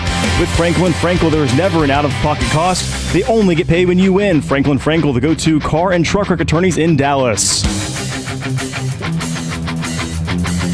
Welcome back here to The Fan After Dark. Blake Elliott, Fred Davis, new guy Jake, as well as even newer guy Gavin. We got another Gavin in the mix. If you guys have been locked Gavin in, triumvirate is which Gavin will prevail. Someone asked if we had Gavin Dawson in the studio. No, Gavin's off today. Daughter's birthday, I believe. His daughter's birthday. She got her driver's permit, I think. I saw him post on Facebook. So, shout out to Gavin. I'm looking forward to all those accomplishments. I'll tell you what. Okay, Gavin's fast. So this is going to be the Blake update because I haven't been on in a while. We are making way with the name. Tangerine is coming more and more to liking the name that I picked. I won't share it because all it takes is for the text line to bombard saying they hate the name. You got to just go with the one you like and just be done with it. But I said that I had someone in my mouth. I said that Tangerine's dog did something, and I said that I would tell people where I worked. So I'm gonna do all those things in this segment. Those are all rapid fire. Rapid fire. Which one do you want first? Let's I know some of the backstory just of you and the dog in general, so I haven't heard any of these stories. I mean, I know where you work, but this is new. You want the dog the first? newest and latest and greatest with the dog. Dog's the juiciest. Well, let's save that for the end then. Okay, I'll do. Should I let's do someone in my mouth. Okay. I wasn't going to say that, but I know this is one you were most curious for. So last Wednesday, I actually 2 months ago. 2 months ago, I went in for a regular dentist appointment. Yes, went in for a cleaning, and they looked at my teeth as they do in your gums, and they said, Blake, you have 2 abscess on your gums. I've seen the abscess, little bumps in the back of my teeth at the gums, and I didn't think anything of them because they did not hurt. Right. They said, hey, that means the infection from your root canal has come back. Oh. Now, we need to get this treated by redoing and kind of taking out the old root canal filling and putting in this new microbial something medicine. Microbial? I think that's actually the right word. Yeah. Medicine in there and kind of redoing the filling, putting a temporary cap, yada, yada, yada. And so I actually got that done by Dr. Brown at Village Orthodontics in Louisville. Oh, man, what a friend. Is in my neighborhood. Didn't hear a word about it. Continue. Could not have been a better experience. I hate the dentist. And it's usually because it hurts or because the last 2 times I've gone, I've left with more pain than I started with. This time, kind of like me in this segment, I'll probably leave with more pain than what I entered in. I did not have... With friends like Blake, who needs enemies, right? Continue. It was 9:30 in the morning. I did not have any pain going into it, but Dr. Brown did not create me, and he was like, it might be some pain or discomfort after. Do you have a friend that lives in the neighborhood by chance, just in case? You don't? Okay, continue. Super nice. Shout out to him and Terry and the rest of the team over there. They just really hooked it up. Terry with an I or Y? I don't know. She felt kind of I. She felt like an I. You know an I. You know an I when you see one. Very, very kind. They helped me out. Been zero pain. When you get a root canal. Yeah. We did radio that night. I worked at the radio that night. Yeah. Usually you can have some discomfort. I have forgotten that I can't chew on that side of my mouth because of the temporary caps on there right now. I get the permanent ones in about a week. But I just wanted to shout them out. So I got my teeth fixed. The abscess have already gone away. Look at that. Tangerine's been looking in days. Been taking my medicine and did obviously the procedure. So they just absolutely... Did you ever find that bag of medicine that was in your car? I did. You did? Where was it? It was in my hoodie, like inside of the hood part of my hoodie. It had wrinkled in there. Believable. Okay, so that's number one. So the fact... Because I didn't get to say that last show. The last show I did, I had just gotten a root canal that day. You did. And we didn't even get a chance to bring it up. So I just want to shout out to the team, Dr. Brown. Dr. Brown. And Village Orthodontics. Like, if you need any kind of dental work, Village... Does he do grills? No, so they do... I think they only do, like, surgery stuff. No. Like, Williams and Campbell family is where I go for my regular dentist stuff. But, like, hey, we need to do an extraction. Or, hey, we need to do a root canal. Those heavy procedures. They send you to Dr. Brown. Village Orthodontics, Dr. Brown. Shout out to him. Okay, next point. Where I work. Yeah. I usually keep this tight to vest, but I don't really care. Come on, come see me. I've seen. I was gonna say, I mean, might as well. Yeah. Why not? Wink. I've seen a good amount of Tolos there already. Yeah. I've ran into a couple. We can't forget about what's our boy that had both our last name, Davis Elliott. That sounds accurate. I think it was Davis Elliott was his name, or Elliott Davis. One of I think it was the two. Elliott Davis. I follow him on Instagram. Shout out to him. I remember him. He recognized me. A couple other Tolos that recognized me. Our boy that was getting married the next day. Yeah. But I work in the design district in Dallas. A lot of people have asked this, so I'm just, for all the people that text. Put it out there on the streets. This is it. In the design district in Dallas, right next to the 7-Eleven, there is a restaurant called The Charles. That is where I work. It is part of the Duro Hospitality Group. Yeah. And I'm bringing it up because I hooked up my boy, Sean Sharif. Okay. He gave me a text Friday. He said, hey, Blake, y'all's new restaurant, Scylla, is opening. It opened last week, so this was the second weekend of it being open. If you can get me a reservation for me and my wife. So let me make some calls. Yeah. Made some calls, talked to some peoples, told them who Sean was. They go, oh, we know who Sean is. We got you. We're who Sean Sharif is. Thank you very much. We're gonna hook you up. We got you. Yeah. And Sean made a bunch of Instagram posts about it, gave me some love. So he went to our other restaurant, part of the Duro group. So they've got the Charles, which is where Blake works, which is Italian food. Yeah. Swanky. Now you've been back there. Nice, I've been there. Nice back Been bar, there. Great front place. Bar. Real moody place, vibey, anniversaries, dinners, nice attire, white tablecloths. We also have Mr. Charles, which is even more proper and French. We have Norman's, which is Japanese, where I have a friend that works there. Shout out to Emma. Kyle Higashioka's favorite spot. We have Scylla, which is where my boy Benny works. It's kind of Mediterranean food. Yeah. They even have a hotel. They have a cafe called Cafe Duro, Hotel Duro. So Big time. Duro Hospitality, one of the best restaurant groups, if not the best, in all of Texas. That's what I work for at the Charles. So coming to the Charles. Someone said spell it. I think we know how to spell the Charles. Design District, someone right next to 7-Eleven. Come and ask for Blake. Is someone really asking how to spell that? That's the most recent text, 469 Blake, spell it. Then someone said, Blake, you're a stripper? At the Charles? Yeah. But Italian restaurant. Yeah, just come in and say, I'm looking for Blake. I listen to 105 through the fan, and we'll make sure you get a table. That's it. Come in the back, I'll hook you up. Come in the back. I'll hook you up. I'm usually in the back. I mean, it sounded like you were going to do a drug deal. Come in the back. I'll hook you up. No, we can't go. Cash only. We can't go in the office anymore. No? Someone got caught stealing candy. Oh. We had a whole pre-shift meeting that goes, guys, we're no longer allowed in the office. I'm thinking they said someone stole something. I'm thinking someone stole a phone. Yeah. Someone stole personal goods. They were like, apparently this girl at her desk had candy. Pretend this is her chair and this is the wall. And she had candy stuffed in between her chair and the wall.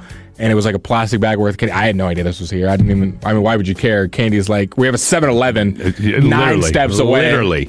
But apparently someone was stealing candy out of it, and her little Ziploc bag was empty of candy, which makes it seem like it was a friend, right? Like, who else would know that's there other than someone you're close with? But now none of us servers Inside job. are allowed there. But, okay, so those are the first two. Someone said the Charros. Oh, my God. Charles. Come on, Charles.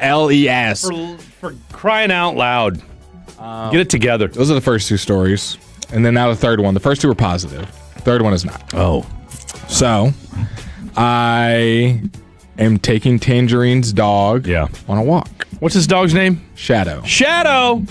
And, Tangerine, text me what kind of dog he is. I forget. Do you know? Have I told you? He's a mutt, isn't he? I don't know. I forget. Tangerine will text me the type of dog. It's a beautiful dog, Tangerine. So I'm walking Shadow. It's wait. Let me back it up. Boom. Me and Tangerine wake up. AC is out. That seems to be a problem afflicting a lot of people right now. Shout out to our boy Austin Nix, who's dealing with that right now. He's dealing with that too. So AC goes out in the apartment. Tangerine says, I need to go get a little portable AC unit. I need you to stay here and make sure Shadow's okay. Okay, cool. She knows what she wants to do. She goes and gets it. I take care of the dog. Why not call maintenance first? She did. Yeah. She called me and she was like, maintenance is going to take too long to reply. I need this now. Like, I'm dying. Yeah. As we know, Tangerine's pregnant. Yeah, that's fair. So, boom, she goes and gets the AC unit. I obviously get it out of the car, heavy, yada, yada. Yeah. We set it up, kind of fall back asleep for a second. I go and take the dog on a walk. Yeah. And when I come back from the walk, the maintenance man is inside the house, presumably my eyeballs fixing the AC. So as soon as we walk in, Shadow starts going ballistic. I mean, literally, like, you would have thought this guy had a knife to Tangerine's throat. Yeah. So I pull him to the side in the kitchen. I'm holding his leash really tight, and the maintenance dude is talking to us saying your compressor's out. Yeah. And so he's telling us about the AC. I'm gonna go fix it. All right. I don't think he knew what was up yet, but like, I think this is right. Diagnosing it. I'm gonna go fix it. Troubleshooting. You know, taking care of us. We're like, cool. I'm listening for the kitchen. Tangerine's in the living room talking to him, and then boom, he walks out. He's in there for less than 5 minutes talking about all the problems. He walks out. I start walking. Tangerine goes, put him in my room so we can lock him in there. So when he comes back, he can move through and no one has to hold him. I go to put him in the room. As soon as I get right in front of the room, the door opens back up. Hey, I forgot I want to check one more thing. cool. So and the way that works is it's a skinny hallway from her room to the living room. So I now have the dog, and realize he's walking closer to me. He didn't announce I'm going there. He just said I got one more thing to check. Yeah. And he starts walking past me. So I get Shadow out of the way, pull the leash back, and I'm in the living room area. He's starting to walk towards Tangerine and ours room. Yeah. And Tangerine goes, oh, he's wagging his tail at this point, and he's not barking. He's calmed down. He's not sitting there licking him, but he's not also he's alert, fizzling at the mouth. He's kind of wagging his tail, and Tangerine makes a comment like, oh, he just wants to get to know you, or sniff, pretty much a de-escalator, if you will. Everything's chill, we're all kind of vibing. So I let one notch off my hand. I'm not attached to it, if you will. I wasn't like I was before. He's been in here for 7 minutes now. So you think you can take some of the slack off of this leash? A little bit of time. I'm not saying I just have it loose and I'm playing on my phone, but I'm also not. I had it where at first he was no further than 8 inches away from me. Now I have it maybe at 12. Yeah. I loosen a slack a smidge. 2 seconds later, he jumps at the guy's leg and bites him.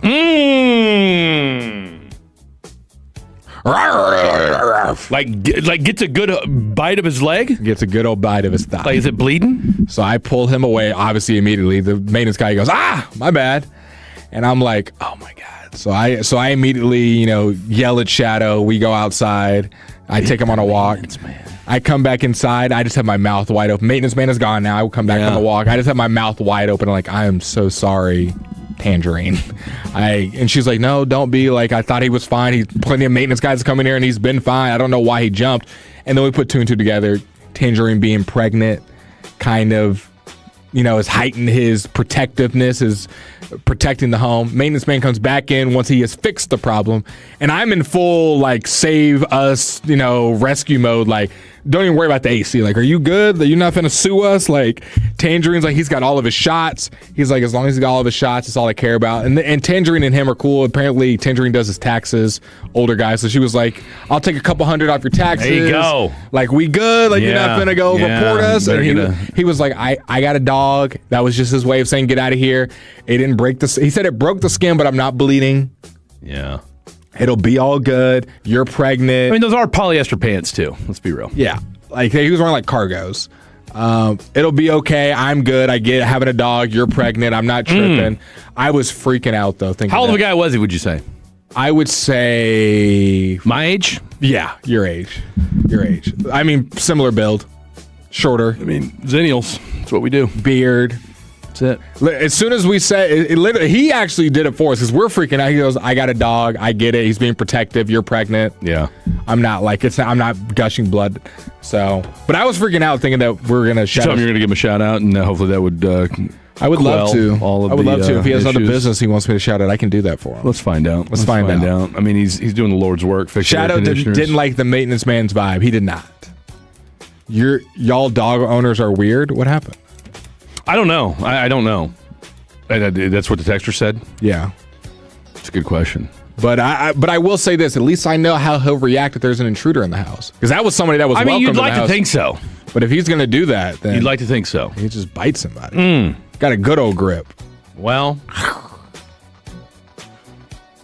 What'd you guys do? Did you scold him afterwards, or... To Tangerine's credit, she gave him a decent scolding and then felt bad for him later and was sitting by the door. Gave him a treat. Yeah, don't feel too sorry. That should encourage the behavior. Well, now we know why Shadow's biting random people in the house. Trust me, if that had been just Blake, we'd have been out by the shed. Yeah. He got about 5 minutes from mom yelling at him, and then it was cuddles. Here, take a bacon strip. It's the least you could do. I'll tell you what. That's crazy. Well... And the AC's fixed? AC is fixed. That's the real, that's the most important part of the story. If I was him, I'd have been like, I'm going to take my time to fix his AC. You know what? Tell you what. Am I going to climb on a roof immediately? You know what? Get around to this AC. But he was a homie. He was a real one. Do we know his name? I can get his name. I don't know it. Tangerine does his taxes. Let's call him Bill. Bill got bit by Shadow, and at the very least, the AC's back on, and all is well. Dude, that in AC, the world. You should have seen Tangerine's face when she woke up. There's no AC. You would have thought we had a hurricane outside. It was no bueno. I mean, now's not the time. Is that the number one apartment essential? Air conditioning? Air conditioning? Oh, 100%. Is that the 1-1 draft spot? Yeah. I mean, electricity. Electricity, yeah. Because God forbid if you don't have your AC, you still were able to go buy one and plug it in. Yeah. And you can have a fan, too. And you can have a fan. So we're going electricity in the 1-1. Shout out to my girl Yaritza, because I'll tell you what, my AC stays blowing cold over at my apartment. That's all. What are we putting in the 1-3? I would say water. Water. Not having water sucks. Yeah. Okay, you take water for granted when you realize you don't have it. 1-4 air fryer. Air fryer? See, I'm not an air fryer guy. I'm not an air fryer microwave guy. I don't even have a microwave. So you're just cooking everything on the grill with the 1-4. Huh? What do you do? I've got a toaster oven. That's an air fryer, Fred. No, it's not. That's it's a so ticky-tack. No, it's not. Google. Is it on your desk? Is it on the countertop? Or is it like attached to the apartment? The floor? Well, I'm saying is it attached to the countertop? Like when you say toaster oven, I feel like that's kind of ambiguous. What do you mean by toaster oven? What do you mean? What is it ambiguous? Like the oven? It's a toaster. Freaking toaster oven. Like Does it have an air fry mode? What does it look like? Doesn't. What does it look like? How big is it? It's like the size. It's like the size of a microwave, a small microwave. So I'm thinking air fryer. Then. No, but it's not an air fryer. There are air fryers and toaster ovens that are combined. Yeah. Mine is not one of those. Yeah. Mine is a straight. It has no air frying. It has no air frying capability. Y'all act like I'm new to this, okay? I know what that. You almost got me saying something I shouldn't be saying, okay? I know what a toaster oven is. That's what I got. Blake, not an air fryer. He said it did break the skin. He said it broke the skin. Neither one of us asked to see, but then he said it wasn't bleeding. I don't know if he showed Tangerine when I walked to take the dog off, but I didn't see any blood. Does he work for the apartment complex, yes. Or is he like a third party? Works for the apartment complex. All right. And Tangerine and them, she's known him since she's lived there and done his taxes, so it seems like it's pretty. So it sounds like everything's copacetic. It wasn't like this the first time I'm meeting you and who are you. It was more like, okay. Which is weird that the dog would freak out the way he did. I agree. Sounds like the dog might be rabid. All right, coming up next. I would have sued you? No, don't say that. Coming up next. It's time to take off. Where are you taking us? Yeah, we're going to do our NFL season-long parlay. Back to our roots. I think this is the first jaking off we ever did, so let's go original. Next on The Fan. Coming up in the next G-Bag Nation, it's a Tuesday show with Brian Broaddus live from Oxnard, California. Join the nation 2 to 5 right here on The Fan. Most families get their financial advice in pieces. A financial advisor here, a CPA there, an estate attorney.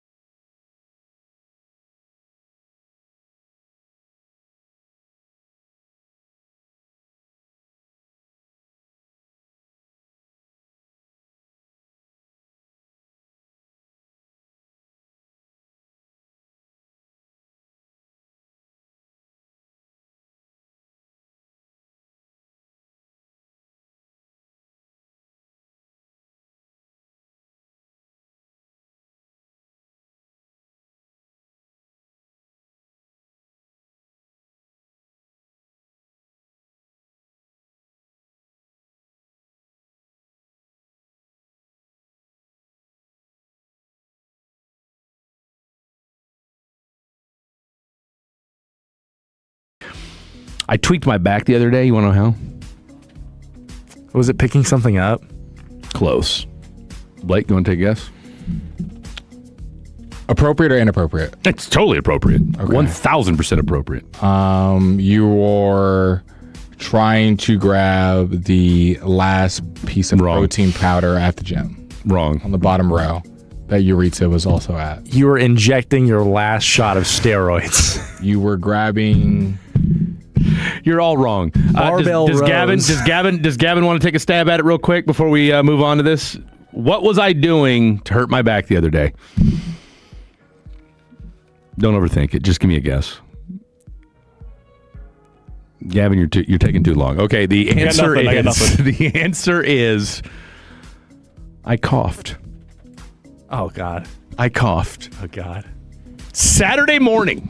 You know what's crazy? My back's been hurting me, too. Is it lower back or upper back? It's my lat right here. If you're looking in the fan cam. Fan cam. Right here. Hold on. I got to adjust it. Hold on. Stay right there. Stand by. Stand by. Stand by. Stay there. Just like that. Yep. Yep. All right, you're good. So right there is where, it's a tough spot right there in the middle of the lat. And, it was a little sore from a couple days prior to that, and I'd actually heard it, ironically enough, leaning back in that chair during a show Thursday night. It's just part of getting old, huh? And so it felt better Friday. Went to the gym Friday, no big deal. Saturday morning, get up early, drinking my coffee. I'm still hacking up stuff, okay, from No Black and Milds for 2 weeks now. And so I coughed Saturday morning and boom, there goes the back. I was like, oh, good God, this hurts. Still went to the gym. Was not a productive workout. We rolled it out. We didn't work out yesterday. It feels like $1 million through the TENS unit on it. If you don't have a TENS unit, I don't care how old you are. If you work out on a regular basis, get yourself a TENS unit. It is hands down one of the greatest purchases I've ever made.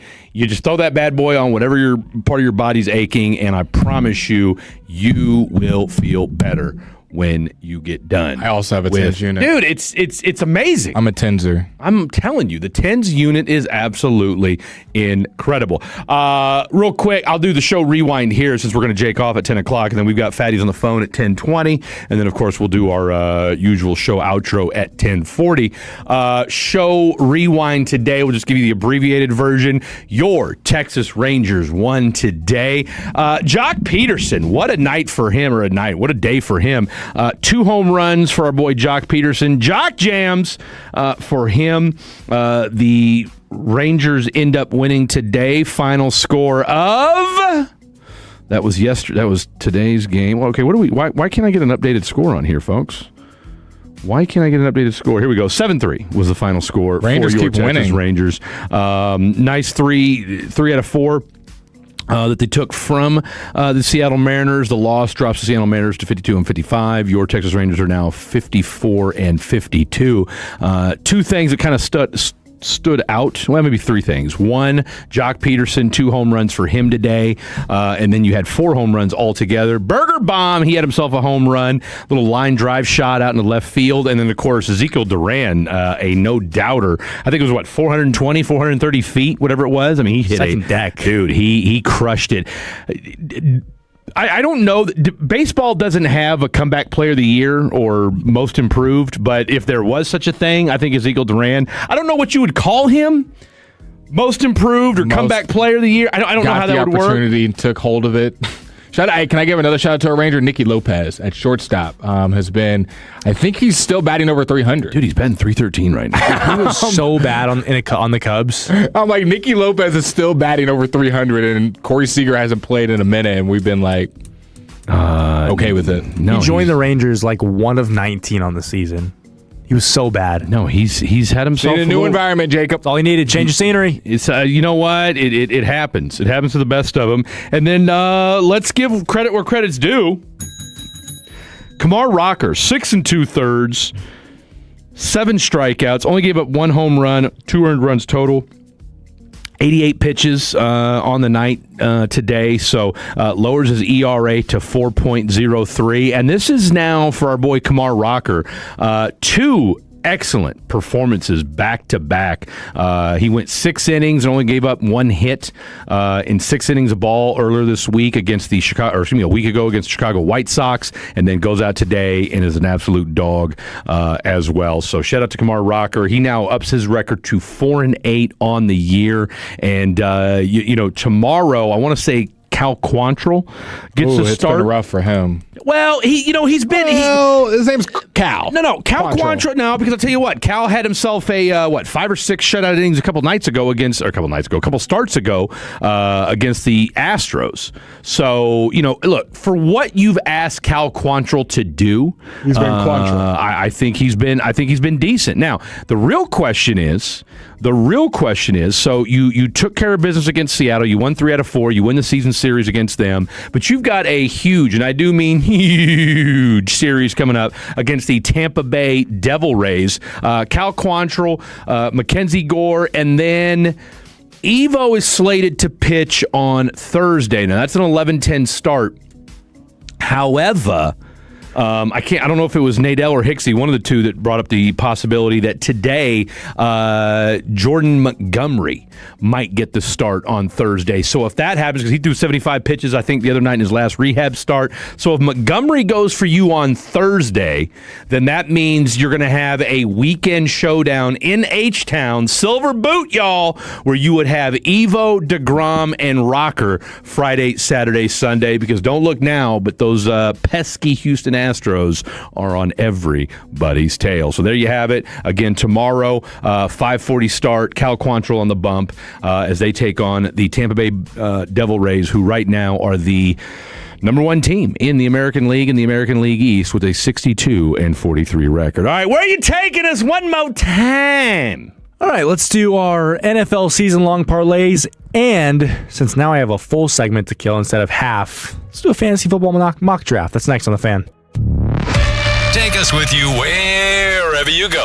Now heard on the iHeartRadio app, YouTube, Twitch, the TuneIn app, our Odyssey app, and of course with the biggest mother of a radio signal in DFW. Thanks for making your favorite travel buddy 105.3 The Fan. If you have unfiled taxes or are in debt to the IRS, this is important news. Did you know the IRS has programs specifically designed to help people struggling with tax debt? Powerful tax assistance programs that can save you thousands if you qualify. No one knows these programs better than the experts at Optima Tax Relief, America's most trusted tax resolution firm. A+ rated by the Better Business Bureau, their award-winning tax attorneys and licensed professionals have resolved over $1 billion of tax debt for their clients. One call to Optima can start the process, helping to put an end to your worries about wage garnishment, asset seizure, and other aggressive IRS actions. Find the best options to solve your tax problems. Call the experts at Optima Tax Relief today for a free consultation. Call 800-809-5833. 800-809-5833. 800-809-5833. Optima Tax Relief. Some restrictions apply. For complete details, please visit OptimaTaxRelief.com. Most home sellers get one offer, and it's never enough. Orchard changes that. With Orchard offers, you don't get one offer, you get multiple cash offers from serious investors, all competing for your home. Here's how it works. An Orchard agent submits your home to their exclusive network of local cash buyers. They compete to buy your home. You choose the winner. No repairs, no showings, no settling. Get started with a free home valuation at Orchard.com. That's Orchard.com. Wait, everything on this IHOP value menu is just $6? I told you it was amazing. A huge plate of pancakes, bacon, and eggs is just $6. Wow. There's also French toast, a ham and cheese omelet, and they got a BLT and fries now. Okay, we're coming here every day. You don't have to tell me twice. Feast for just $6 with the IHOP value menu. $7 in some locations, available every day for a limited time at participating restaurants in the U.S. Hours may vary. No substitutions. Not valid with other discounts or promotions. Prices may vary. You're still glowing, flirting, grooving. You've still got it. But your immune system weakens as you age, making it harder to fight illnesses like pneumococcal pneumonia and RSV. Vaccines are a key part of any health routine and can help protect you from getting really sick. Ask your doctor or pharmacist which vaccines you need. See more at PfizerForAll.com. Sponsored by Pfizer.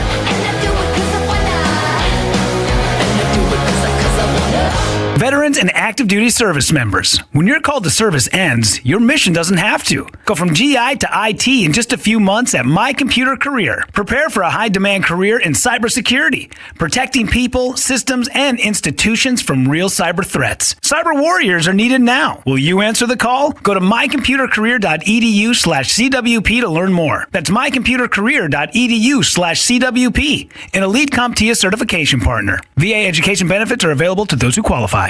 Summer is almost over, but your chance to become a millionaire isn't. Choctaw Casino and Resort Durant has already made 2 Lucky Rewards Club members millionaires this summer. And there's still $1 million prize left. Is it yours? Your final chance to bring home $1 million cash is on August 22nd. So play with your Rewards Club card to earn entries for the grand finale drawing. Get away to it all at Choctaw Casino and Resort Durant, where millionaires are made. Hey, Tolo, Sean and RJ here with the greatest of base power. You know, summer in Texas means the AC is running, and your energy bill goes up. And while we can't control the weather, we can choose our energy plans. Base Power found that 7 in 10 Texans are overpaying for electricity. That's why they built Base Energy, one low fixed rate built to save you money. Switch to Base and they'll cover up to $150 in cancellation fees. See how much you can save at basepowercompany.com/thefan. That's basepowercompany.com/thefan. Your turn it on, leave it on. Home of America's team is 105.3 The Fan. Tolo, baby. KRLD-FM and HD1, Dallas-Fort Worth. An Odyssey sports station.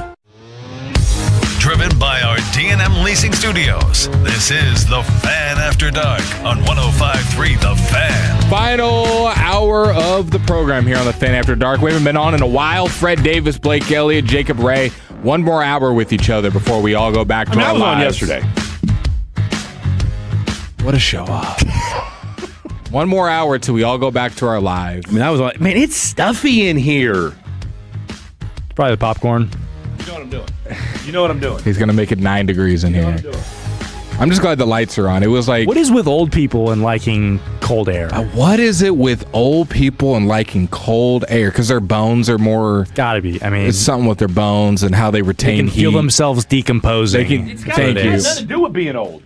He said you're decomposing. It's got more to do with you guys. It's a crisp 79 degrees in here, and I've never been more comfortable. That's insane. Like I first of all, I can't speak to why you have it so hot in the producer room.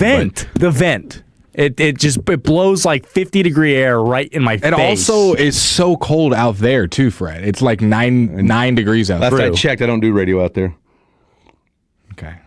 Well, we interact out there. We don't just teleport to the room. I don't. You just teleport to the room? That's exactly what I do. Yeah. That's exactly what I do. You got something to say? You done? What are we supposed to say to that? You done? Just claimed you teleport to the room.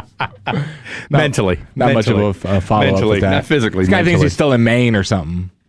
No, I don't like it hot. No one likes it hot. We just like it comfortable. But 73, 74 degrees is not comfortable. All right. You know what time it is. That new guy Jake, that's original. Our buddy Jake, or is it Jacob? Who knows? Jacob Ray, a.k.a. new guy Jake. Where's my money? It's time to go back to our roots, ladies and gentlemen. This segment was conceived around this time last year. You know, we talked so much about the fact that... No, bro, I feel like it was longer than that. I don't think it was. I think, like, my second time doing it was our season-long... Hey, how long have you been here at the station? A year and 8 months. Bro, I feel like I feel like Jaking Off was... Was I one of the OG producer segments? Absolutely. Oh, look, Jaking Off was the second producer. Actually, Double no. Dipper. Don't forget about the Double Dipper. Oh, Triple Dipper. Triple Dipper. Okay, that's so right. Khakis Kicks was number 1. Yep. Triple Dipper was number 2, and then Jaking Off. But Homeboy left like. I think he only did like 2 segments. He really did. Segment's probably sitting there somewhere, the audio for the intro. I'm telling you. Because I'll tell you what, my man came back with that audio intro quick. Where's, did we have any other producer segments? Well, Jet's got one. Jet's got Jet Fuel. Trevor's got one. Trevor's Good News. Which those are all new. Those are in the last couple months. Those are all in 2026. Trevor's Good News has been going on for... That's been a 2026. That was not before this year. Trevor's Good News, we've done a handful of Trevor's Good News. That has not been a mainstay. I mean, I would say for the last 6 months. Trevor's Good News came around the same time as his dating life took off. Yeah. or lack thereof. Trevor also works a lot on the weekends and does a lot of Fred's shows on the weekends. He does. Because I want to say that's how it started. It was like on a Saturday. I'm sure it did. Without Blake overseeing. The next thing I come back to the guy, I got Trevor. Yeah. I do the segment, Blake. Me and Fred already figured it out. Oh, Blake runs a tight ship. That's like, your mom let you do that? Okay. It's like when mom's out of town. Yeah. Mr. Radio Disciplinarian over when here. it comes to segments getting on. Yeah, they did that when I wasn't around. Yeah. Jen Reed, you see what happens when I'm not here. Just let anybody on. These guys schedule 25 guests when I'm out of Mexico for 2 days. Okay, so what? The radio's supposed to stop when Blake goes to Mexico? I go to Mexico. Every guest imaginable is on the show in 2 days. Shout out to Vernon, man. I mean, we're the doing show a must go 4-hour on. special of only guests. We're having LaMelo Ball on. I tell you what. When did I start working? That's what I will say her fair or foul segment did take off. So I heard. That's what the streets are saying. The streets were saying it, too. The streets were saying it. The streets were saying she had some hot sports takes, too. That tells you everything you need to know. What was the hottest? Can someone recap? What was the hottest? Yeah, Fred. Basically, men are feminine now. Oh. Yeah. And I'll tell you what, it lit the text line up. Oh, did it? Oh, my God. It was... Because I did a fair or foul on... I'm sure you can believe this. Gen Z not dating. Wow. Of course. Really original. You really went outside the box for that one. And he says these are just the stories that come across his page. And he was waiting. He said he got someone else's around his age. Would you agree? Your kids are like this too? Wait a minute. In fairness, it was me, Jen Reed, who's in her early 40s, and Will Chambers. And Will was like... I wouldn't believe it. The kids at the restaurant act the same way. Are all these Gen Zers just the same? They just are losers and not like us millennials who just know everything and we've never messed up. I wish they could be more like us. And y'all just keyed for 2 hours without Blake's interruption. Y'all loved it. It was time of your life. It was a segment. But it was good stuff. It was good radio. Hey, Will better get ready, man. There's gonna be some weekends where it's me, him, and Khaki. Absolutely. So. No, I'm excited for this iteration of Fan U. Yeah, it's gonna be a good time. I'm hoping Who's we have one, Will? Yeah. I think it should be Kevin. I think Kevin's a producer. But okay, what happens when Kevin's the main fill-in? So when somebody misses, Kevin slides right in. Well, it's going to be Brennan. So what happens when we love Brennan, by the way. Brennan awesome. Brennan actually just has a real job that pays him well. So who's going to be producer then? Oh, Gavin? I don't know. Gavin Black Adam. I don't know. Black Adam. Okay. It's be a rotation. Rotation of hosts. I tell you what, you know who won't be on Saturdays this fall? Who? Ya boy. Yeet. Saturdays off. I am. I told Tim, I said, bro, look. What do you think about this relationship? Okay, just stop. I can't. Show it to the fan cam, Blake. I can't. I can't see. Your phone's too bright. I don't know what bright? I don't know what I just saw. Is this better? I wish I hadn't seen it. To be honest closer? with you. Closer? What is that? I mean, Closer? What are we doing? That's better, yeah. Oh, wow. That's something. What are we? Would you get in a relationship with No, I wouldn't. girl of your dreams, but she's 9 feet taller than you? She's 8'2". She's Manute Bowl. And you're 4'11". No, I wouldn't. Think about those kids, though. Those kids. I mean, they'll be babies. They'll be at least 6 feet tall. All right, Jake off. Let's go. All right, season-long NFL parlays. We just spent 9 minutes introducing. We did, yeah. We did. Okay. He was supposed to get a full segment. Well, he did say that he had a half segment planned the last time, so here we go. I'm on. I know I'm with you guys twice this week, so whatever I don't get to now gets pushed to Thursday. Plenty of meat on the bone for Thursday. Oh, yeah, meat and potatoes. All right. Let's go. In your toaster oven. We remember... Air fryer. We remember last year, we did 6 picks. That's where this started. It's where it started. 6 picks. No, the derailment of this segment. Oh, yeah. Yeah, we tried to find the maiden voyage. We still first don't ever know. Jaking We off. still don't know. Okay. Yeah. So this started last year. We did 6 picks, and I wrote down who messed up. This does sound right now. So the 2 that missed was Ashton Genty over 1,000 yards. That was me. It was me. Okay. Hand up for accountability. You wrote all this down? I just remember. I looked the other day at the ones I missed. What do me and Blake say? You missed Mahomes over 27.5 touchdowns. But he tore his ACL, so... Yeah, thank you. We'll What are you over there making see. all kinds of noises about? Don't you have a dog to get bit by? Wow. Let's see if my stat was right. I think you had Dak passing yards, which he hit pretty good. I had Pickens touchdowns. Pickens touchdowns like 4.5. I was going to say, Pickens touchdowns Why were... did we just skip over Blake's W? Y'all both took an L. He just quickly threw that in there. Blake's hit, whatever. George Pickens. No, I'm just messing with you. So I think we hit one. You had Dak passing yards and you had Caleb's passing yards. Yeah. And you hit both years. Blake was the only one that went 2 for 2. What did Fred go for 2? No, Fred, because I missed one. I can't remember which one you had. Did I have Rasheed Rice on one? I feel like I took George Pickens touchdowns. No, here he goes. Old heading it up. Old heading it up. I'll bring the document in. I have it on paper. I could have swore I'm about 92% sure I took George Pickens. I took one of the Cowboys, though, didn't I? I feel like I took a Cowboys prop. You took CeeDee Lamb. Yeah. There you go. Yeah, because CeeDee Lamb's line was like 1,100 yards. Yeah. He took the over? I took the under.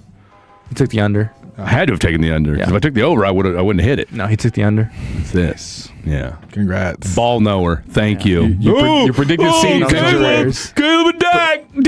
Dak should hit his yards with George Pickens and CD. Really going out on a limb there, aren't you? Really going out on a limb. Wow. Predicted an injury. Congrats. He didn't. What a call. We'll never know. If he wasn't injured. We'll never know. All right, let's do this year's. So I'm just going to run through the most popular ones. Let's do it. Raise your hand up if you want it. Let's do it. Puka Nacua over under 8 season receiving touchdowns. I'm not touching Puka. I don't know. It's a mystery box. I'm a little nervous about Puka. Yeah, I'm not touching Has he had a rehab yet? For which issue? Seriously, he was in there for a while. Did you see his bite mark? Oh, and he loses goal line work with Adams, Corum, Kyron. That's 3 guys that take goal line of work from him. So I'm taking note of the touchdown. And they run so much like 12 and 13 personnel. Yeah. I'll take the yards before the touchdowns. Yeah, I would too. All right, Ashton Genty. Maybe I'll take the under. Give me the under for Puka. Okay, it's a flat line. It's at 8. So. I was gonna say, I heard. What does that mean? You're the degenerate here. It has to have 7 It means or that less. if he ends up on 8, it's a push. So it's not a loss or a win. It's just kind of like a, Are you on the under? Give me Puka with the. Isn't he in a contract year though? He is. They're not going to re-sign him. What? They're not going to re-sign him. Are you out of your mind? Hey, you heard it here first. They're not going to re-sign him. Would Will McClay tell you this? They're just not going to re-sign him. Hey, we're going to do it. No. Dude, they would have re-signed him by now. Yeah, if he wasn't gone on like an anti-Semitic rant while he's biting women. So I mean, of course they're not going to sign him yet. So what are they going to do? Wait for Pickens to reset the market and then pay him? I think they've got. I mean, you're not going to let him walk out the door. I think they could trade him. I think they could tag and trade him. I mean, they'll tag him before they do anything. They're not letting Puka Nacua walk out because Devontae Adams is what, 34? Like, I think he's older than that. Yeah. No, you're not letting. You're tripping. I thought they were going to draft Mekhi Lemon, and that was going to be Puka's way. I did too. I thought that well, was at the very least, I mean, at very least, you'd have the guy that called it at the bar at Pluckers when they drafted the quarterback. Something, which but I think it was because he was ahead of the curve, picks wise. I think they were like on Twitter. Yeah, Twitter. God, Twitter ruins the draft. It does. You know what? Give me Puka in the under. I'm taking Puka in the under. I'm sticking with it. Ashton Genty over under 974.5 rushing yards. Give me the over. I was going to say I'll let you. He was horrible. He was great. His old line was horrible. His offense is better. He was great, more stable. Give me Ashton Genty over. Easy. What's the yardage? 974.5. So basically to get 1,000. Yeah, that's a no-brainer. I got the over. What is 1,000's like? What 72 yards a game or something? Seriously, like something low. Dude, do we realize that Javonte Williams only had 2 games over 100 yards last year? I mean, now granted, kudos to him, he played all 17 games, but he only had 2 games over 100 yards. Continue. All right, next one. Dak Prescott over under 4,024.5 passing yards. Yeah, I'll take this as my second over. I'll double down on that. I mean, we could high five over this one. I think he smashes that. Yeah. All right, I'm taking these next 2. These are both mine. You can't take them. By the way, Devontae is 33. He'll be 34 on Christmas Eve. And dude, you know how many touchdowns he had last year? A bunch. 13? I don't know. 14. I'm not saying Puka won't play for him next year. I don't think they give him a contract. Did I say under 8? Under on Puka, yeah. Yeah. You wanna keep thinking? Let me hold on that. Dak instead? You want to take the Dak one as your first prop? I'll give it to you. If not, I'll take it. I'll give it to you. You're such a creep. Take it or not? I'll take it. Okay, Dak's his. All right, I'm taking the next two. I'm going to take Caleb over 3,599 passing yards. That's easy. And then Bijan over 1,175 yards. Those are my two. Wow. 1175, that's it? For Bijan, yeah. Rushing yards. Oh, that's a no-brainer, dude. Well, a little bit more competition as All right, far so- as just a competent offense continue. So we're getting rid of Puka, so you each need to pick one more. Yep. All right, JSN over under 1325. No, give me some. Give me some Chiefs ones. What are some Chiefs ones? Well, you can do other ones. There's other people. We don't have to do straight Chiefs, but he's just doing the popular. How about you? He's doing popular. Oh, because the Chiefs aren't? Get out of my face. There's doing not a single popular Chiefs popular pick. props. I spelled the word Chiefs wrong. Hold on. I before E except after C. Oh, never mind. Kansas City. Okay. All right. Mahomes. What's he got? Okay. What's he got? They just don't like me. Let's see. Passing yards. Let's see what Mahomes' passing yards is at. Patrick Mahomes. He's gonna take the He's not over. on here. Yeah. He's not even an option. Well, I mean, what kind of communist? they only what kind of put early communist ones. betting site are you on? Anyway, They only, Prize Picks. they only put early Prize stats Picks. on there, Fred. They don't just do every team, every player. They just do the you're popular right. players. Popular players. I guess Pat Mahomes just. I guess he's a big nobody. Is he on They there? have Fernando Mendoza on here. Is he on You know there, what? Fred? Get out of Is he my on there? face with this nonsense. Give me another prop because I'd like to pick mine, and Fred can cry about the Chiefs. All So right. your next Matthew prop. Stafford over 3,925. Nope. Next. Drake May over under 37.99. Nope. Don't want to touch it. Josh Allen over under 35.99. Don't want to touch it. New wide receiver room. New head coach. I I don't got a know. feeling Blake's going to take this one. Okay. Jameer Gibbs, 1,200 yards rushing. It's a lot of mouths to feed over there. He'll Give get me you, like- Josh Allen over. Okay. No, they said that Gibbs is the lead back. No, I'm just saying in that offense. Would you say 3,500 yards for 35. Josh Allen? He needs 3,600. 3,600. Give me that all day. What did he do last year? Look it up. Wait, give me the I didn't next say. one. Yeah, give me my next one. You don't want Gibbs? Not yet. You want Burrow to get 4K? That's scary. He'll get hurt. Yeah, no. Derrick Henry, 1,250 rushing yards. Not taking that. Will Anderson, 11.5 sacks. Ooh, I was about to take it. That's a lot of sacks, though. I'm going to wait on that one. That and Gibbs have been the most enticing. Okay, Jared Goff, 4,050 passing yards. No, I'm not touching it. Puka, over under 1,350 receiving yards. Oof. That's a lot of yards. I'm passing. Oh, wait. Oh, they have Justin Jefferson, 1,150. I'll take the over. That'll be my final. Over? I was going to say that's not a Him bad and one. Kyler. I was going to say him and Kyler about to Actually, you know what? I'm not. I'm taking that off. Kyler's really bad at throwing the ball down the field. I feel like he was third worst in deep throw completion. So I'm actually taking it off my board. I still need one. All right. Genty, over under 7.5 rushing touchdowns. I already got one Genty, so I'll keep going. So I'm not that's doubling true, up we on do. Genty. Sam Darnold, 3,700 passing yards. Don't like it. Jackson Dart, 3,100 passing I really yards. don't like it.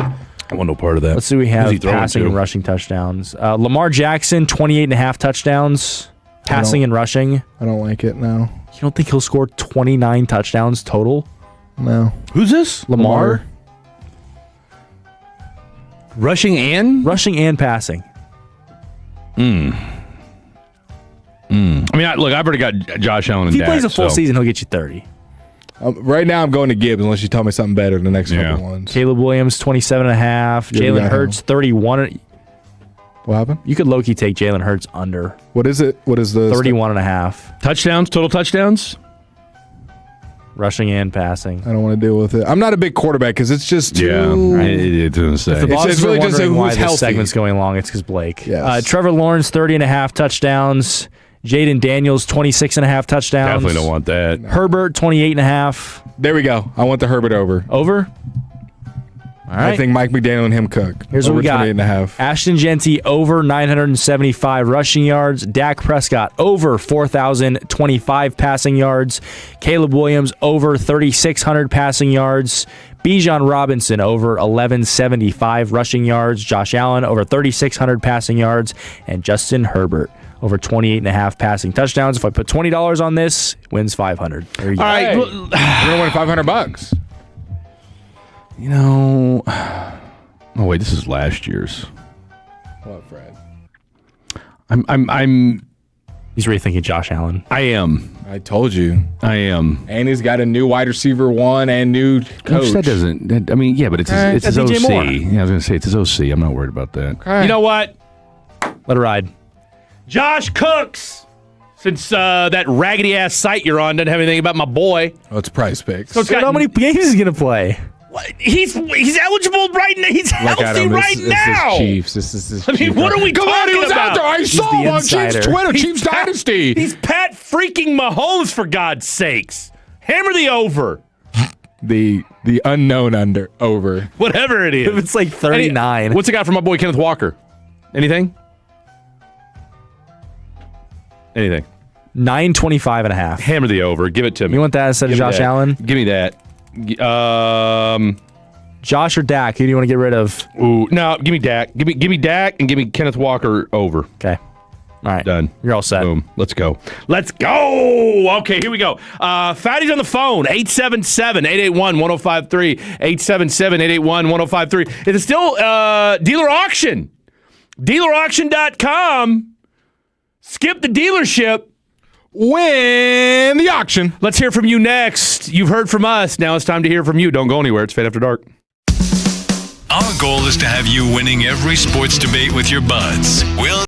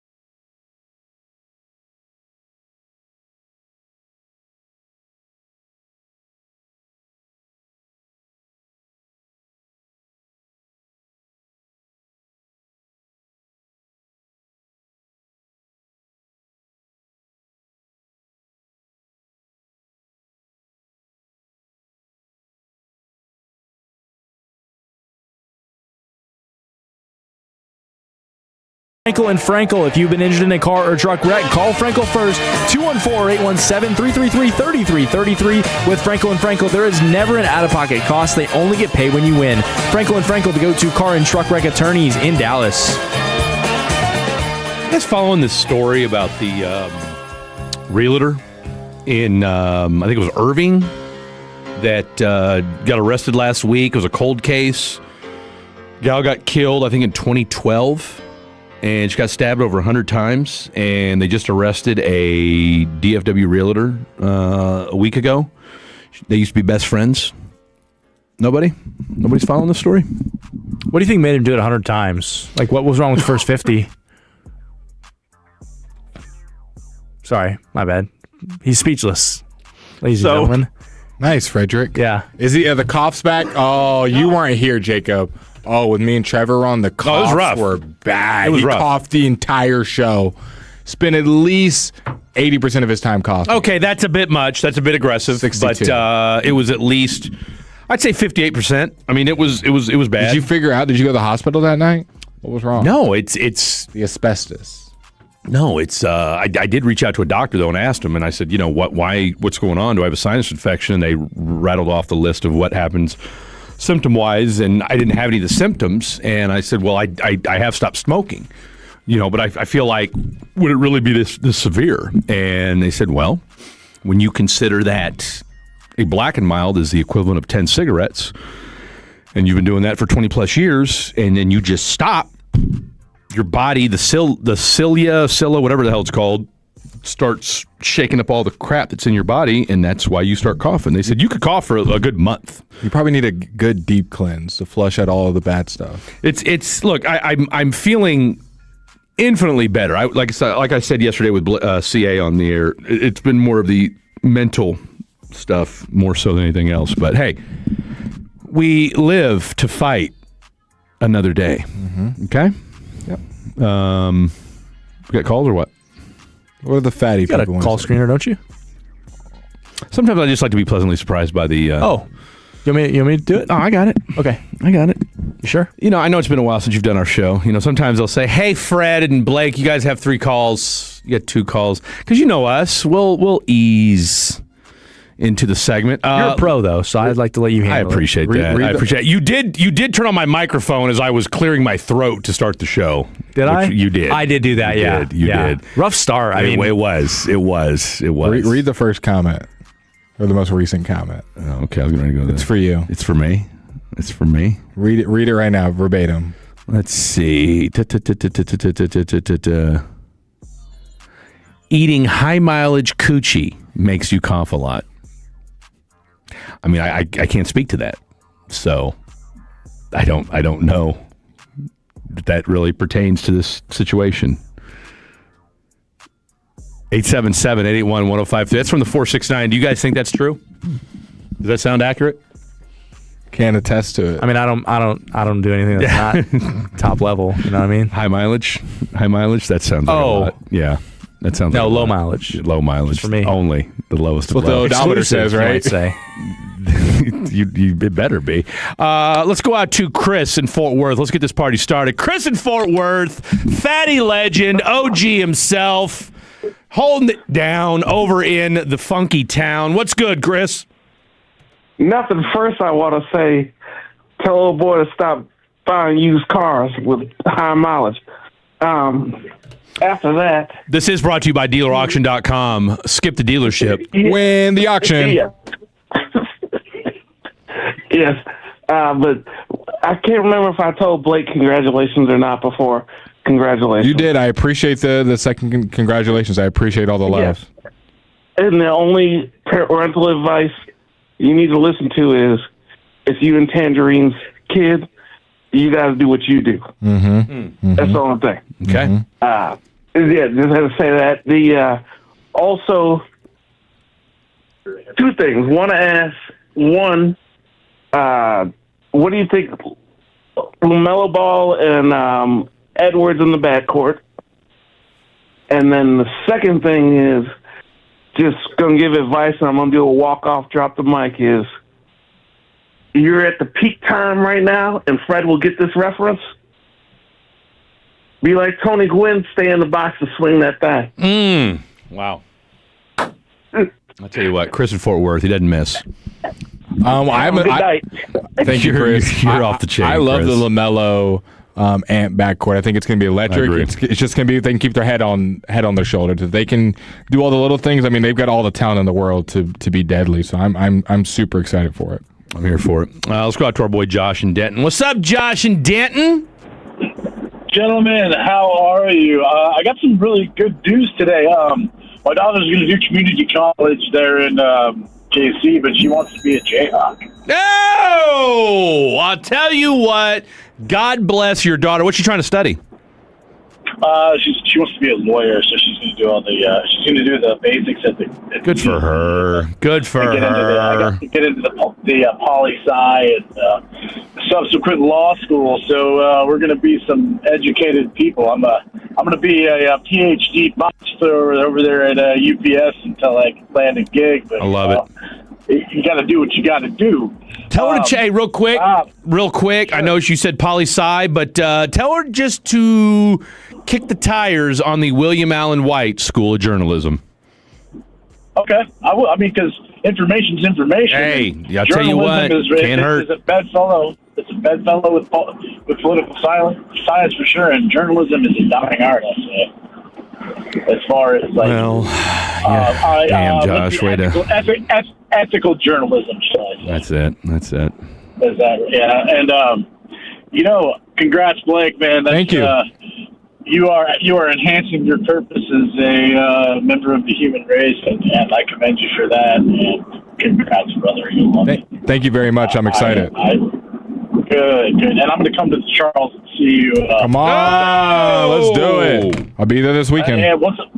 And remember, gentlemen, never put your face in a dusty place. Oh, I tell you what. Josh and Denton, truer words have never been spoken. Let's go out to Dallas. Let's go out to Dallas. Let's go out to Dallas and find Diamond Mike. Hey, dealerauction.com. You already know it, but to chime in. You know the vibes. Yeah. Hey, did you hear that Atletico news, Fred? Oh, we heard because we're trying to get our boy Chicharito on. So TBD. Remember we were talking back, and I told you something big was going to happen. Yeah, no. And I hate to, I don't want to be I told you so guy, but I've been sitting on this news for about a month now, so they wanted to wait till after the World Cup to announce it. So. Yeah. He's plugged in. Same here. One of my I got plugged in too. But he's got sources too, Fred. Hey, we all got sources. I mean, but to your point, look, it's good news. It lets you know, from an Atletico standpoint, right? Like they're serious. They got some loot, and they're trying to put an entertaining brand of soccer on the field.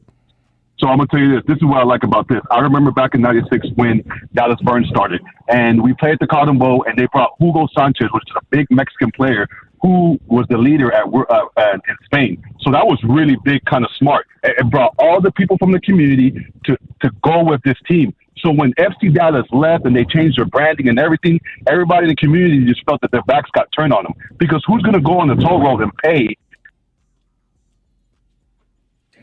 Who was going to go on the toll road? They just snatch up my boy Diamond. I was going to say, did FC Dallas just snipe my boy Dallas Diamond Mike? Yeah.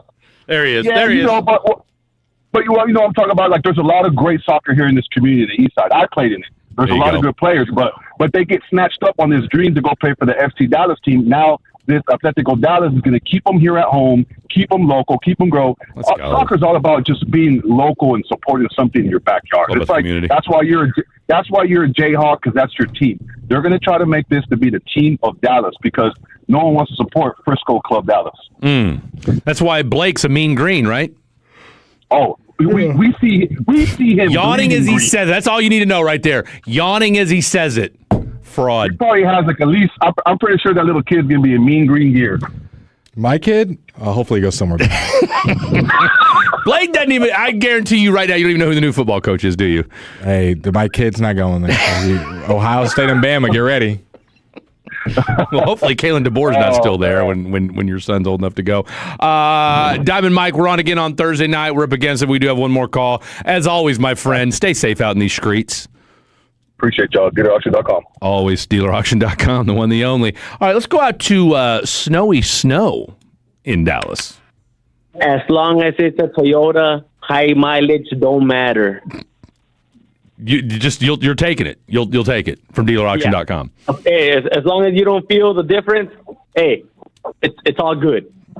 Well, I'm in Oregon drinking a Modelo Negra, and I just got some two pre-rolls, dispensary style. Okay, all right. Now I thought they were trying to stop though. I mean, didn't the Texas Supreme Court just come out and say they're not selling those anymore? Or you got the plug? Oregon. Oh, you're in Oregon? Yes. Oh, damn. What are you listening on the Odyssey app? Yes. Oh, man. Well, shout out to you, Snow. Shout out to you, Snowy Snow. You just got added to the OG fatty list, Snowy Snow. My man. Hey, guys, you guys aren't KNC and G-Bag. You guys are listenable. You guys are the best. Come on, man. I love it. Snowy We love Snow. KNC and You're the G-Bag, best. You're but the we best, appreciate the Snowy kind Snow. words. I do appreciate the kind words. So remember, what are you doing up there in Oregon, bro? Work trip. Okay. Yeah. I ain't mad at you. The last time we talked, remember my brother was in prison. Oh, what's the you were talking about what you were going to say to him. What's the latest on that?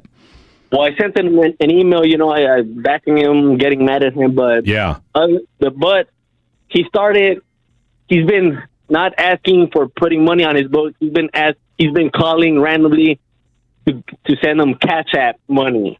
You know how that goes, man. Yeah. So he ain't buying no ramen soups. He ain't buying no chips with that Cash App money. No. Not only that, he's been asking for $100 every 2-3 days. Oh, so he's still in it. He's still in it to win it. Still in it. Yeah, so I got mad at him. I haven't been, sending him more letters, but I spoke with my dad later this weekend, and he said that he got my letter and that he felt bad because he doesn't want to respond to my emails because he doesn't feel he's in the same level as me. Yeah. As in I guess he feels ashamed that he's going to come out with, no money, no job. Because I told him, hey, come on, let's go to a Rangers game, Cowboys game. Let's get it. You can stay at my house here in Dallas. What's up? Yeah. But he's feeling ashamed. What should my second letter be? Tell him you love him, man. Tell him it's not about. He doesn't have to feel ashamed. Just tell him you just want to see him clean and sober. Just tell him you just want to see him clean and sober, and the rest will take care of itself, man. That's all. I mean, because I'm guessing your dad's supporting him too, right? Yeah. He's an enabler again. I mean, look, and here's the thing: like you're coming out of prison, man. Like outside of unless you're a rapper or a dope dealer. I mean, who's coming out of prison on top? You know what I'm saying? Like, who's coming out with money in their pockets when they come out of prison? And I'm sure there's a couple, but most probably don't. 10 years ago, I came out of prison with nothing. Now, fast forward 10 years, I'm married. I have 2 houses. That's it. I have a job. You're balling, dude. Time. It takes time. Takes time, brother. You just, hey, look, man, you just keep fighting the good fight. You keep doing what you're doing. Keep, one foot in front of the other. And look, you just pray for your brother and just let him know you love him. And that you're ready. You will be waiting for him when he gets out, and he's got your support. But again, but make it clear he's got your support, but don't play with you. Yeah. But don't play with you. You're not, you know what I'm saying? Like this ain't some, hey, we're sitting around here playing glad ass. No. Yeah, all right. glad ass. Grab whatever. I can't. It's late. It's late. Don't play glad ass with your family. Grab members. ass. That's what I mean. I'm sorry, Snow. Grab ass with your family is crazy. Fred, before we hang up, Fred, 2 things. What's your all-time favorite strain, and what's your favorite beer? Did he say what I think he said? My favorite strain. Let me tell you something about strains. And I might be in the minority on this. I think the whole indica sativa thing is one of the biggest marketing ploys ever made by the marijuana industry. Okay, you either get faded or you don't. All right, Yep. So that's my belief. I think the whole indica sativa thing is a crock. And then when I was drinking back in the day. Whew, you know what? Look, man, I'll put it to you like this. I didn't mind a Miller Lite with a lime. Now, I get it. That's not the most, but hey, when you're drinking and you're not drinking to taste, you're drinking to get your drink on. And I'm not sitting here trying to pander, but I did imbibe on a few Modelo Negros back in the day. So you can't go wrong. All right, let me rephrase that question then. Flower or vape? Oh, flour, dude. Come on. Yes. Look, a blunt? What? What? You made my night. What? You got to be kidding me. All right, we've said too much. Snowy Snow, get some work done out there, brother. Hey, guys, God bless. OG Fatty. My man just got inducted into the OG Fatty Hall of Fame right there. Yeah. OG Fatty Hall of Fame, Snowy Snow. All right, final segment of the show coming up next. Don't go anywhere. It is The Fan After Dark. Coming up Tuesday morning on Sean and RJ.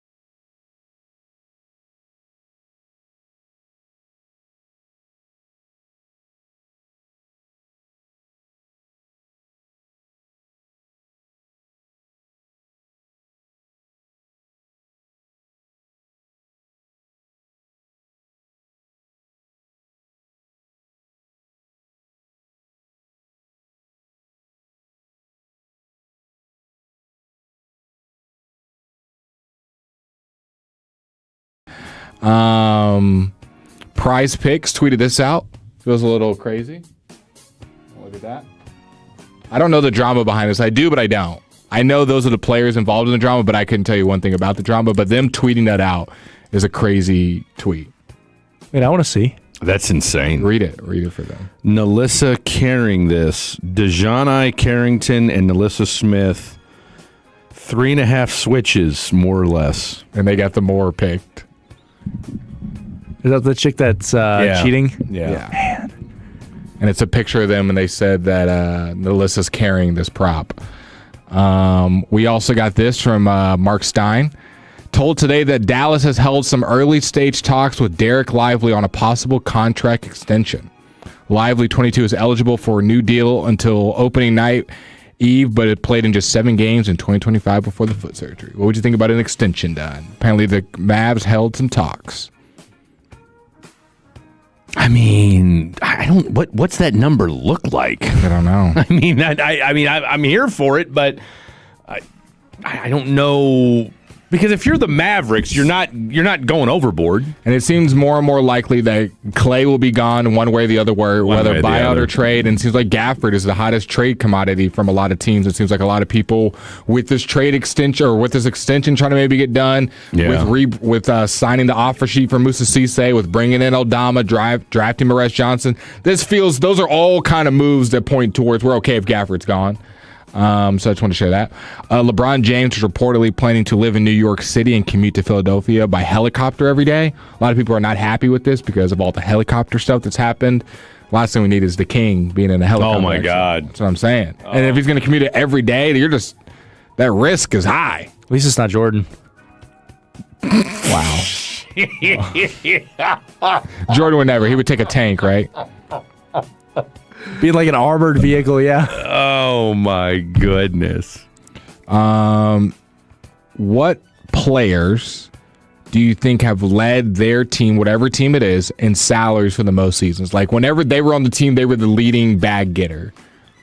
So you can name me the player and how many seasons you think he did. Like, talking NBA? NBA. So the player at the top did it for 18 seasons. They were the top bag getter. It's got to be LeBron. Incorrect. LeBron is second at 14 seasons. This is since 1990. LeBron is second. 18 seasons, this player was the leading bag getter on whatever team he was on. Steph Curry. Steph Curry is not even on the top 10.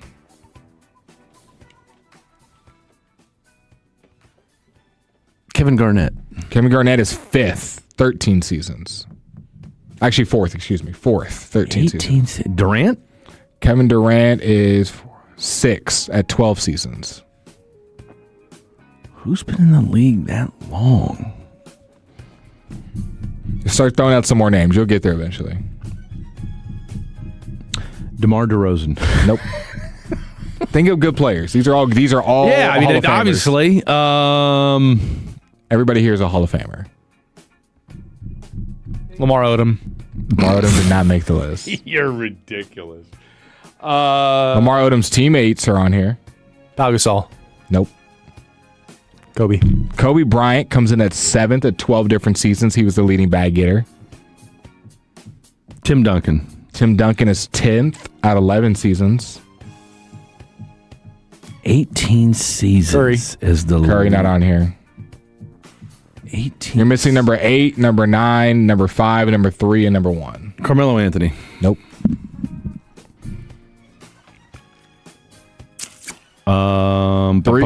Three of these players dominated in the 90s, and then the other two in the kind of mid-2000s. Shaq is number 1. Jordan. Shaq is number 1 at 18 seasons. He's the leading bag getter. He has been the leading bag getter for more seasons than anybody in NBA history since 1990 at 18 seasons. LeBron is number 2 at 14. You're never going to guess number 3. You want any guess? You want to throw one out? What year did he play? Don't give me a line. Is he a 90s guy? 90s guy. He's a 90s guy. What team? Guard, forward? Center. Denver, the Houston Rockets. Oh, Mutombo. At 13 seasons, he's third on this list. Did not expect that. That's wild. I did not know Dikembe was only on that 2 list. other players have gotten more money over multiple seasons, been the lead bag getter than him. Kevin Garnett is 4th. Karl Malone is 5th at 12 seasons. Yeah. Durant's same with 12. Kobe the same with 12. Chris Bosh was the other name we were looking for with 11 seasons, which surprised me. I guess all the years in Toronto. Yeah, that makes sense. And then the next guy that y'all did not list, Chris Paul, 11 times was the leading bag. Was Dirk on there? Nope. Really? Did not crack the top 10. I'll be damned. From the 214, and you'll appreciate this. Fatties on the phone be like taking turns like Jerry Springer show. Grab ass. That is true. The Heat staffer who published that LeBron James presser video, remember, on YouTube had vacation scheduled this week and was trying to get ahead of potential work. That's why they posted it. So it was a young intern that had vacation and tried to schedule and plus tweet. the other thing was, too, is they said they've had that job posted since the beginning of the month. So they said that job was posted well before he posted that. So, I mean, it's a slow news day. What are we talking about? Mario Hajona goes to the Cleveland Cavaliers. That was the EuroLeague guy from Real Madrid that everyone was trying to get. It's his second stint, isn't it? This is his second stint. David, the singer. Yes. It gets worse. Killed the girl? In the Tesla. Oh, he's cooked, dude. They're doing the court hearings this week, and they've been doing a bunch of the testifying. Apparently, the girl was 13 years old when she was impregnated by David. David then forced her to get an abortion. Then, less than a year later, unfortunately, took her life. Yeah. Chopped her allegedly. Put her in the back of the Tesla, froze her to death, and that's when she was found. Yeah. All before the age of 14. Now this dude's a sicko. Yeah. And then sang about it. And then sang about it And wore her clothes. Yeah, no, he's a sicko. That's like serial killer stuff. There's a special place in hell for people like that. Do you think it's more than just her? I mean, who knows? I hope he gets killed wherever he's at. I hope he gets shivved. It's pretty bad. And dies a slow death. That's disgusting. It's pretty bad. Apparently, LeBron James' camp reached out to the Knicks. The New York Knicks were not interested. This is from Sam Amico from Amico Hoops. That would be crazy because remember, Rich Paul's first thing was, we don't want to go to New York. Not New York doesn't want us. Allegedly. That's why I'm Rich Paul. I don't know. Great show, as always, down to the final 5 seconds. Great stuff, as always, from the one, the only new guy, Jake. For my boy Blake, I'm Fred. Good night. God bless. We'll see you on Thursday.